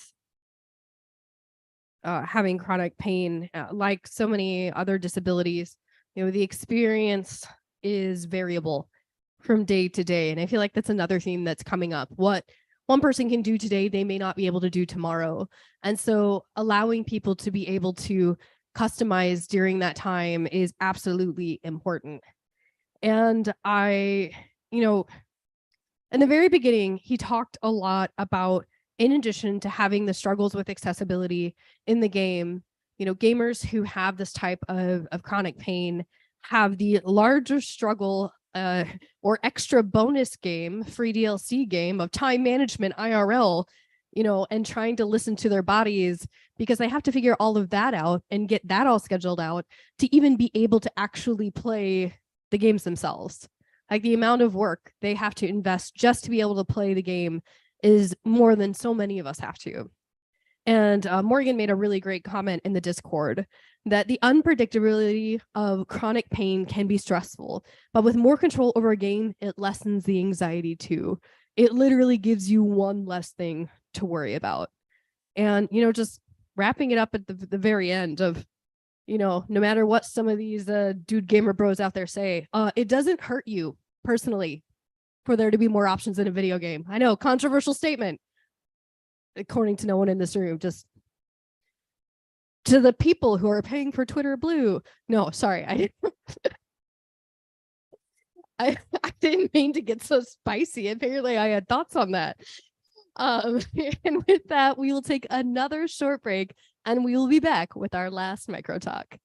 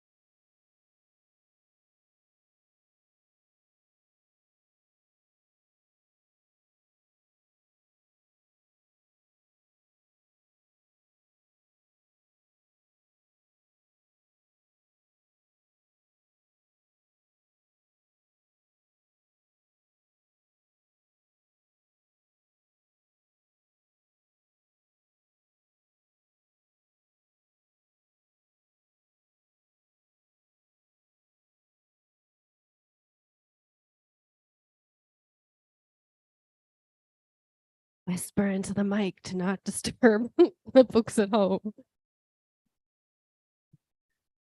All right. And now we are back with the last micro talk of the day. As I mentioned before, this was another talk that had the theme of Ian saw something on Twitter that he liked. So this thing that Ian saw on Twitter was actually a thread that Morgan Baker had made about her experiences in a game and what some of the options in this game meant to her in terms of accessibility as someone who is deaf. Ian saw the thread and was like, that thread is fire. You're doing a talk. And she was voluntold. And we're lucky enough that Morgan graciously agreed, although we didn't really give her an option to say no. So here is our final micro talk of the day. Let's check it out.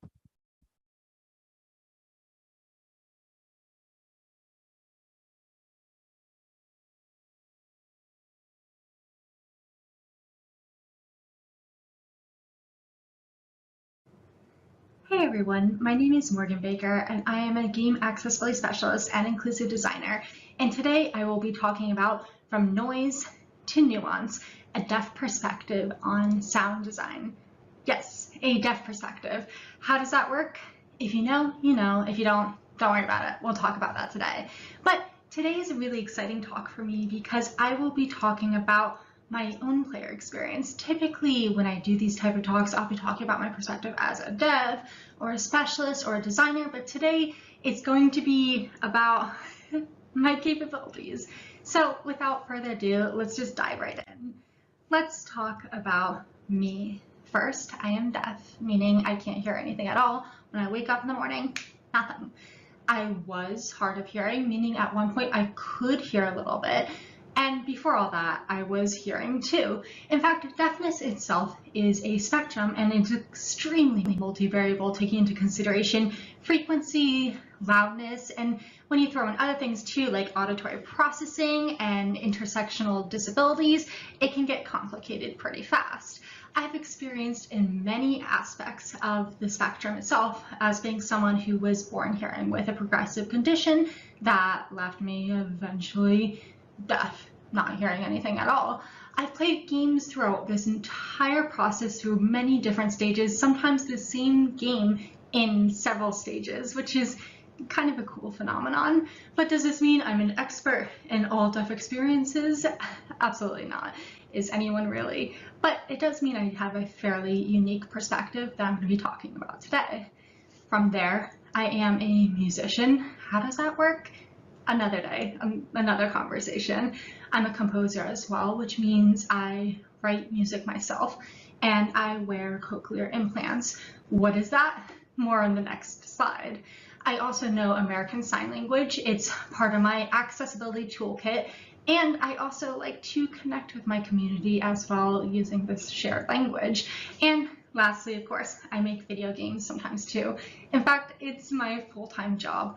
But we're not talking about that today. We're here about my experience only. So let's talk about sound then, as in how do I even hear it? How does this work?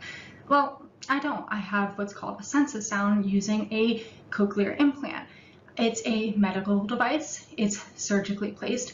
It has a removable outer processor, which looks kind of like, I don't know if you can see, there's the coil, and here's the processor. This is a battery. It's removable. And basically, I'm a cyborg.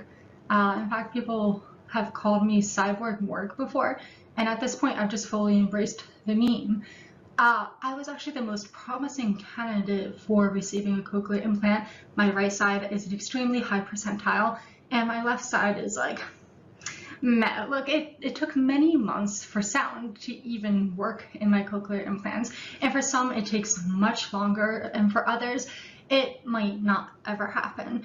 Doctors attribute my success to the fact that I already had a sense of sound. I was hearing before, and so my brain didn't have a lot of like rewiring needing to be done, and also my music abilities as well. They believe that my stronger sense of sound helped a bit, which neat. I'm glad that's helpful. So what the cochlear implant does is that it can create, and I keep calling a sense of sound. It can simulate a very small percentage of sound, which makes perfect sense because your ear has a bazillion receptors. That's a real number, bazillion receptors. And it's helpful for me, but not a perfect solution, of course. It's not a perfect solution for everything, everyone, every day, every moment, and that's okay. I don't wear it every day, I don't wear it every moment, and it's not perfect for every person, too. Often I'm asked, what does a cochlear implant sound like? And to summarize it, I say it sounds kind of robotic, metallic. Speech is considered its forte because the actual thing is designed and engineered to prioritize speech. So one-on-one on a conversation, I'm okay. 1-on-2, we're doing okay. 1-on-3, it's getting harder. And 1-on-4, it's tough. And we'll talk more on why that happens. But it's not really great with like tone, timbre, pitch, dynamics, so like volume. It gets a little borky, but it's still good and helpful for me for what I need it to do. But it can involve more mental processing. I don't have what's called like passive listening. My brain has to always be turned on when I have the cochlear implant, which can lead to fatigue. And everyone has different tolerances for it, and mine is like that. The more that overlaps and the busier the sound is, the less I can perceive and therefore comprehend. And we'll talk more on what that means in a moment. But first, what sounds are in games? Because we're talking about sound in a game and how I perceive it. And so I kind of bucketed it into 5 types of sounds. And there's more, there's less, you can shift it around accordingly, but my talk, my experience, these are my buckets. So the first is speech, or just like voiceover in general, or dialogue between like a main character and several people, or, you know, a voiceover with tutorial, whatever. From there we have music, and music can be like background music in a lobby, or it can be like a rhythm game. From there we have sound effects, whether it's like in the actual user interface itself, or the gameplay sound effects. And then from there we have like Foley, which is like footsteps, water splashing, and ambience, which is just like the background noise. So like maybe chatter from a crowd or shouting from a crowd or something like that. Sound design is used for, I bucket into the 3 concepts, which the first being understanding the story, the dialogue, you know, seeing the characters interact. We have the vibe, so the music sometimes can help us understand what type of vibe we're going for in this moment, or sound effects can be designed in a certain way to convey certain types of vibes. And then there's also the function aspect, so the more practical bit. Look, we're using my terms too, again, lived experience.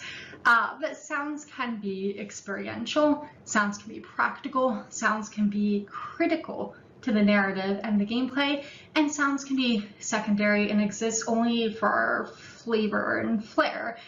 It highly depends on the game and can get a little subjective. I'll see people say, oh no, it's not more important for this versus that. Like for example, footsteps is really important in CSGO, but maybe a little less important in Star Wars Jedi Survivor. Depends on the game, and again, someone might disagree with me there. It happens, it's subjective. But when you mash all these things together, I can have a bad time. But here's the frustration, is that I want to experience all of these sounds. I genuinely do. I didn't just get these surgeries for nothing. And remember too, what I talk about today doesn't just benefit someone like me, it benefits many people because deafness is a spectrum and it's intersectional. And most people who are deaf or hard of hearing or maybe have auditory processing will listen to the talk and like nod their head and be like, yeah, me too. And keep in mind, conditions are overlapping. So if you have someone who's like deafblind who needs both the ability to perceive the visuals and the audio to an extent, this is particularly may be relatable to that category as well. So it's all good to consider what we're chatting about right now. So where does the barrier occur then for me? And to name just a few, and I'll mention more as well, the first is what I call the overlapping, and this is kind of like 2-ish things happening. It can be 2 tracks that are like firing at once overlapping, or it can be multiple sounds or sound types within a single track or cue. An example is I can hear a single note fine, but I have trouble deciphering pitch. Keep in mind, that's something that I struggle with. And so if you have multiple sounds within a close pitch range and like similar texture that happens at once, it'll sound like gurgling noise to me. If you pluck a string on a guitar, I can hear that, cool. But if you strum a complicated chord on a guitar, no, that it just sounds like a mess to me. If you ask, would you prefer to go to a quartet or a symphony? I will say the quartet because less is more, which leads me into the next barrier that I experience, which I call warbling, my word, which basically boils down to basic audio waves are easier for me to perceive and therefore comprehend. Tone, quality, and color, when it gets complex, it's harder for me to perceive. And remember, the ears have a bazillion receptors to capture all of this nuance, and I have just like a teeny tiny bit. And so the cochlear implant either won't perceive it and just completely drop it out, or if the cochlear implant does perceive it, I still can't really distinguish it. It just kind of warbles, it blends, or sometimes I even just mentally filter it out because it's just noise. So deconstructing complex sounds then, a sine wave created by a simple harmonic motion is okay. Most natural sounds, though, unfortunately, vibrate at multiple frequencies simultaneously. And as more individual vibrations, or these harmonics, are introduced, the harder it is for me to decipher. So when you have these harmonics, and they constantly interfere and interact with each other, and it hurts when it hits. It hurts, well, it hurts too, but when it hits a certain threshold, it can turn into a warbling, indecipherable noise for me. Which goes into our last section of, I call it the slurring, or when things get too blended together. And it's hard for me sometimes to hear when something starts and stops, especially if you have like overlapping speakers, and if I'm in a room with people, it's hard for me to interject because I can't tell when someone immediately starts and stops speaking. I can like stare at your face, but remember, cognitive processing, my brain's constantly going, and it gets harder when you introduce more people and lots of people speaking, and it gets more complicated with that overlap and many things firing at once. And it's not just like an overlap like this, it can be lots of things that overlap like that and that and that, and it gets confusing. And so an example would be like if you have a lot of very close back-to-back sound effects, they begin to sound like one to me. It slurs, it blends together. And so listening to all this, you may be wondering, well, what type of sounds are hard then? For speech, the cochlear implant tends to be better, but that's not always true if you're talking about someone who has like auditory processing or someone who is hard of hearing and has hearing aids, and not all people with cochlear implants. But for myself, speech tends to be more successful. Music can be difficult, especially as more than one instrument is introduced and the more complex the color and texture of the music is. Sound effects vary a lot between games, likely due to style choices. Foley is fundamentally difficult, similar to speech, how speech should technically be fundamentally difficult because it's speech, but both Foley and speech involve a lot of overlapping frequencies, and so it's fundamentally difficult just in general. And in ambience, again, it varies a lot because it's ambience and it depends on the game and its style. So that's a lot of information. What resolves the barrier? And I say beyond just the output and the volume controls, and we'll talk about, again, resolving the barrier for me.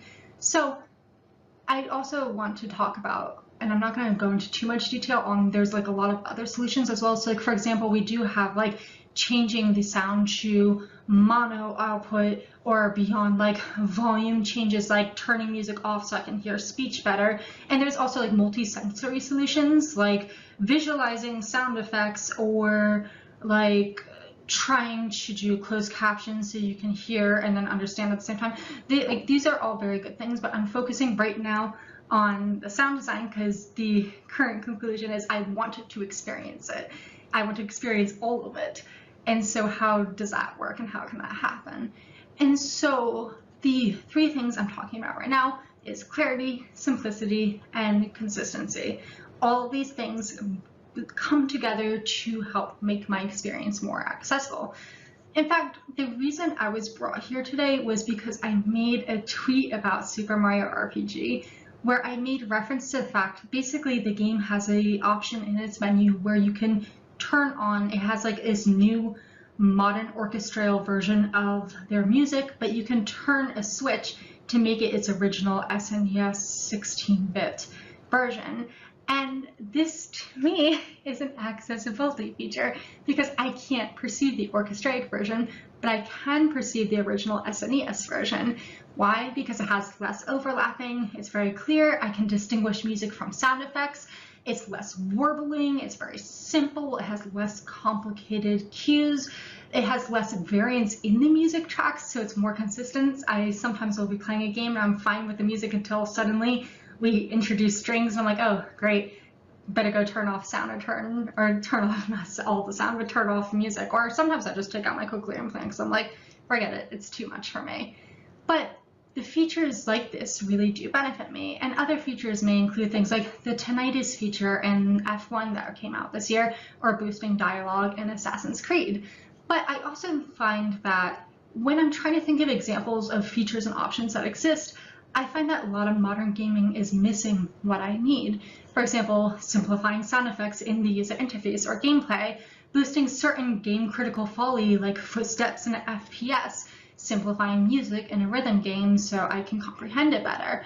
Examples of games that do this by design, funny enough, many of them are older games or games that try to mimic older styles. And I actually always think too, I guess because they didn't have many tools, they weren't able to do more complicated sounds. And in a way, I relate to this kind of like 8-bit, 16-bit technology because I can only hear so many sounds and they can only make so many sounds. So we get along great. It's simple, it's simple, clear, it's consistent.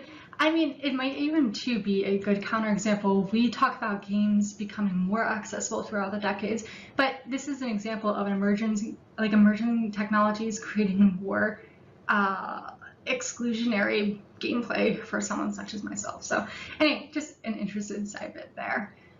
So basically, I'm leaving this with y'all today that I want to hear sound. Please let me experience sound too. I want to hear speech, I want to hear music, I want to hear sound effects, I want to hear the foley, and I want to hear the ambience. I want to engage in the story and get that sense of the vibe and experience the functionality that comes with sound. And I'm not here to give you a prescription of how do I solve all these problems, but I do hope that by sharing my experience today, it'll help inspire others to maybe think outside the box. So let's keep this conversation going on how we can push sound design to be as accessible as it can. Thank you very much for having me today, and my social media is at momoxmia on every single platform, or my website is leahybaker.com, LEAHYBAKER.com. Thank you so much and have a lovely rest of your conference.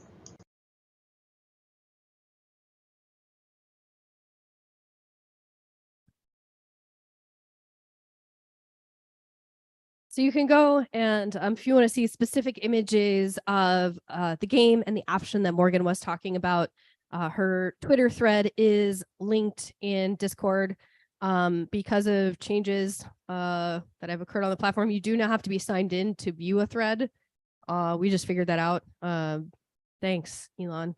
Anyway, you know, it was a really great example of, one of the things that we kind of talked about yesterday in the sim sickness panel is as technology was advancing and things were getting more elaborate, it was getting harder for us to play. As with audio, we've become more advanced, we've become more elaborate. It's getting harder for Morgan to understand. It's just another one of these examples that as we move forward with progress in our games, we always have to check and see what advances are we making and what could they do to unintentionally exclude players. There was someone in the Discord that was just like, wait, so literally just having an 8-bit music option could be an accessibility feature? And the answer is like, yes, like Morgan just proved it. It literally can be an accessibility feature. So just always take the time to think about stuff like that. And with that, we are going into our afternoon break. So this will be a half-hour break, and we will be back for our final talks of the day. So I will see everyone on the other side of the break. Thank you.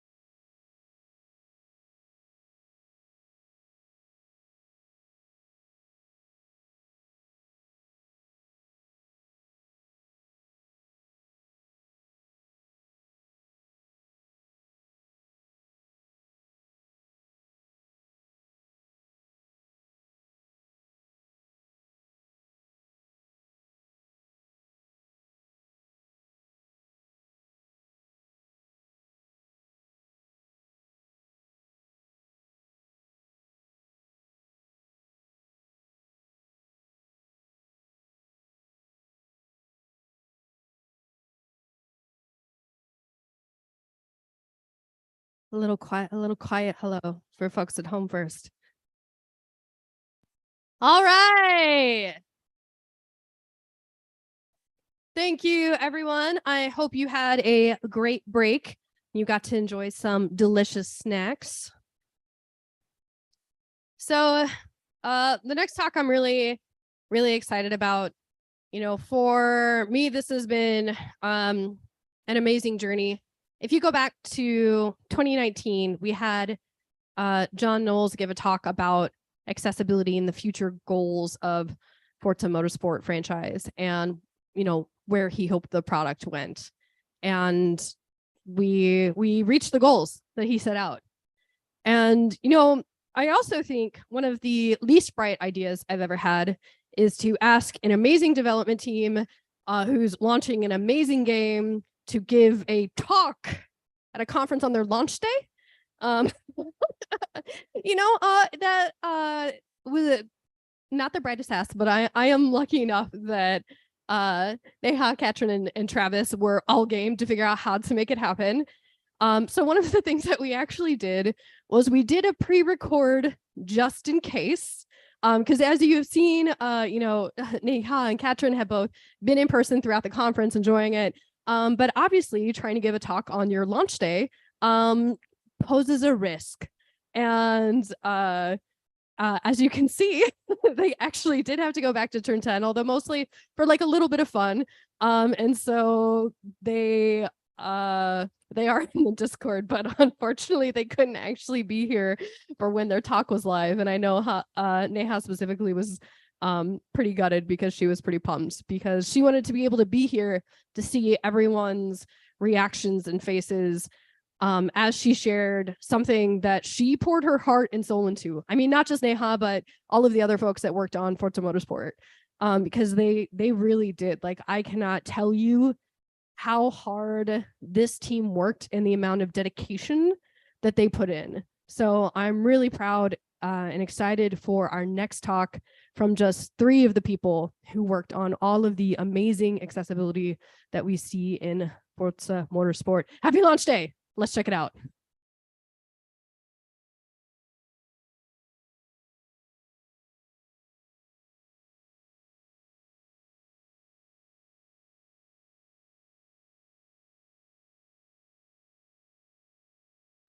Hi, everyone. Thank you so much today for coming to our talk.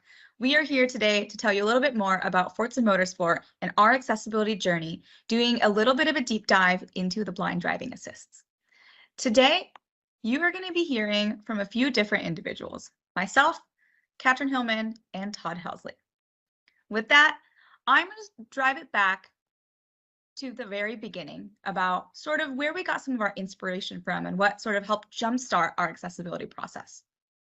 Several years ago, Turn 10 did an inclusive design sprint or workshop partnering with the Xbox user research team. This opportunity invited several gamers and players who are familiar with Forza Motorsport to come share their insights and experiences on the game and how they interacted with it. Some of these individuals came from very different backgrounds, and we learned a lot from their stories. This workshop was hosted in sort of a workout and breakout session kind of room, where a few of us at a time would meet with these individuals, interview them, ask them questions, and hear about the things that worked for them, some of their challenges, pain points, and the things they enjoyed about the game. We were able to hear from individuals who, you know, were part of the military and had low mobility in their hands. We also met a man who used Forza Motorsport as a pain management technique. And so hearing all these stories and experiences really helped sort of kickstart and plant a seed in our minds for what turned out to be some of our accessibility features down the line. You can see some images here about some prototypes and things that we were concepting, but this really helped sort of put us in the right mindset to creating a more approachable and inclusive game. With that, we had a group of individuals get together to think about some areas of focus for our title. We knew we couldn't do everything all at once, but we could focus on a few key accessibility pillars. And so we wanted to distill that down into a couple different areas. And we decided to focus on low vision, blind, and low mobility players and giving them an opportunity to play Forza in a way that they haven't been able to before. We came up with a user story, and this user story is one that we continued to look back onto through our design decisions, our game priorities and features to make sure that we could still hit the goals of this. So that user story is, as a player who has low vision, is blind, or requires minimal input, from startup, I can navigate and race in Forza Motorsport's core game loops unassisted by others, meaning that everything you want to do, you can do in-game. So the team structure that we ended up using to make sure this happened, and this team structure changed quite a lot from the very beginning of the project to where we are today, but this is what ended up working for us. We had an accessibility team, which is actually a smaller team led by myself and Katrin, and a couple of other engineers and test leads and design partners to sort of help oversee the accessibility features that we were working on for the game. That doesn't mean that we did all of them collectively just within that team, but it helped give sort of an engineering and production sort of ownership and accountability for the things that we wanted to do. That accessibility team partnered very closely with the audio team, which you'll see some representatives here from a little bit later in today's presentation, as well as the UI team. The audio team was the brainchild of our blind driving assist feature and really helped harness all the amazing things that came out of that. And our UI team was primarily responsible for all of our visual accessibility features that you can see in the game, such as colorblind filters, text scaling, subtitling, and other things that you see there. We had two leadership team structures that partnered with these teams as well. One called the ALT, or the Accessibility Leadership Team, which was comprised of champions and stakeholders from across the studio that were incredibly passionate about wanting to bring the best accessibility that we could to our game. That team also partnered with what we call FAST, our Forza Accessibility Support Team, pun intended, which also had people that were interested in accessibility and wanted to learn more and learn how to be better designers, engineers, producers, etc., across the studio. And that group met monthly alongside some of these other teams. So that's just a little bit of context into our journey so far. So we set out to try and make the most accessible Forza Motorsport ever. I'm going to pass it on to Katrin to talk a little bit more about that. Thanks, Neha. As Neha said, we were setting out to make the most accessible Forza Motorsport ever. And to do that, first we needed to figure out, where did we start? What's our baseline? And in Forza Motorsport 7, it was the first game in our franchise that had text-to-speech and speech-to-text. It had basic subtitles you could turn on. You could customize the difficulty of the drivatars. It had some level of customization for car controls, a little bit more so on PC than on console. It had granular audio volume sliders, and we've had car control assist since the Xbox 360 era. And so that was our baseline. And so where are we going to go from there? So I'm breaking our features down into a few different areas here. This first section is really applicable to any type of game, and it's mostly about UI. So important things for UI, especially for low vision players, is color and contrast. And so we have various settings that enable colorblind modes for the UI, which does palette swaps, and higher contrast, which we broke out separately for the UI and the in-game HUD.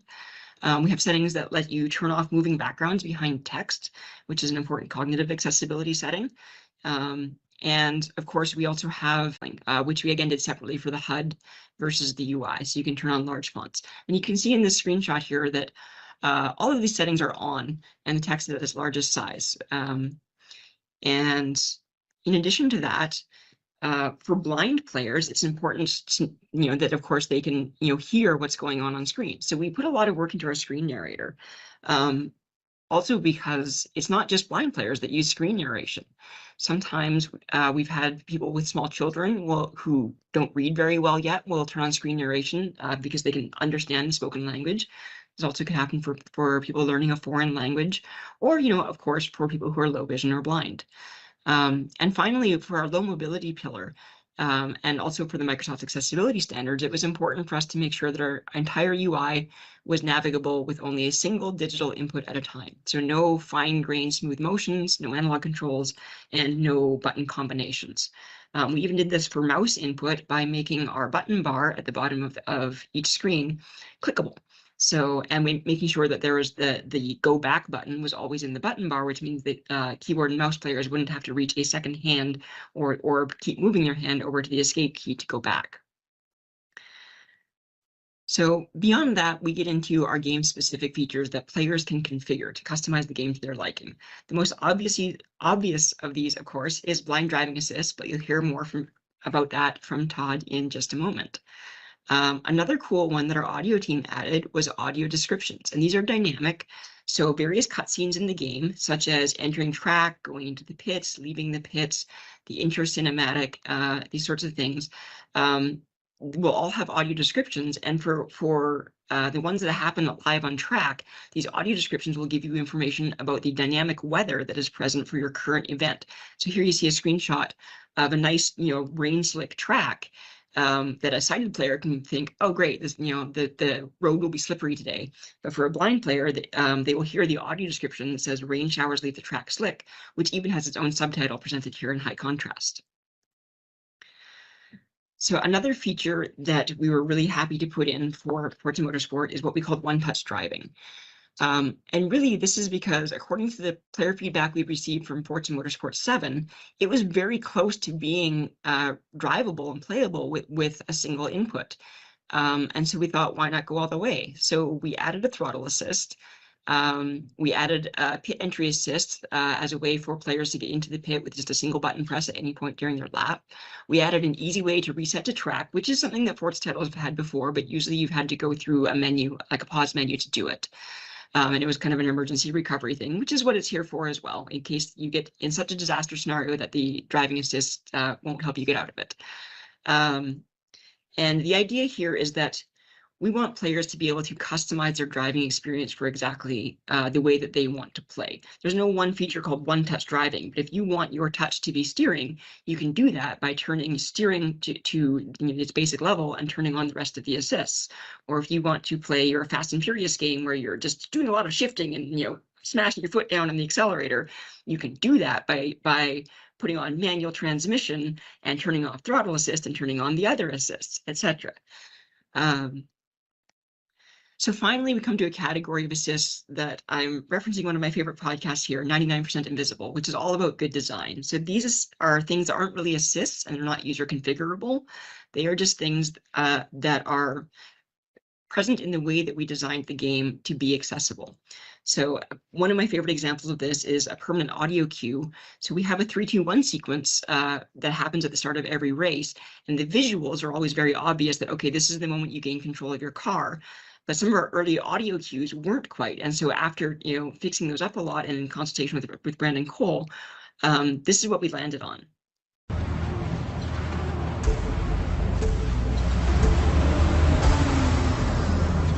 Which is a very obvious audio cue to let you know exactly when you gain control of your car. And for those of you who can see the video there, it was also presented in high contrast mode. So another cognitive accessibility feature that we have that I was particularly happy with how it landed is removing the time pressures from pitting. So the original version of pitting, or one of our early drafts, was really optimized for multiplayer, where you really had to make your choices quickly and get out of the pits. And so it had things such as on-screen timers and ticking clocks. And you had to make your choices very quickly before your car got to the pit stall so that the pitting cinematic could then play. If you didn't make the choices fast enough, the screen would just disappear and automatically go to the next one, which caused people a lot of anxiety because they're like, this is a lot of information. I haven't quite understood it all yet. And now it's gone. What's going on? And we realized that that was optimized for multiplayer, but we didn't need to do it in single player because we can pause the world. So we redesigned it to remove all those time pressure elements and just let players take their time. If they happen to make their choices, that quickly, that's great. They'll finish making their choices. The car drives to the pit, cinematic happens, you leave. If not, the world just pauses when your car gets to the pits before the cinematic. And then you finish making your choices, you make some great tactical decisions, and off you go. And then we realized we could do the same thing in multiplayer, and it actually kind of adds a bit of a skill ceiling to multiplayer pitting as well. So hopefully you've learned the scene and you know what's going on from single player. If not, maybe the first time or two in multiplayer, you take, some extra time, you make your good decisions without that time pressure. And yes, your lap time will be slower on that lap. Later, once you know what you're doing, it's very quick to make your decisions and move on, and out you go. So now I'm going to hand it over to Todd to talk about blind driving assists. Thank you, Katrin. So I'm Todd Helsley. I'm the Senior Sound Supervisor for Forza Motorsport, and I'm just going to be talking about the blind driving assist a little bit today. So it's often said that audio in video games is at least half the experience, but for blind and low vision players, the role of audio becomes even more significant as their primary source of feedback from the game. With this in mind, we set out to create the blind driving assists. The blind driving assists are a set of supplemental audio cues designed to help blind and low vision players successfully navigate tracks, improve lap times, and complete races in Forza Motorsport by providing them with as much of the same information as a sighted player. We've been developing the blind driving assists for over the last 3 years since our first prototype, which you'll see later. But it's important to note, the blind driving assists don't control the car for you in any way, and it's not a blind mode. You're playing the exact same game and making the same decisions as all players. But we did have to acknowledge, we are a circuit-based racing sim, not an open world experience. We have different challenges to solve for. Players are meant to drive as fast as possible around circuits that are sometimes leave little room for error. So we had our work cut out for us. But before jumping into the deep end with the development of the assists, we wanted to take a look at what other games were doing for blind accessibility and see if there were any themes that we could latch on to and build upon. So here's just a few of the other games that we looked at. Top Speed 3, which is actually a completely audio-driven experience, no visuals at all. Then Blind Drive, Sequence Storm, The Last of Us 2, and others. And what we found when looking at these games is most use supplemental audio sound effects for feedback and guidance. Many use the audio spatialization or panning of sounds to guide the player. And then also several of them had an expanded collection of options or configurations so that the player could tune the experience to their own needs. So with these learnings, we put together a linear concept of how we thought we might relay steering and braking to a player in Forza using a series of tones and presented that to an early panel for feedback. And this is what that sounded like.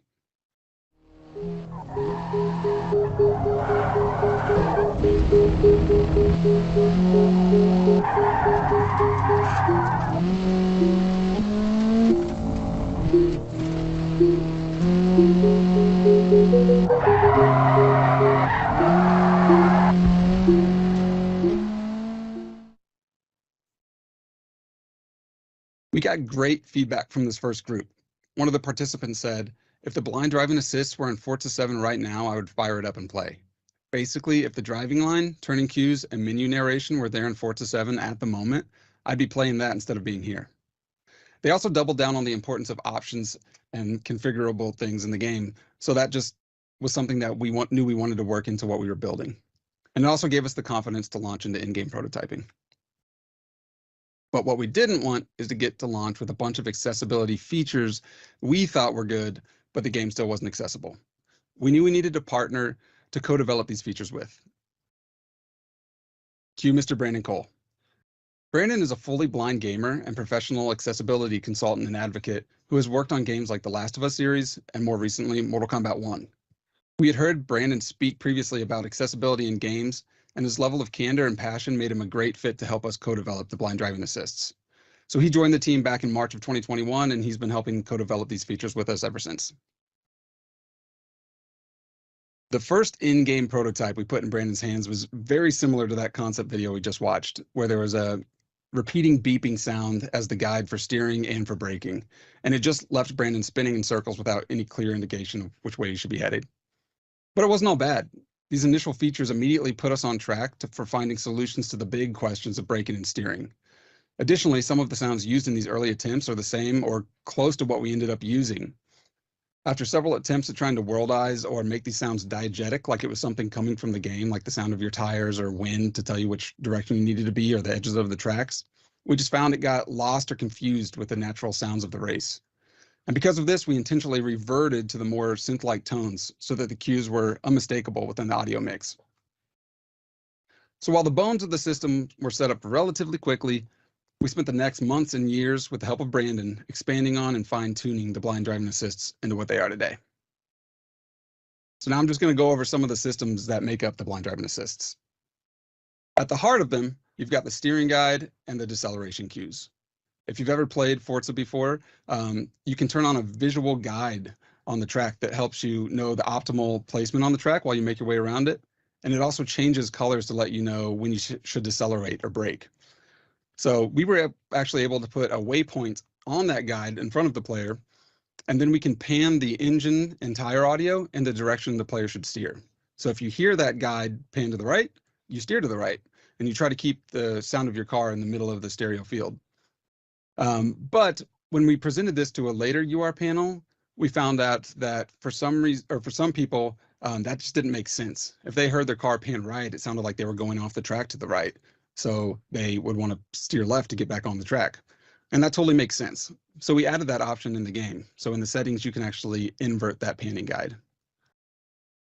And then just a few more things that make up BDA. You have track limit cues, which tell you your approach and how close you are to the edges of the tracks. You have wrong way cues, which just tell you if you're facing the wrong direction. If we ever need to take away control of the car, like whenever you're pulling into the pits or exiting, we play a sound that lets the player know that's happening. Additionally, if the player wants to play in manual, which isn't the default experience, but they can turn that on, we let them turn on shift cues, which tell them or lets them know the best time to shift up or down, and then sounds via our screen narrator that let them know what gear they just shifted into. So while the steering guide gives you that immediate information on which direction you need to face, we did notice there was a need to be more aware of what was coming along down the track. But luckily we didn't have to dream anything up here. As in rally racing, they already have an established language of rally notes, where a co-pilot can, through like a series of shorthand directions, give the driver a heads up about what's coming up along the track. So we opted for a simplified version of this, where in-race dialogue calls out the direction of a turn as well as its intensity, like a left 4 or a right 6. A 6 is a less intense turn, and a 1 is a more intense turn. Additionally, you can call out hairpin turns, which are turns that basically wrap around on themselves. Or if it's a long, persistent turn, you'll hear that called out as well, like left 4 long. So these turn navigation dialogue cues do a great job of letting the player know what's coming up on the track, but they still needed a sense of what was happening during a turn. For that, we play another series of cues leading up to and throughout a turn. As a player approaches a turn here, you'll get 3 countdown cues, like a 3, 2, 1, go. That leads into the start of the turn, where they'll get another cue, and then they'll get one at the middle or the apex and the end of a turn. And for a series of turns, they'll get another start and apex cue. And if it's at the very last turn in the series, there'll be one final cue to let them know, okay, you're done. You can just get back on the throttle and get it. So that is a lot, but let's just take a moment to listen to what all that sounds like.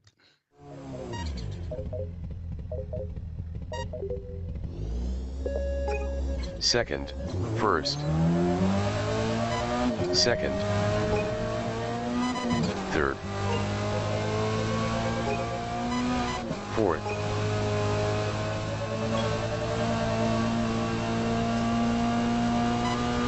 fifth,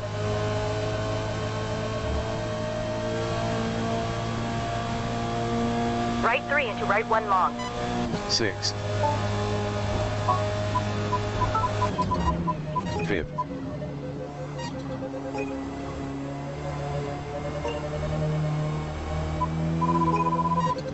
fourth,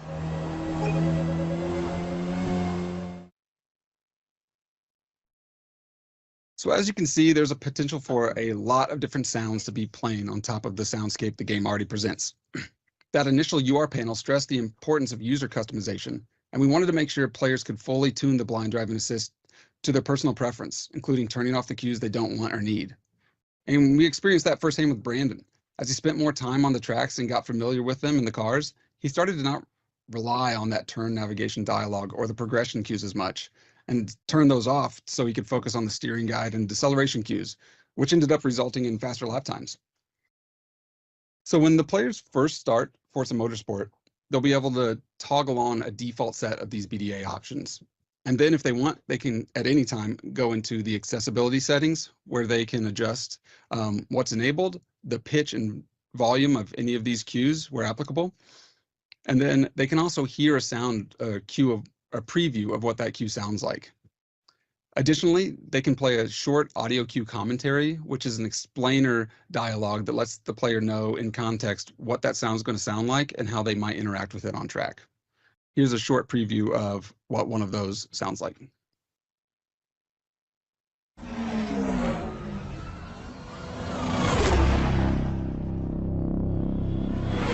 Deceleration cue, 52 of 70, value selector, off, 1 of 2. On, 2 of 2. As you approach a braking zone before a turn, you will hear these deceleration cues. When you hear that, get off the throttle and begin to apply pressure to your brakes. If you hear the alert speed up in intensity like this, that means you'll want to add even more pressure on your brakes to slow down that much more before you steer into the turn. When the deceleration cues stop playing, that's an indication that you can start applying throttle again. Every turn and every car are different, so experiment with braking and throttle control as you develop your racecraft. So that's just a high-level look at BDA, and now we're going to pass back to Neha. Thanks. We want to make sure that we give a shout out to the team behind the work to help make this possible. And so with that, I want to share a few of the faces from individuals working on the audio team to help bring these features to life. None of this would be possible without these individuals. In this photo, you'll see about 6 individuals of various skin tones with various color for hair and length. We have another 6 to 7 individuals also on the audio team showing some smiling faces for their experience working on this.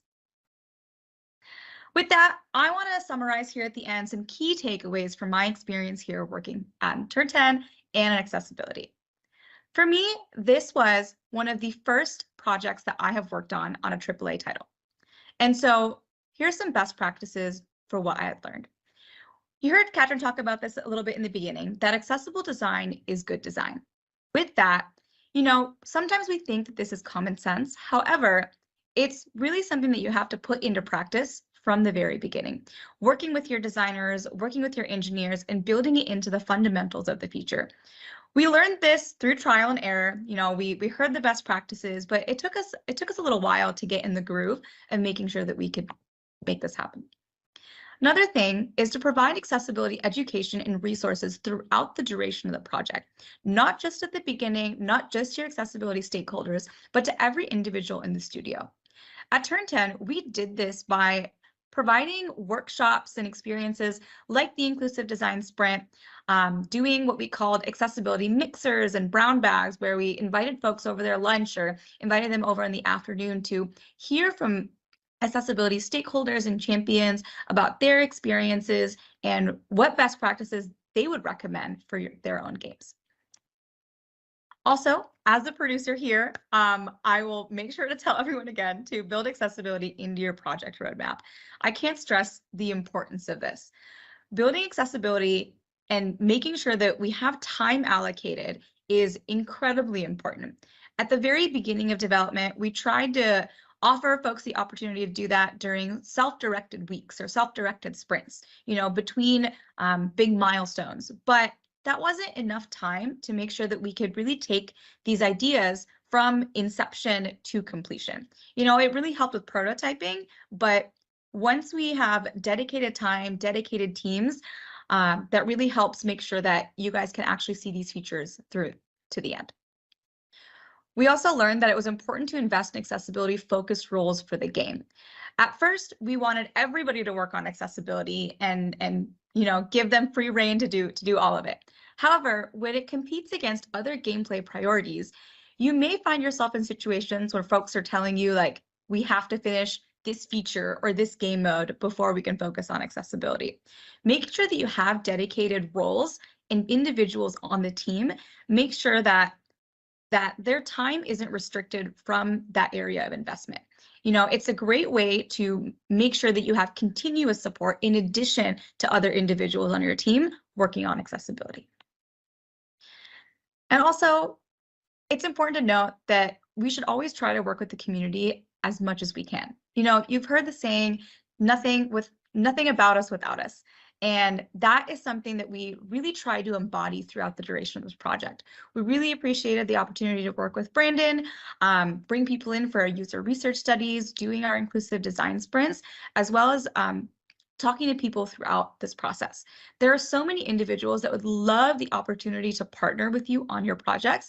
So make sure to reach out and include them from the get-go. Last but not least, be open to feedback throughout development. There are key times that we start to do ideation and prototyping for the game. And later on in development, we do user research to make sure that the things that we tried to do are working the way that we intended. But there are more than just the key times in development to focus on those things. If we had the opportunity to invest even more time into our user research and get even more feedback throughout development, our game could be even better than it is today. So with that, we have some closing thoughts that we'd love for you all to hear from Brandon himself on his experience working on this project. Hi everyone, I'm Brandon Cole, blind accessibility consultant on Forza Motorsport. When I was invited to join this team, I was not a racing guy. And because of that, what creating BDA for Forza was it was a group of all of us learning from each other. At the same time that I was showing them how to make their game more accessible, I was learning racing terminology and learning how these cars worked and learning how these tracks worked and learning all these things. And that combination, us together, learning from each other like that, is what enabled a committed, fantastic team to make a suite of features that make Forza Motorsport the most accessible racing game of all time. I am very, very proud to have done this work and been a part of this. And to all of you, I just say, welcome to Forza. And that is the end of today's talk. Thank you so much for giving us your time. And as we like to say here at Xbox, when everyone plays, we all win.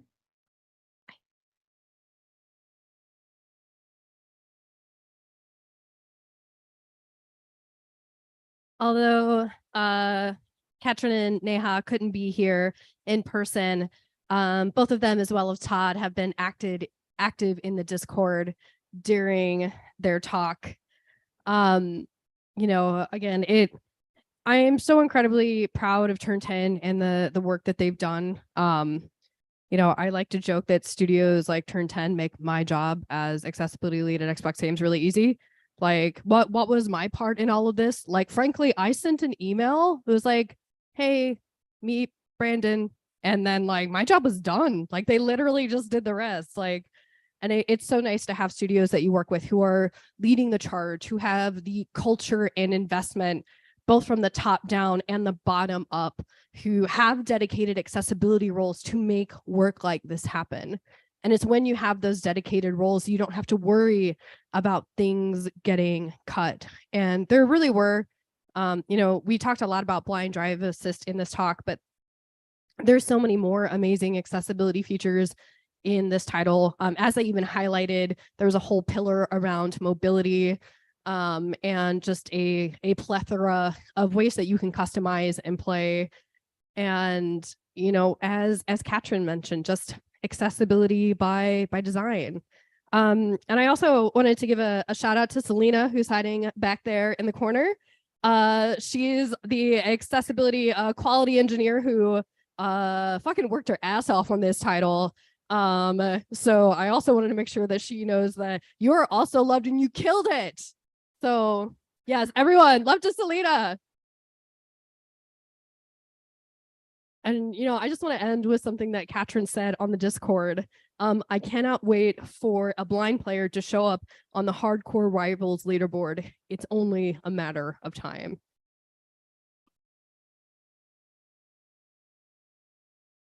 So we will have one more short break, and then we will come back with our last talk of the day. So see you shortly.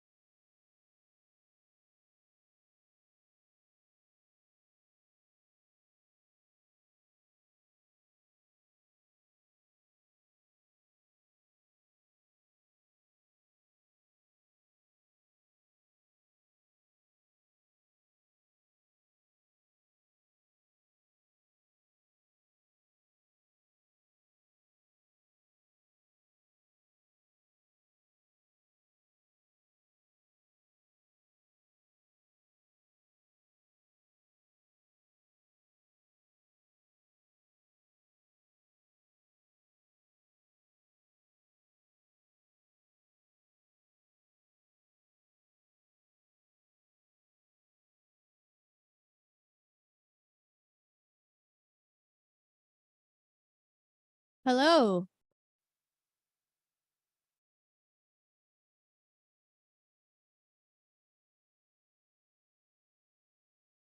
All right. It is that time of day, the time for our last talk.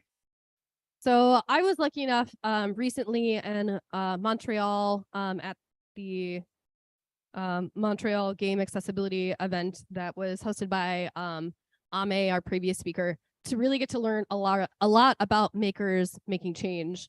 And I'm excited to be able to share today information with folks here because they're based out of Canada. And so I don't think a lot of folks in the US know about the amazing work that they've been doing so far. For those who don't know, if you've ever tried to do anything with assistive technology, it's all super, super expensive for like no good reason. I don't have anything else to add. You know, trying to get a single switch can be like $60 for a really crappy one. And so with the work they're doing and everything they're going to be going into, they're going to share information about how they're helping gamers, how they're using open source, how they're using DIY, and all of this to get people gaming in a way that's so much more reasonable and helping so many players. So Tyler and Chad, please take the floor.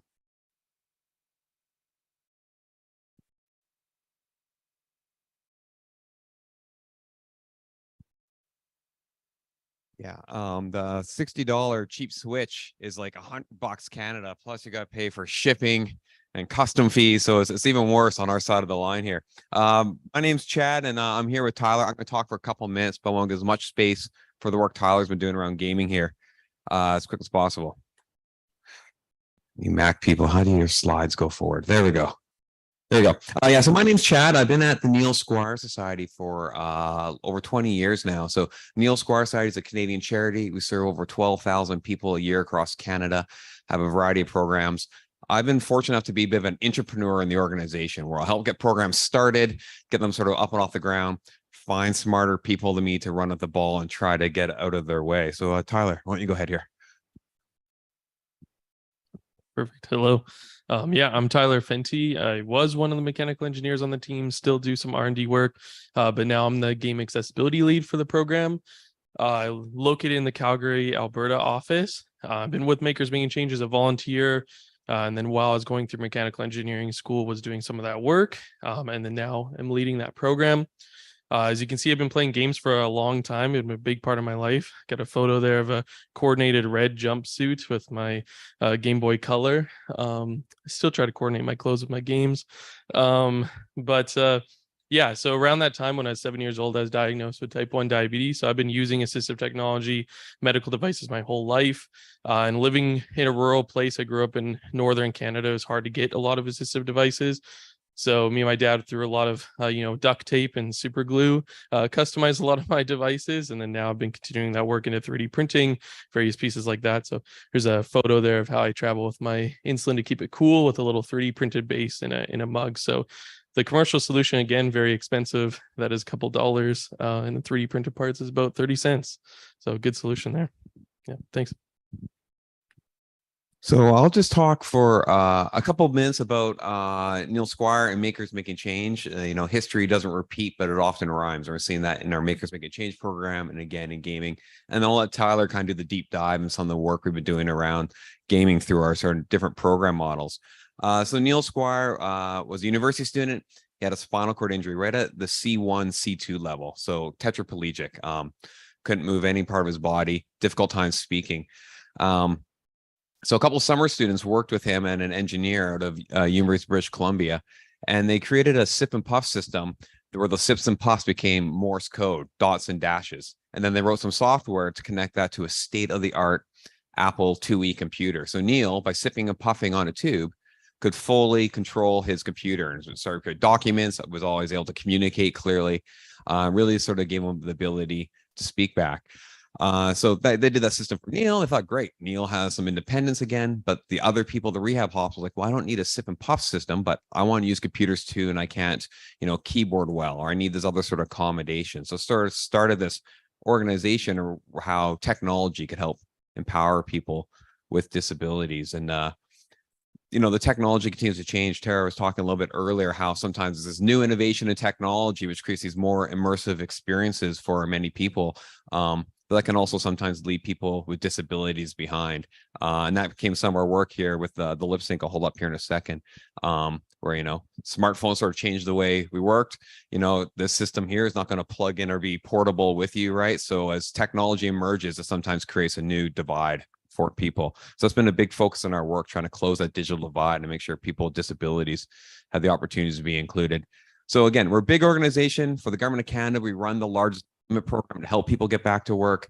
For some of the governments, we run different assistive technology programs. So if you have a job, you're able to get the accommodations you need to work. Sorry, move into the camera. But a lot of our work's really bottom line by collaboration. So the work we're going to talk a bit about here is our makers making change, but it's all lines right back to our mission statement, how technology, knowledge, and passion can empower people with disabilities. So makers making change started with, I'll grab this for the webcam here too. We won a Google Innovation Grant to create the lip sync, which is basically a mouth operated control system. So you can move the joystick up, down, left, right with your mouth, sip and puff to left click, right click. The current systems all have to be plugged into a wall. So that was our pitch to Google, was like, let's make something that works with your damn phone so that people that can't use their hands can use a touchscreen device. But what we did differently is we released it open source. So you can go to our website and see, like, here's the code for the Arduino, here's the bill of materials, here's an instruction guide how to build it. And to try to help people be able to sort of fabricate this more affordably. And we built a request system. So maybe not all occupational therapists or people with disabilities are as dorky as us and have a 3D printer in their house. So they can request one of the devices, then a volunteer from the community can help fulfill that sort of piece. What we've seen as we sort of built these up in the device library was the big lack of availability in gaming. You think your video game controller is literally one size fits all, which does not really work for the spectrum of people of disabilities. So if you take a look at the Making Change website, you'll see a lot of the more recent products are really gaming focused. And I think the other part that's really important is not everything that's on the website is designed by Neil Squire engineers or makers making change interns. Over half the things on the website come from the community. We've had our most popular Switch was designed by a parent of a kid who was tired of spending another $100 on another Switch every time the cord got pulled on. A number of the video game controller designs came from a different design contest, but we tried to do work sort of really curating that stuff and building that catalog of open source, affordable solutions for people. So I'll get out of the way and let Taylor talk, or sorry, Tyler, Christ's sakes, talk. But I think there's sort of three main benefits to our model. One is the affordability. So much assistive technology can cost hundreds of dollars. And these things can be 3D printed for literally nickels on the dollar. So there's a big affordability aspect. The scalability is another thing. We find even in urban centers, there's a lack of sort of people to have the resources to get things. But when you start to go into rural communities, while there may not be an occupational therapist or a child rehab hospital in the community, there's going to be a 3D printer in a library or in a school. So there's the ability to really get solutions to people in their community.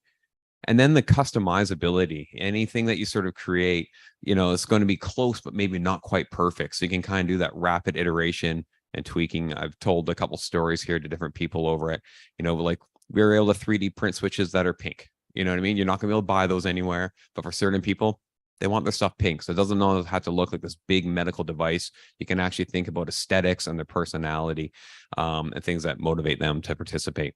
So I'll get out of Tyler's way here and let you talk about more of the gaming work. Awesome. Yeah, thanks so much, Chad.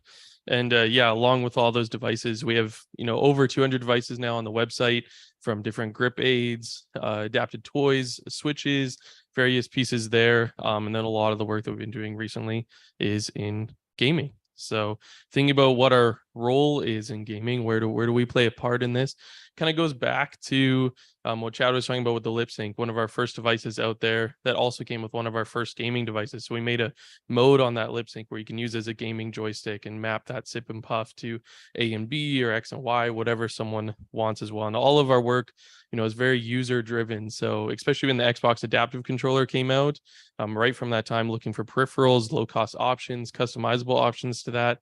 That was where a lot of our gaming work started. However, in the last 2 years, since the beginning, we've been answering this question a lot, but put a lot of effort into answering this question the last 2 years of, I don't know where to start. So hearing this from a variety of folks, clinicians that are working with gamers in rehab centers, community centers like librarians, or various people in the community that are working with gamers for solutions, and then players themselves too, of wondering what technology is out there and what's available. So we have 4 main ways that we go about answering this question lately, starting with gamers and players, working with them to answer that question, designing and developing various assistive technologies, creating accessible gaming spaces, and working with the game industry directly. So I'll go into each of these here. So starting with the players. This is a photo here of a Zoom call with myself, Carrie Lynn, which was one of our previous interns, and then 2 gamers, Keegan and Cameron.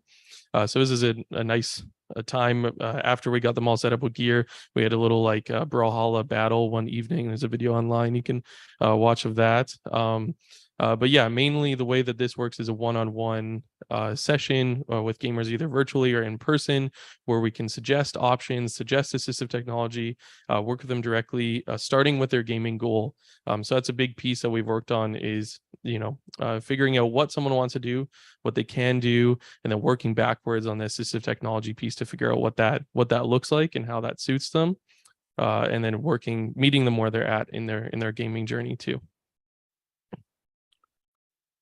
So in R&D development, the 2 main things that we work on are alternative inputs.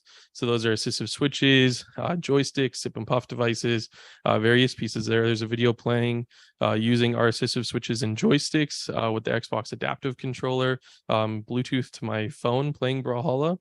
And then the other one is modified controllers. So using 3D printing or changing where the mounting is of a controller. So if it's difficult for someone to hold that controller, they're able to, maybe mount that on an arm that's sticking out, various pieces like that. And there's lots of creativity in this. And as Chad mentioned, designers are coming up with this all the time. Caleb Craft, the controller project, various pieces that people are putting out these controller modifications open source, so we can link them on our website as well too. So big thank you to them on that. And the big push for R&D lately has been our accessible joysticks. So around a couple of the tables here, if you want to check out online, these just launched this last week. So we created a variety of different accessible joysticks. And the main goal here is to have them both be able for mice control or mouse control, as well as gaming, all in one joystick. So through a grant with the government in Canada, lately over the last couple of months, we're able to develop a range of these. So, nunchuck style, a bigger type of joystick, a PS4 style joystick, and a couple different other alternatives there. Again, we can build these in classrooms, teach kids about STEM activities, and then get these out into the world. The big need for joysticks in Canada is if you're looking to get an accessible setup and you have the switches, but you're needing joysticks for movement, you're looking at hundreds of dollars for a commercial assistive joystick, and oftentimes they don't work directly with the gaming console software. So this will be one of the main ways that people can access joysticks now in Canada. It's talking about accessible gaming spaces. So in the end of last year, we started this program called Game Checkpoints. It stands for Gaming Accessibility Made for Everyone.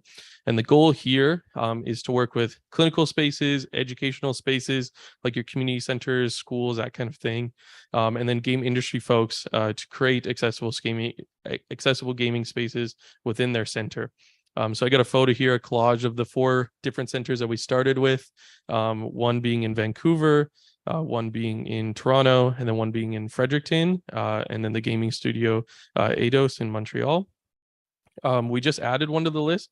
Last week I was in Edmonton, and we launched it at the Glenrose Rehab Center. The Glenrose is the largest rehab center in Canada. So yeah, thank you. So lots of different folks that we've been working with here. Another photo here of some of the centers that we've worked with and collaborated with other folks that are doing this work. So thank you to them. So how does an accessible gaming space get started, and kind of what is it? I want to get into that a little bit here. So firstly, when we're wanting to launch a space, we have to supply the center with the accessible gaming gear. So we're thinking about assistive technology, but as well as consoles, controllers, that kind of thing. So with those 4 initial centers, we're able to donate over $10,000 of tech to each center to get them started around this technology. Again, a lot of clinicians aren't gamers themselves, so we had to train them on how to, turn on the Xbox, like starting at that level and then going into the gaming pieces as well. So full day of training on the gear as well as assistive technology, and then having that continued support, which I think is a really important piece, where there's lots of siloing that happens in the medical industry as well. When there's different programs starting up, so these folks can all now communicate with each other and develop these programs as time goes on with us. So there's lots of different reasons why these accessible gaming spaces are important. I'm going to start with 2 of them here: the significance of gaming and the cost of gaming. So when we think about the significance of gaming, the big thing here is, again, we're hearing this question, I don't know where to start, from lots of different folks. So if we start at the clinician level, they're hearing it from clients that are coming in maybe post-injury that want to get back to gaming. They're looking for that experience. And if they don't have the tools or knowledge to develop it, it doesn't really go anywhere. So they want to be able to support clients in their gaming goals, what they want to do to decrease that social isolation as well. And thinking about gaming as a standard offering in the hospitals in Canada or worldwide as well. Currently, right now, if someone is into sports, maybe football, and then has an accident, goes into a rehab center, one of the first goals of care in a recreation therapy setting will be adaptive sports. However, if you think about someone that's a gamer, that's where that ends, is that idea piece, maybe some links, those kind of things. But these spaces can offer an opportunity to trial these devices, have that experience in center, and then get those devices when they leave as well. So that brings us to the cost of gaming. So again, each of these centers is about $10,000 to get a whole setup that's going to be able to replicate most people's setup at home. So those are the, all the different platforms, all the different kind of controllers, things like that. So you need this much setup to be able to trial the variety of what someone may need at home. If someone is going to do this work by themselves at home, if they need a new setup, that's going to cost them about $3,000 for one individual. About $1,000 of that is just gaming gear, console, controller, Wi-Fi, all that kind of stuff. But the $2,000 of that, still the majority, is the assistive technology portion. So without trialing these options, if you're about to drop $3,000 in a bunch of new gaming gear that you don't know is going to work, the likelihood of that happening is very low. So being able to go into these centers, try these options, gives the user more confidence, and they can get these devices at a lower cost through the maker model that Chad talked about.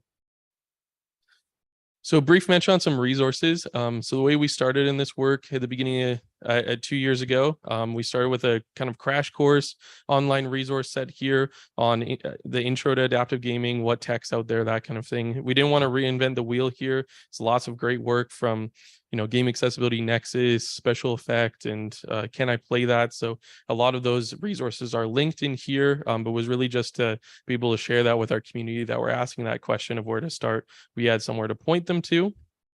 After that, through the game checkpoints, again, we like to keep everything open source. So I had to create a bunch of training manuals for them and reference guides. Those are all freely available online as well, too, if you're interested in taking a look at those. The goal of this booklet set here is in session, in a gaming session, a clinician can reference this if they're looking for, what solutions they want to try with the gamer.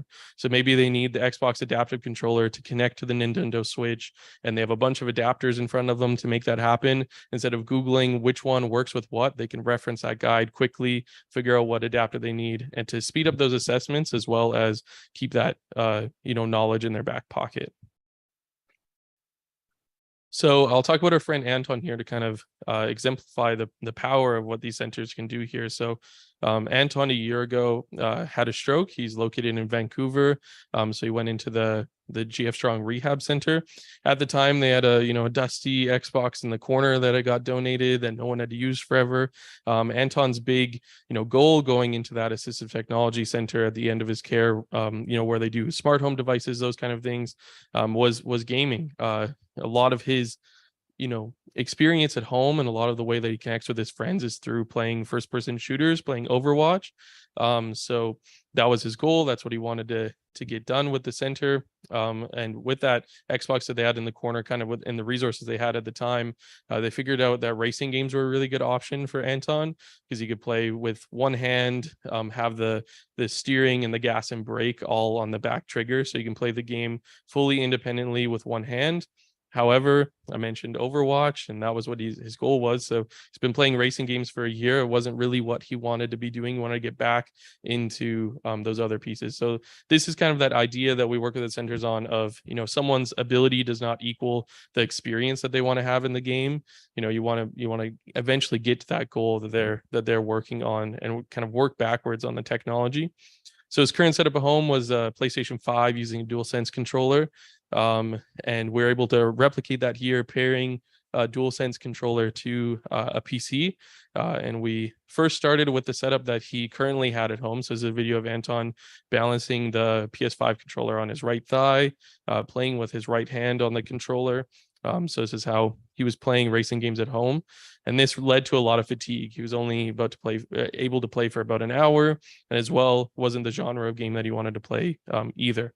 So utilizing an open source design from designer Akaki, which is a one-handed controller modification for the PS5, and then a ball and socket mounting plate on the table.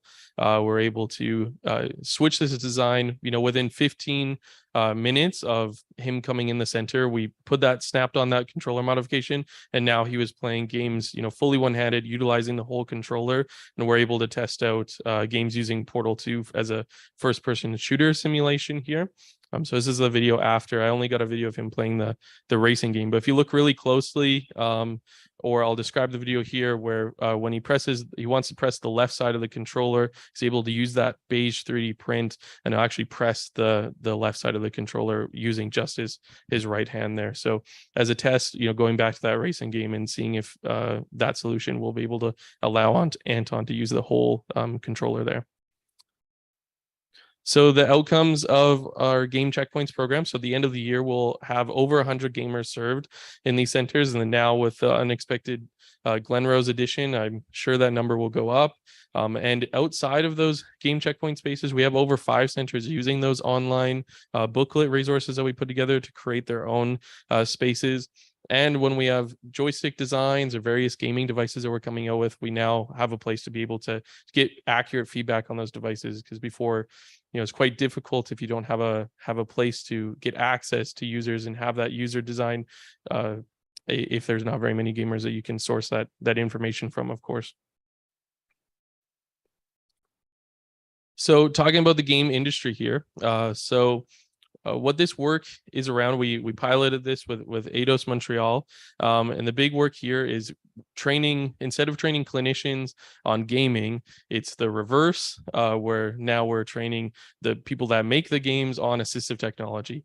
So these pieces of working with user research teams, game devs, making them aware of what options are available and out there for folks that may not be using standard controllers to play, as well as getting more players in the playtesting studio using non-standard controllers, so you can test accessibility options, with players that are not using those controllers, or have a wider variety of playtesting clients.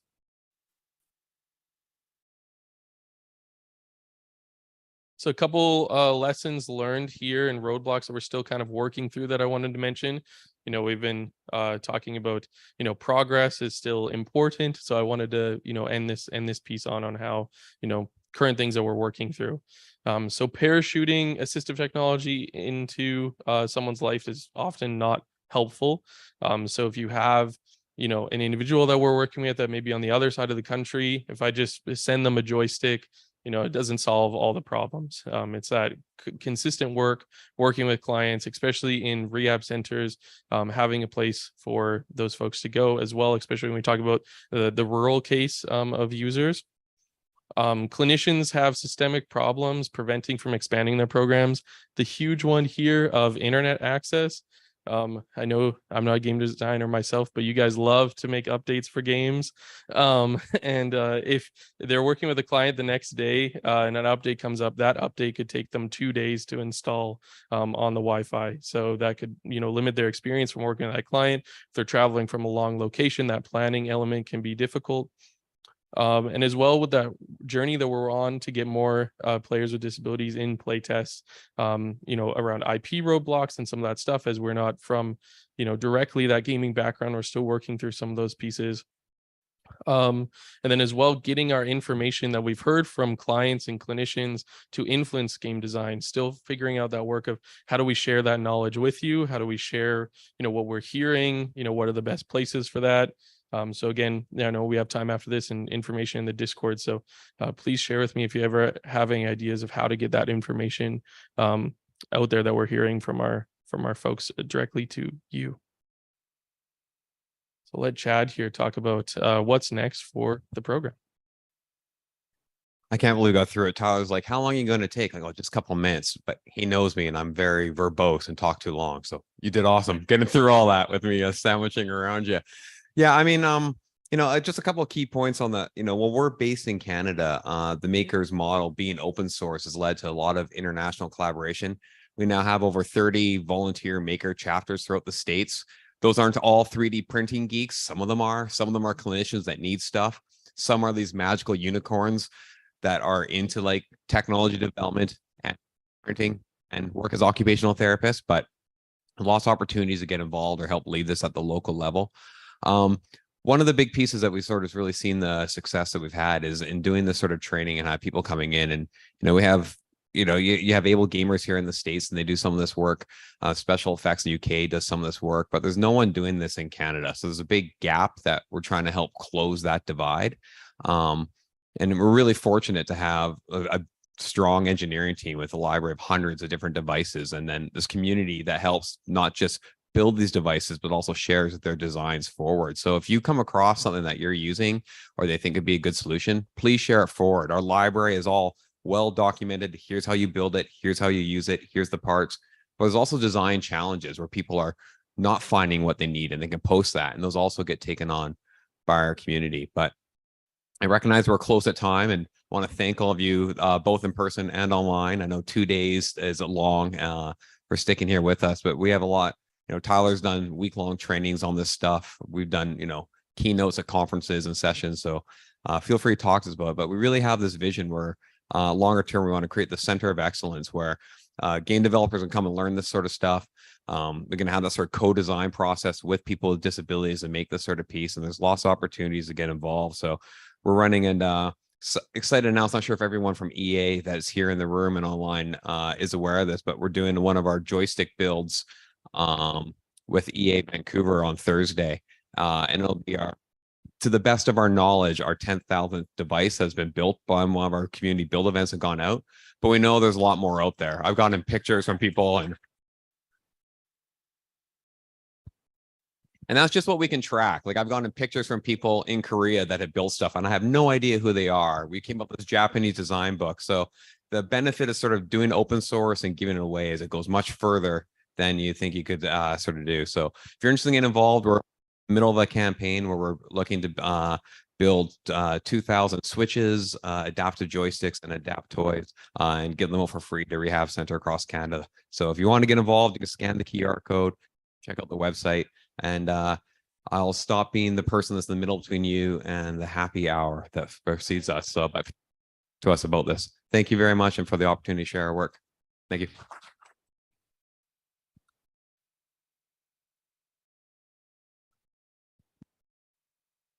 Thank you. And thank you for keeping track of which mic was the good mic. There was so much that got covered in that presentation that was phenomenal. And, literally, I can't believe that many devices. And just the fact that you have literally mystery makers around the world that you're just finding out about is phenomenal. And, I feel like some of the things that we got to learn today also reverberated back with some of the previous messages of, gamers don't always know what they need. And in this space, trying to figure out what you need can be really, really expensive. And so without these places where you can try these things out, you end up spending literally a whole bunch of money. And so having the opportunity to be able to try things out, and then again, assistive technology, it can be very, very expensive. So having options with these makers who can help out is absolutely critical and phenomenal. And so many people were commenting in the Discord that the fact that there are documentations for people in the clinics is also key. Just because you are in a clinic doesn't mean, and assistive tech doesn't mean you're going to know how to translate that into gaming. And so the fact that that exists is also really, really important. And everyone really zeroed in on the chat in 15 minutes. Look at what we did in 15 minutes, just with the little 3D printed thing and the mount. Like, that made such a difference. And all it took was 15 minutes and a little bit of knowledge and some 3D printing. And that's why initiatives like that are key. 15 minutes can literally unlock gaming for people with that effort. And so, thank you so much for coming and sharing that. It was phenomenal. So let's give both of them a round of applause.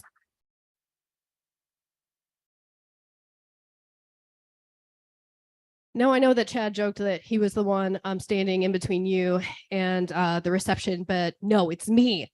I'm standing between you and the reception. Because as we end, it takes a lot of people to put on these events. And so, I'm going to do, our long list of thank yous to everyone who made this happen. So I first want to start by thanking our ASL interpreters from Partners in Communication, Rick Owen and Aaron Brewer. Yeah, give yourself a round of applause. Rick, you've earned it. I want to thank our live caption provider, Heart Captioning, for all of their work improving our captions today.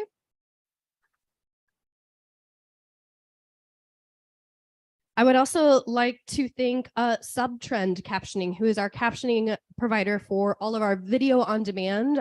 So all of the videos on YouTube. And with that, all of our pre-records, they have actually gotten through all the pre-recorded videos for day 2. And those are now available online. And as soon as we get the live talks edited, those will soon follow. So thank you again to Subtrend for literally their wicked fast captioning.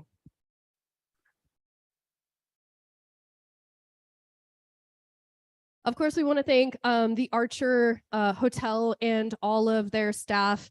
We work with their chefs to provide food. We work with their sales team to make sure that we can get discounted hotel rooms. We work with their events lead to get all of this together. And we work with Taylor, who has been our amazing AV person for both days. Taylor's been holding this entire conference together, like, by herself, essentially. So, like, extra round of applause for Taylor.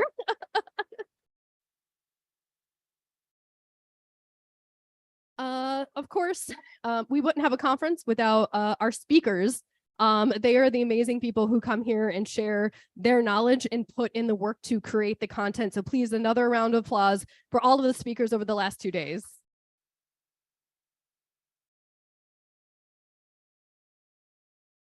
Of course, we also have all of our amazing staff who have handled everything from check-in to food organization to helping me find the flash drive when I've lost it. Literally anything you can think of, our staff has helped with. So thank you to Michael, DJ, Kramer, and of course our back of house wizard, Max.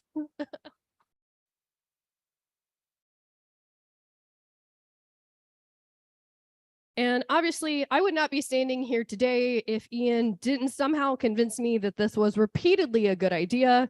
So everyone, please, a huge, huge round of applause for our co-director and co-founder, Ian Hamilton.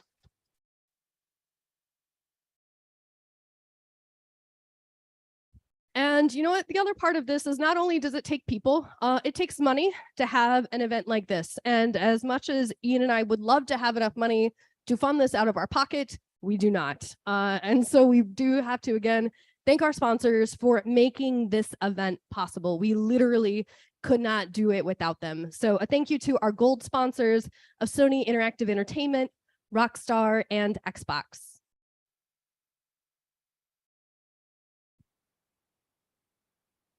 We would also like to thank our silver sponsors of Epic Games, Riot Games, Netflix, Electronic Arts, and Descriptive Video Works.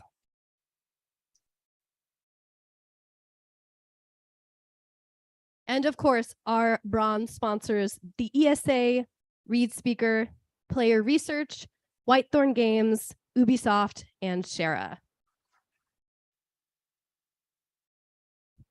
And of course, we also have to thank everyone who comes and look at everyone. Say hi to Discord. Yes, thank you. Thank you, attendees, for being here. Last year, I forgot to do a thing of the room, so I was not going to forget it this time because I frantically called in on my phone as people were leaving. But no, really, thank you to all of you, not only here in person, but you on the Discord.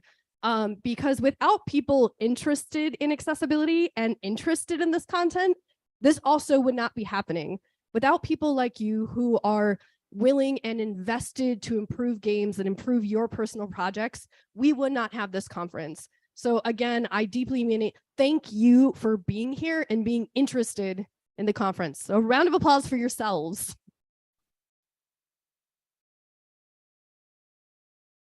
Okay, now we can talk about the reception. All right, so the reception officially starts at 5. So you will have a little bit of time where you can, package up your stuff, clean up, whatever you need to do. We will have beer, wine, and mocktails. But the most important part is we have fresh baked Battenberg from a local provider. So I want to thank Tressa from Lavender at Stillwater, which is a bakery and wine tasting place out in Carnation, Washington. So if you are local and want to support a local business who supports us in our Battenberg addiction, please make your way out to the Snoqualmie Valley and enjoy it. And with that, the conference is over. Again, thank you so much for coming. You're wonderful people, and I can't wait to go have a drink with you. Thank you so much.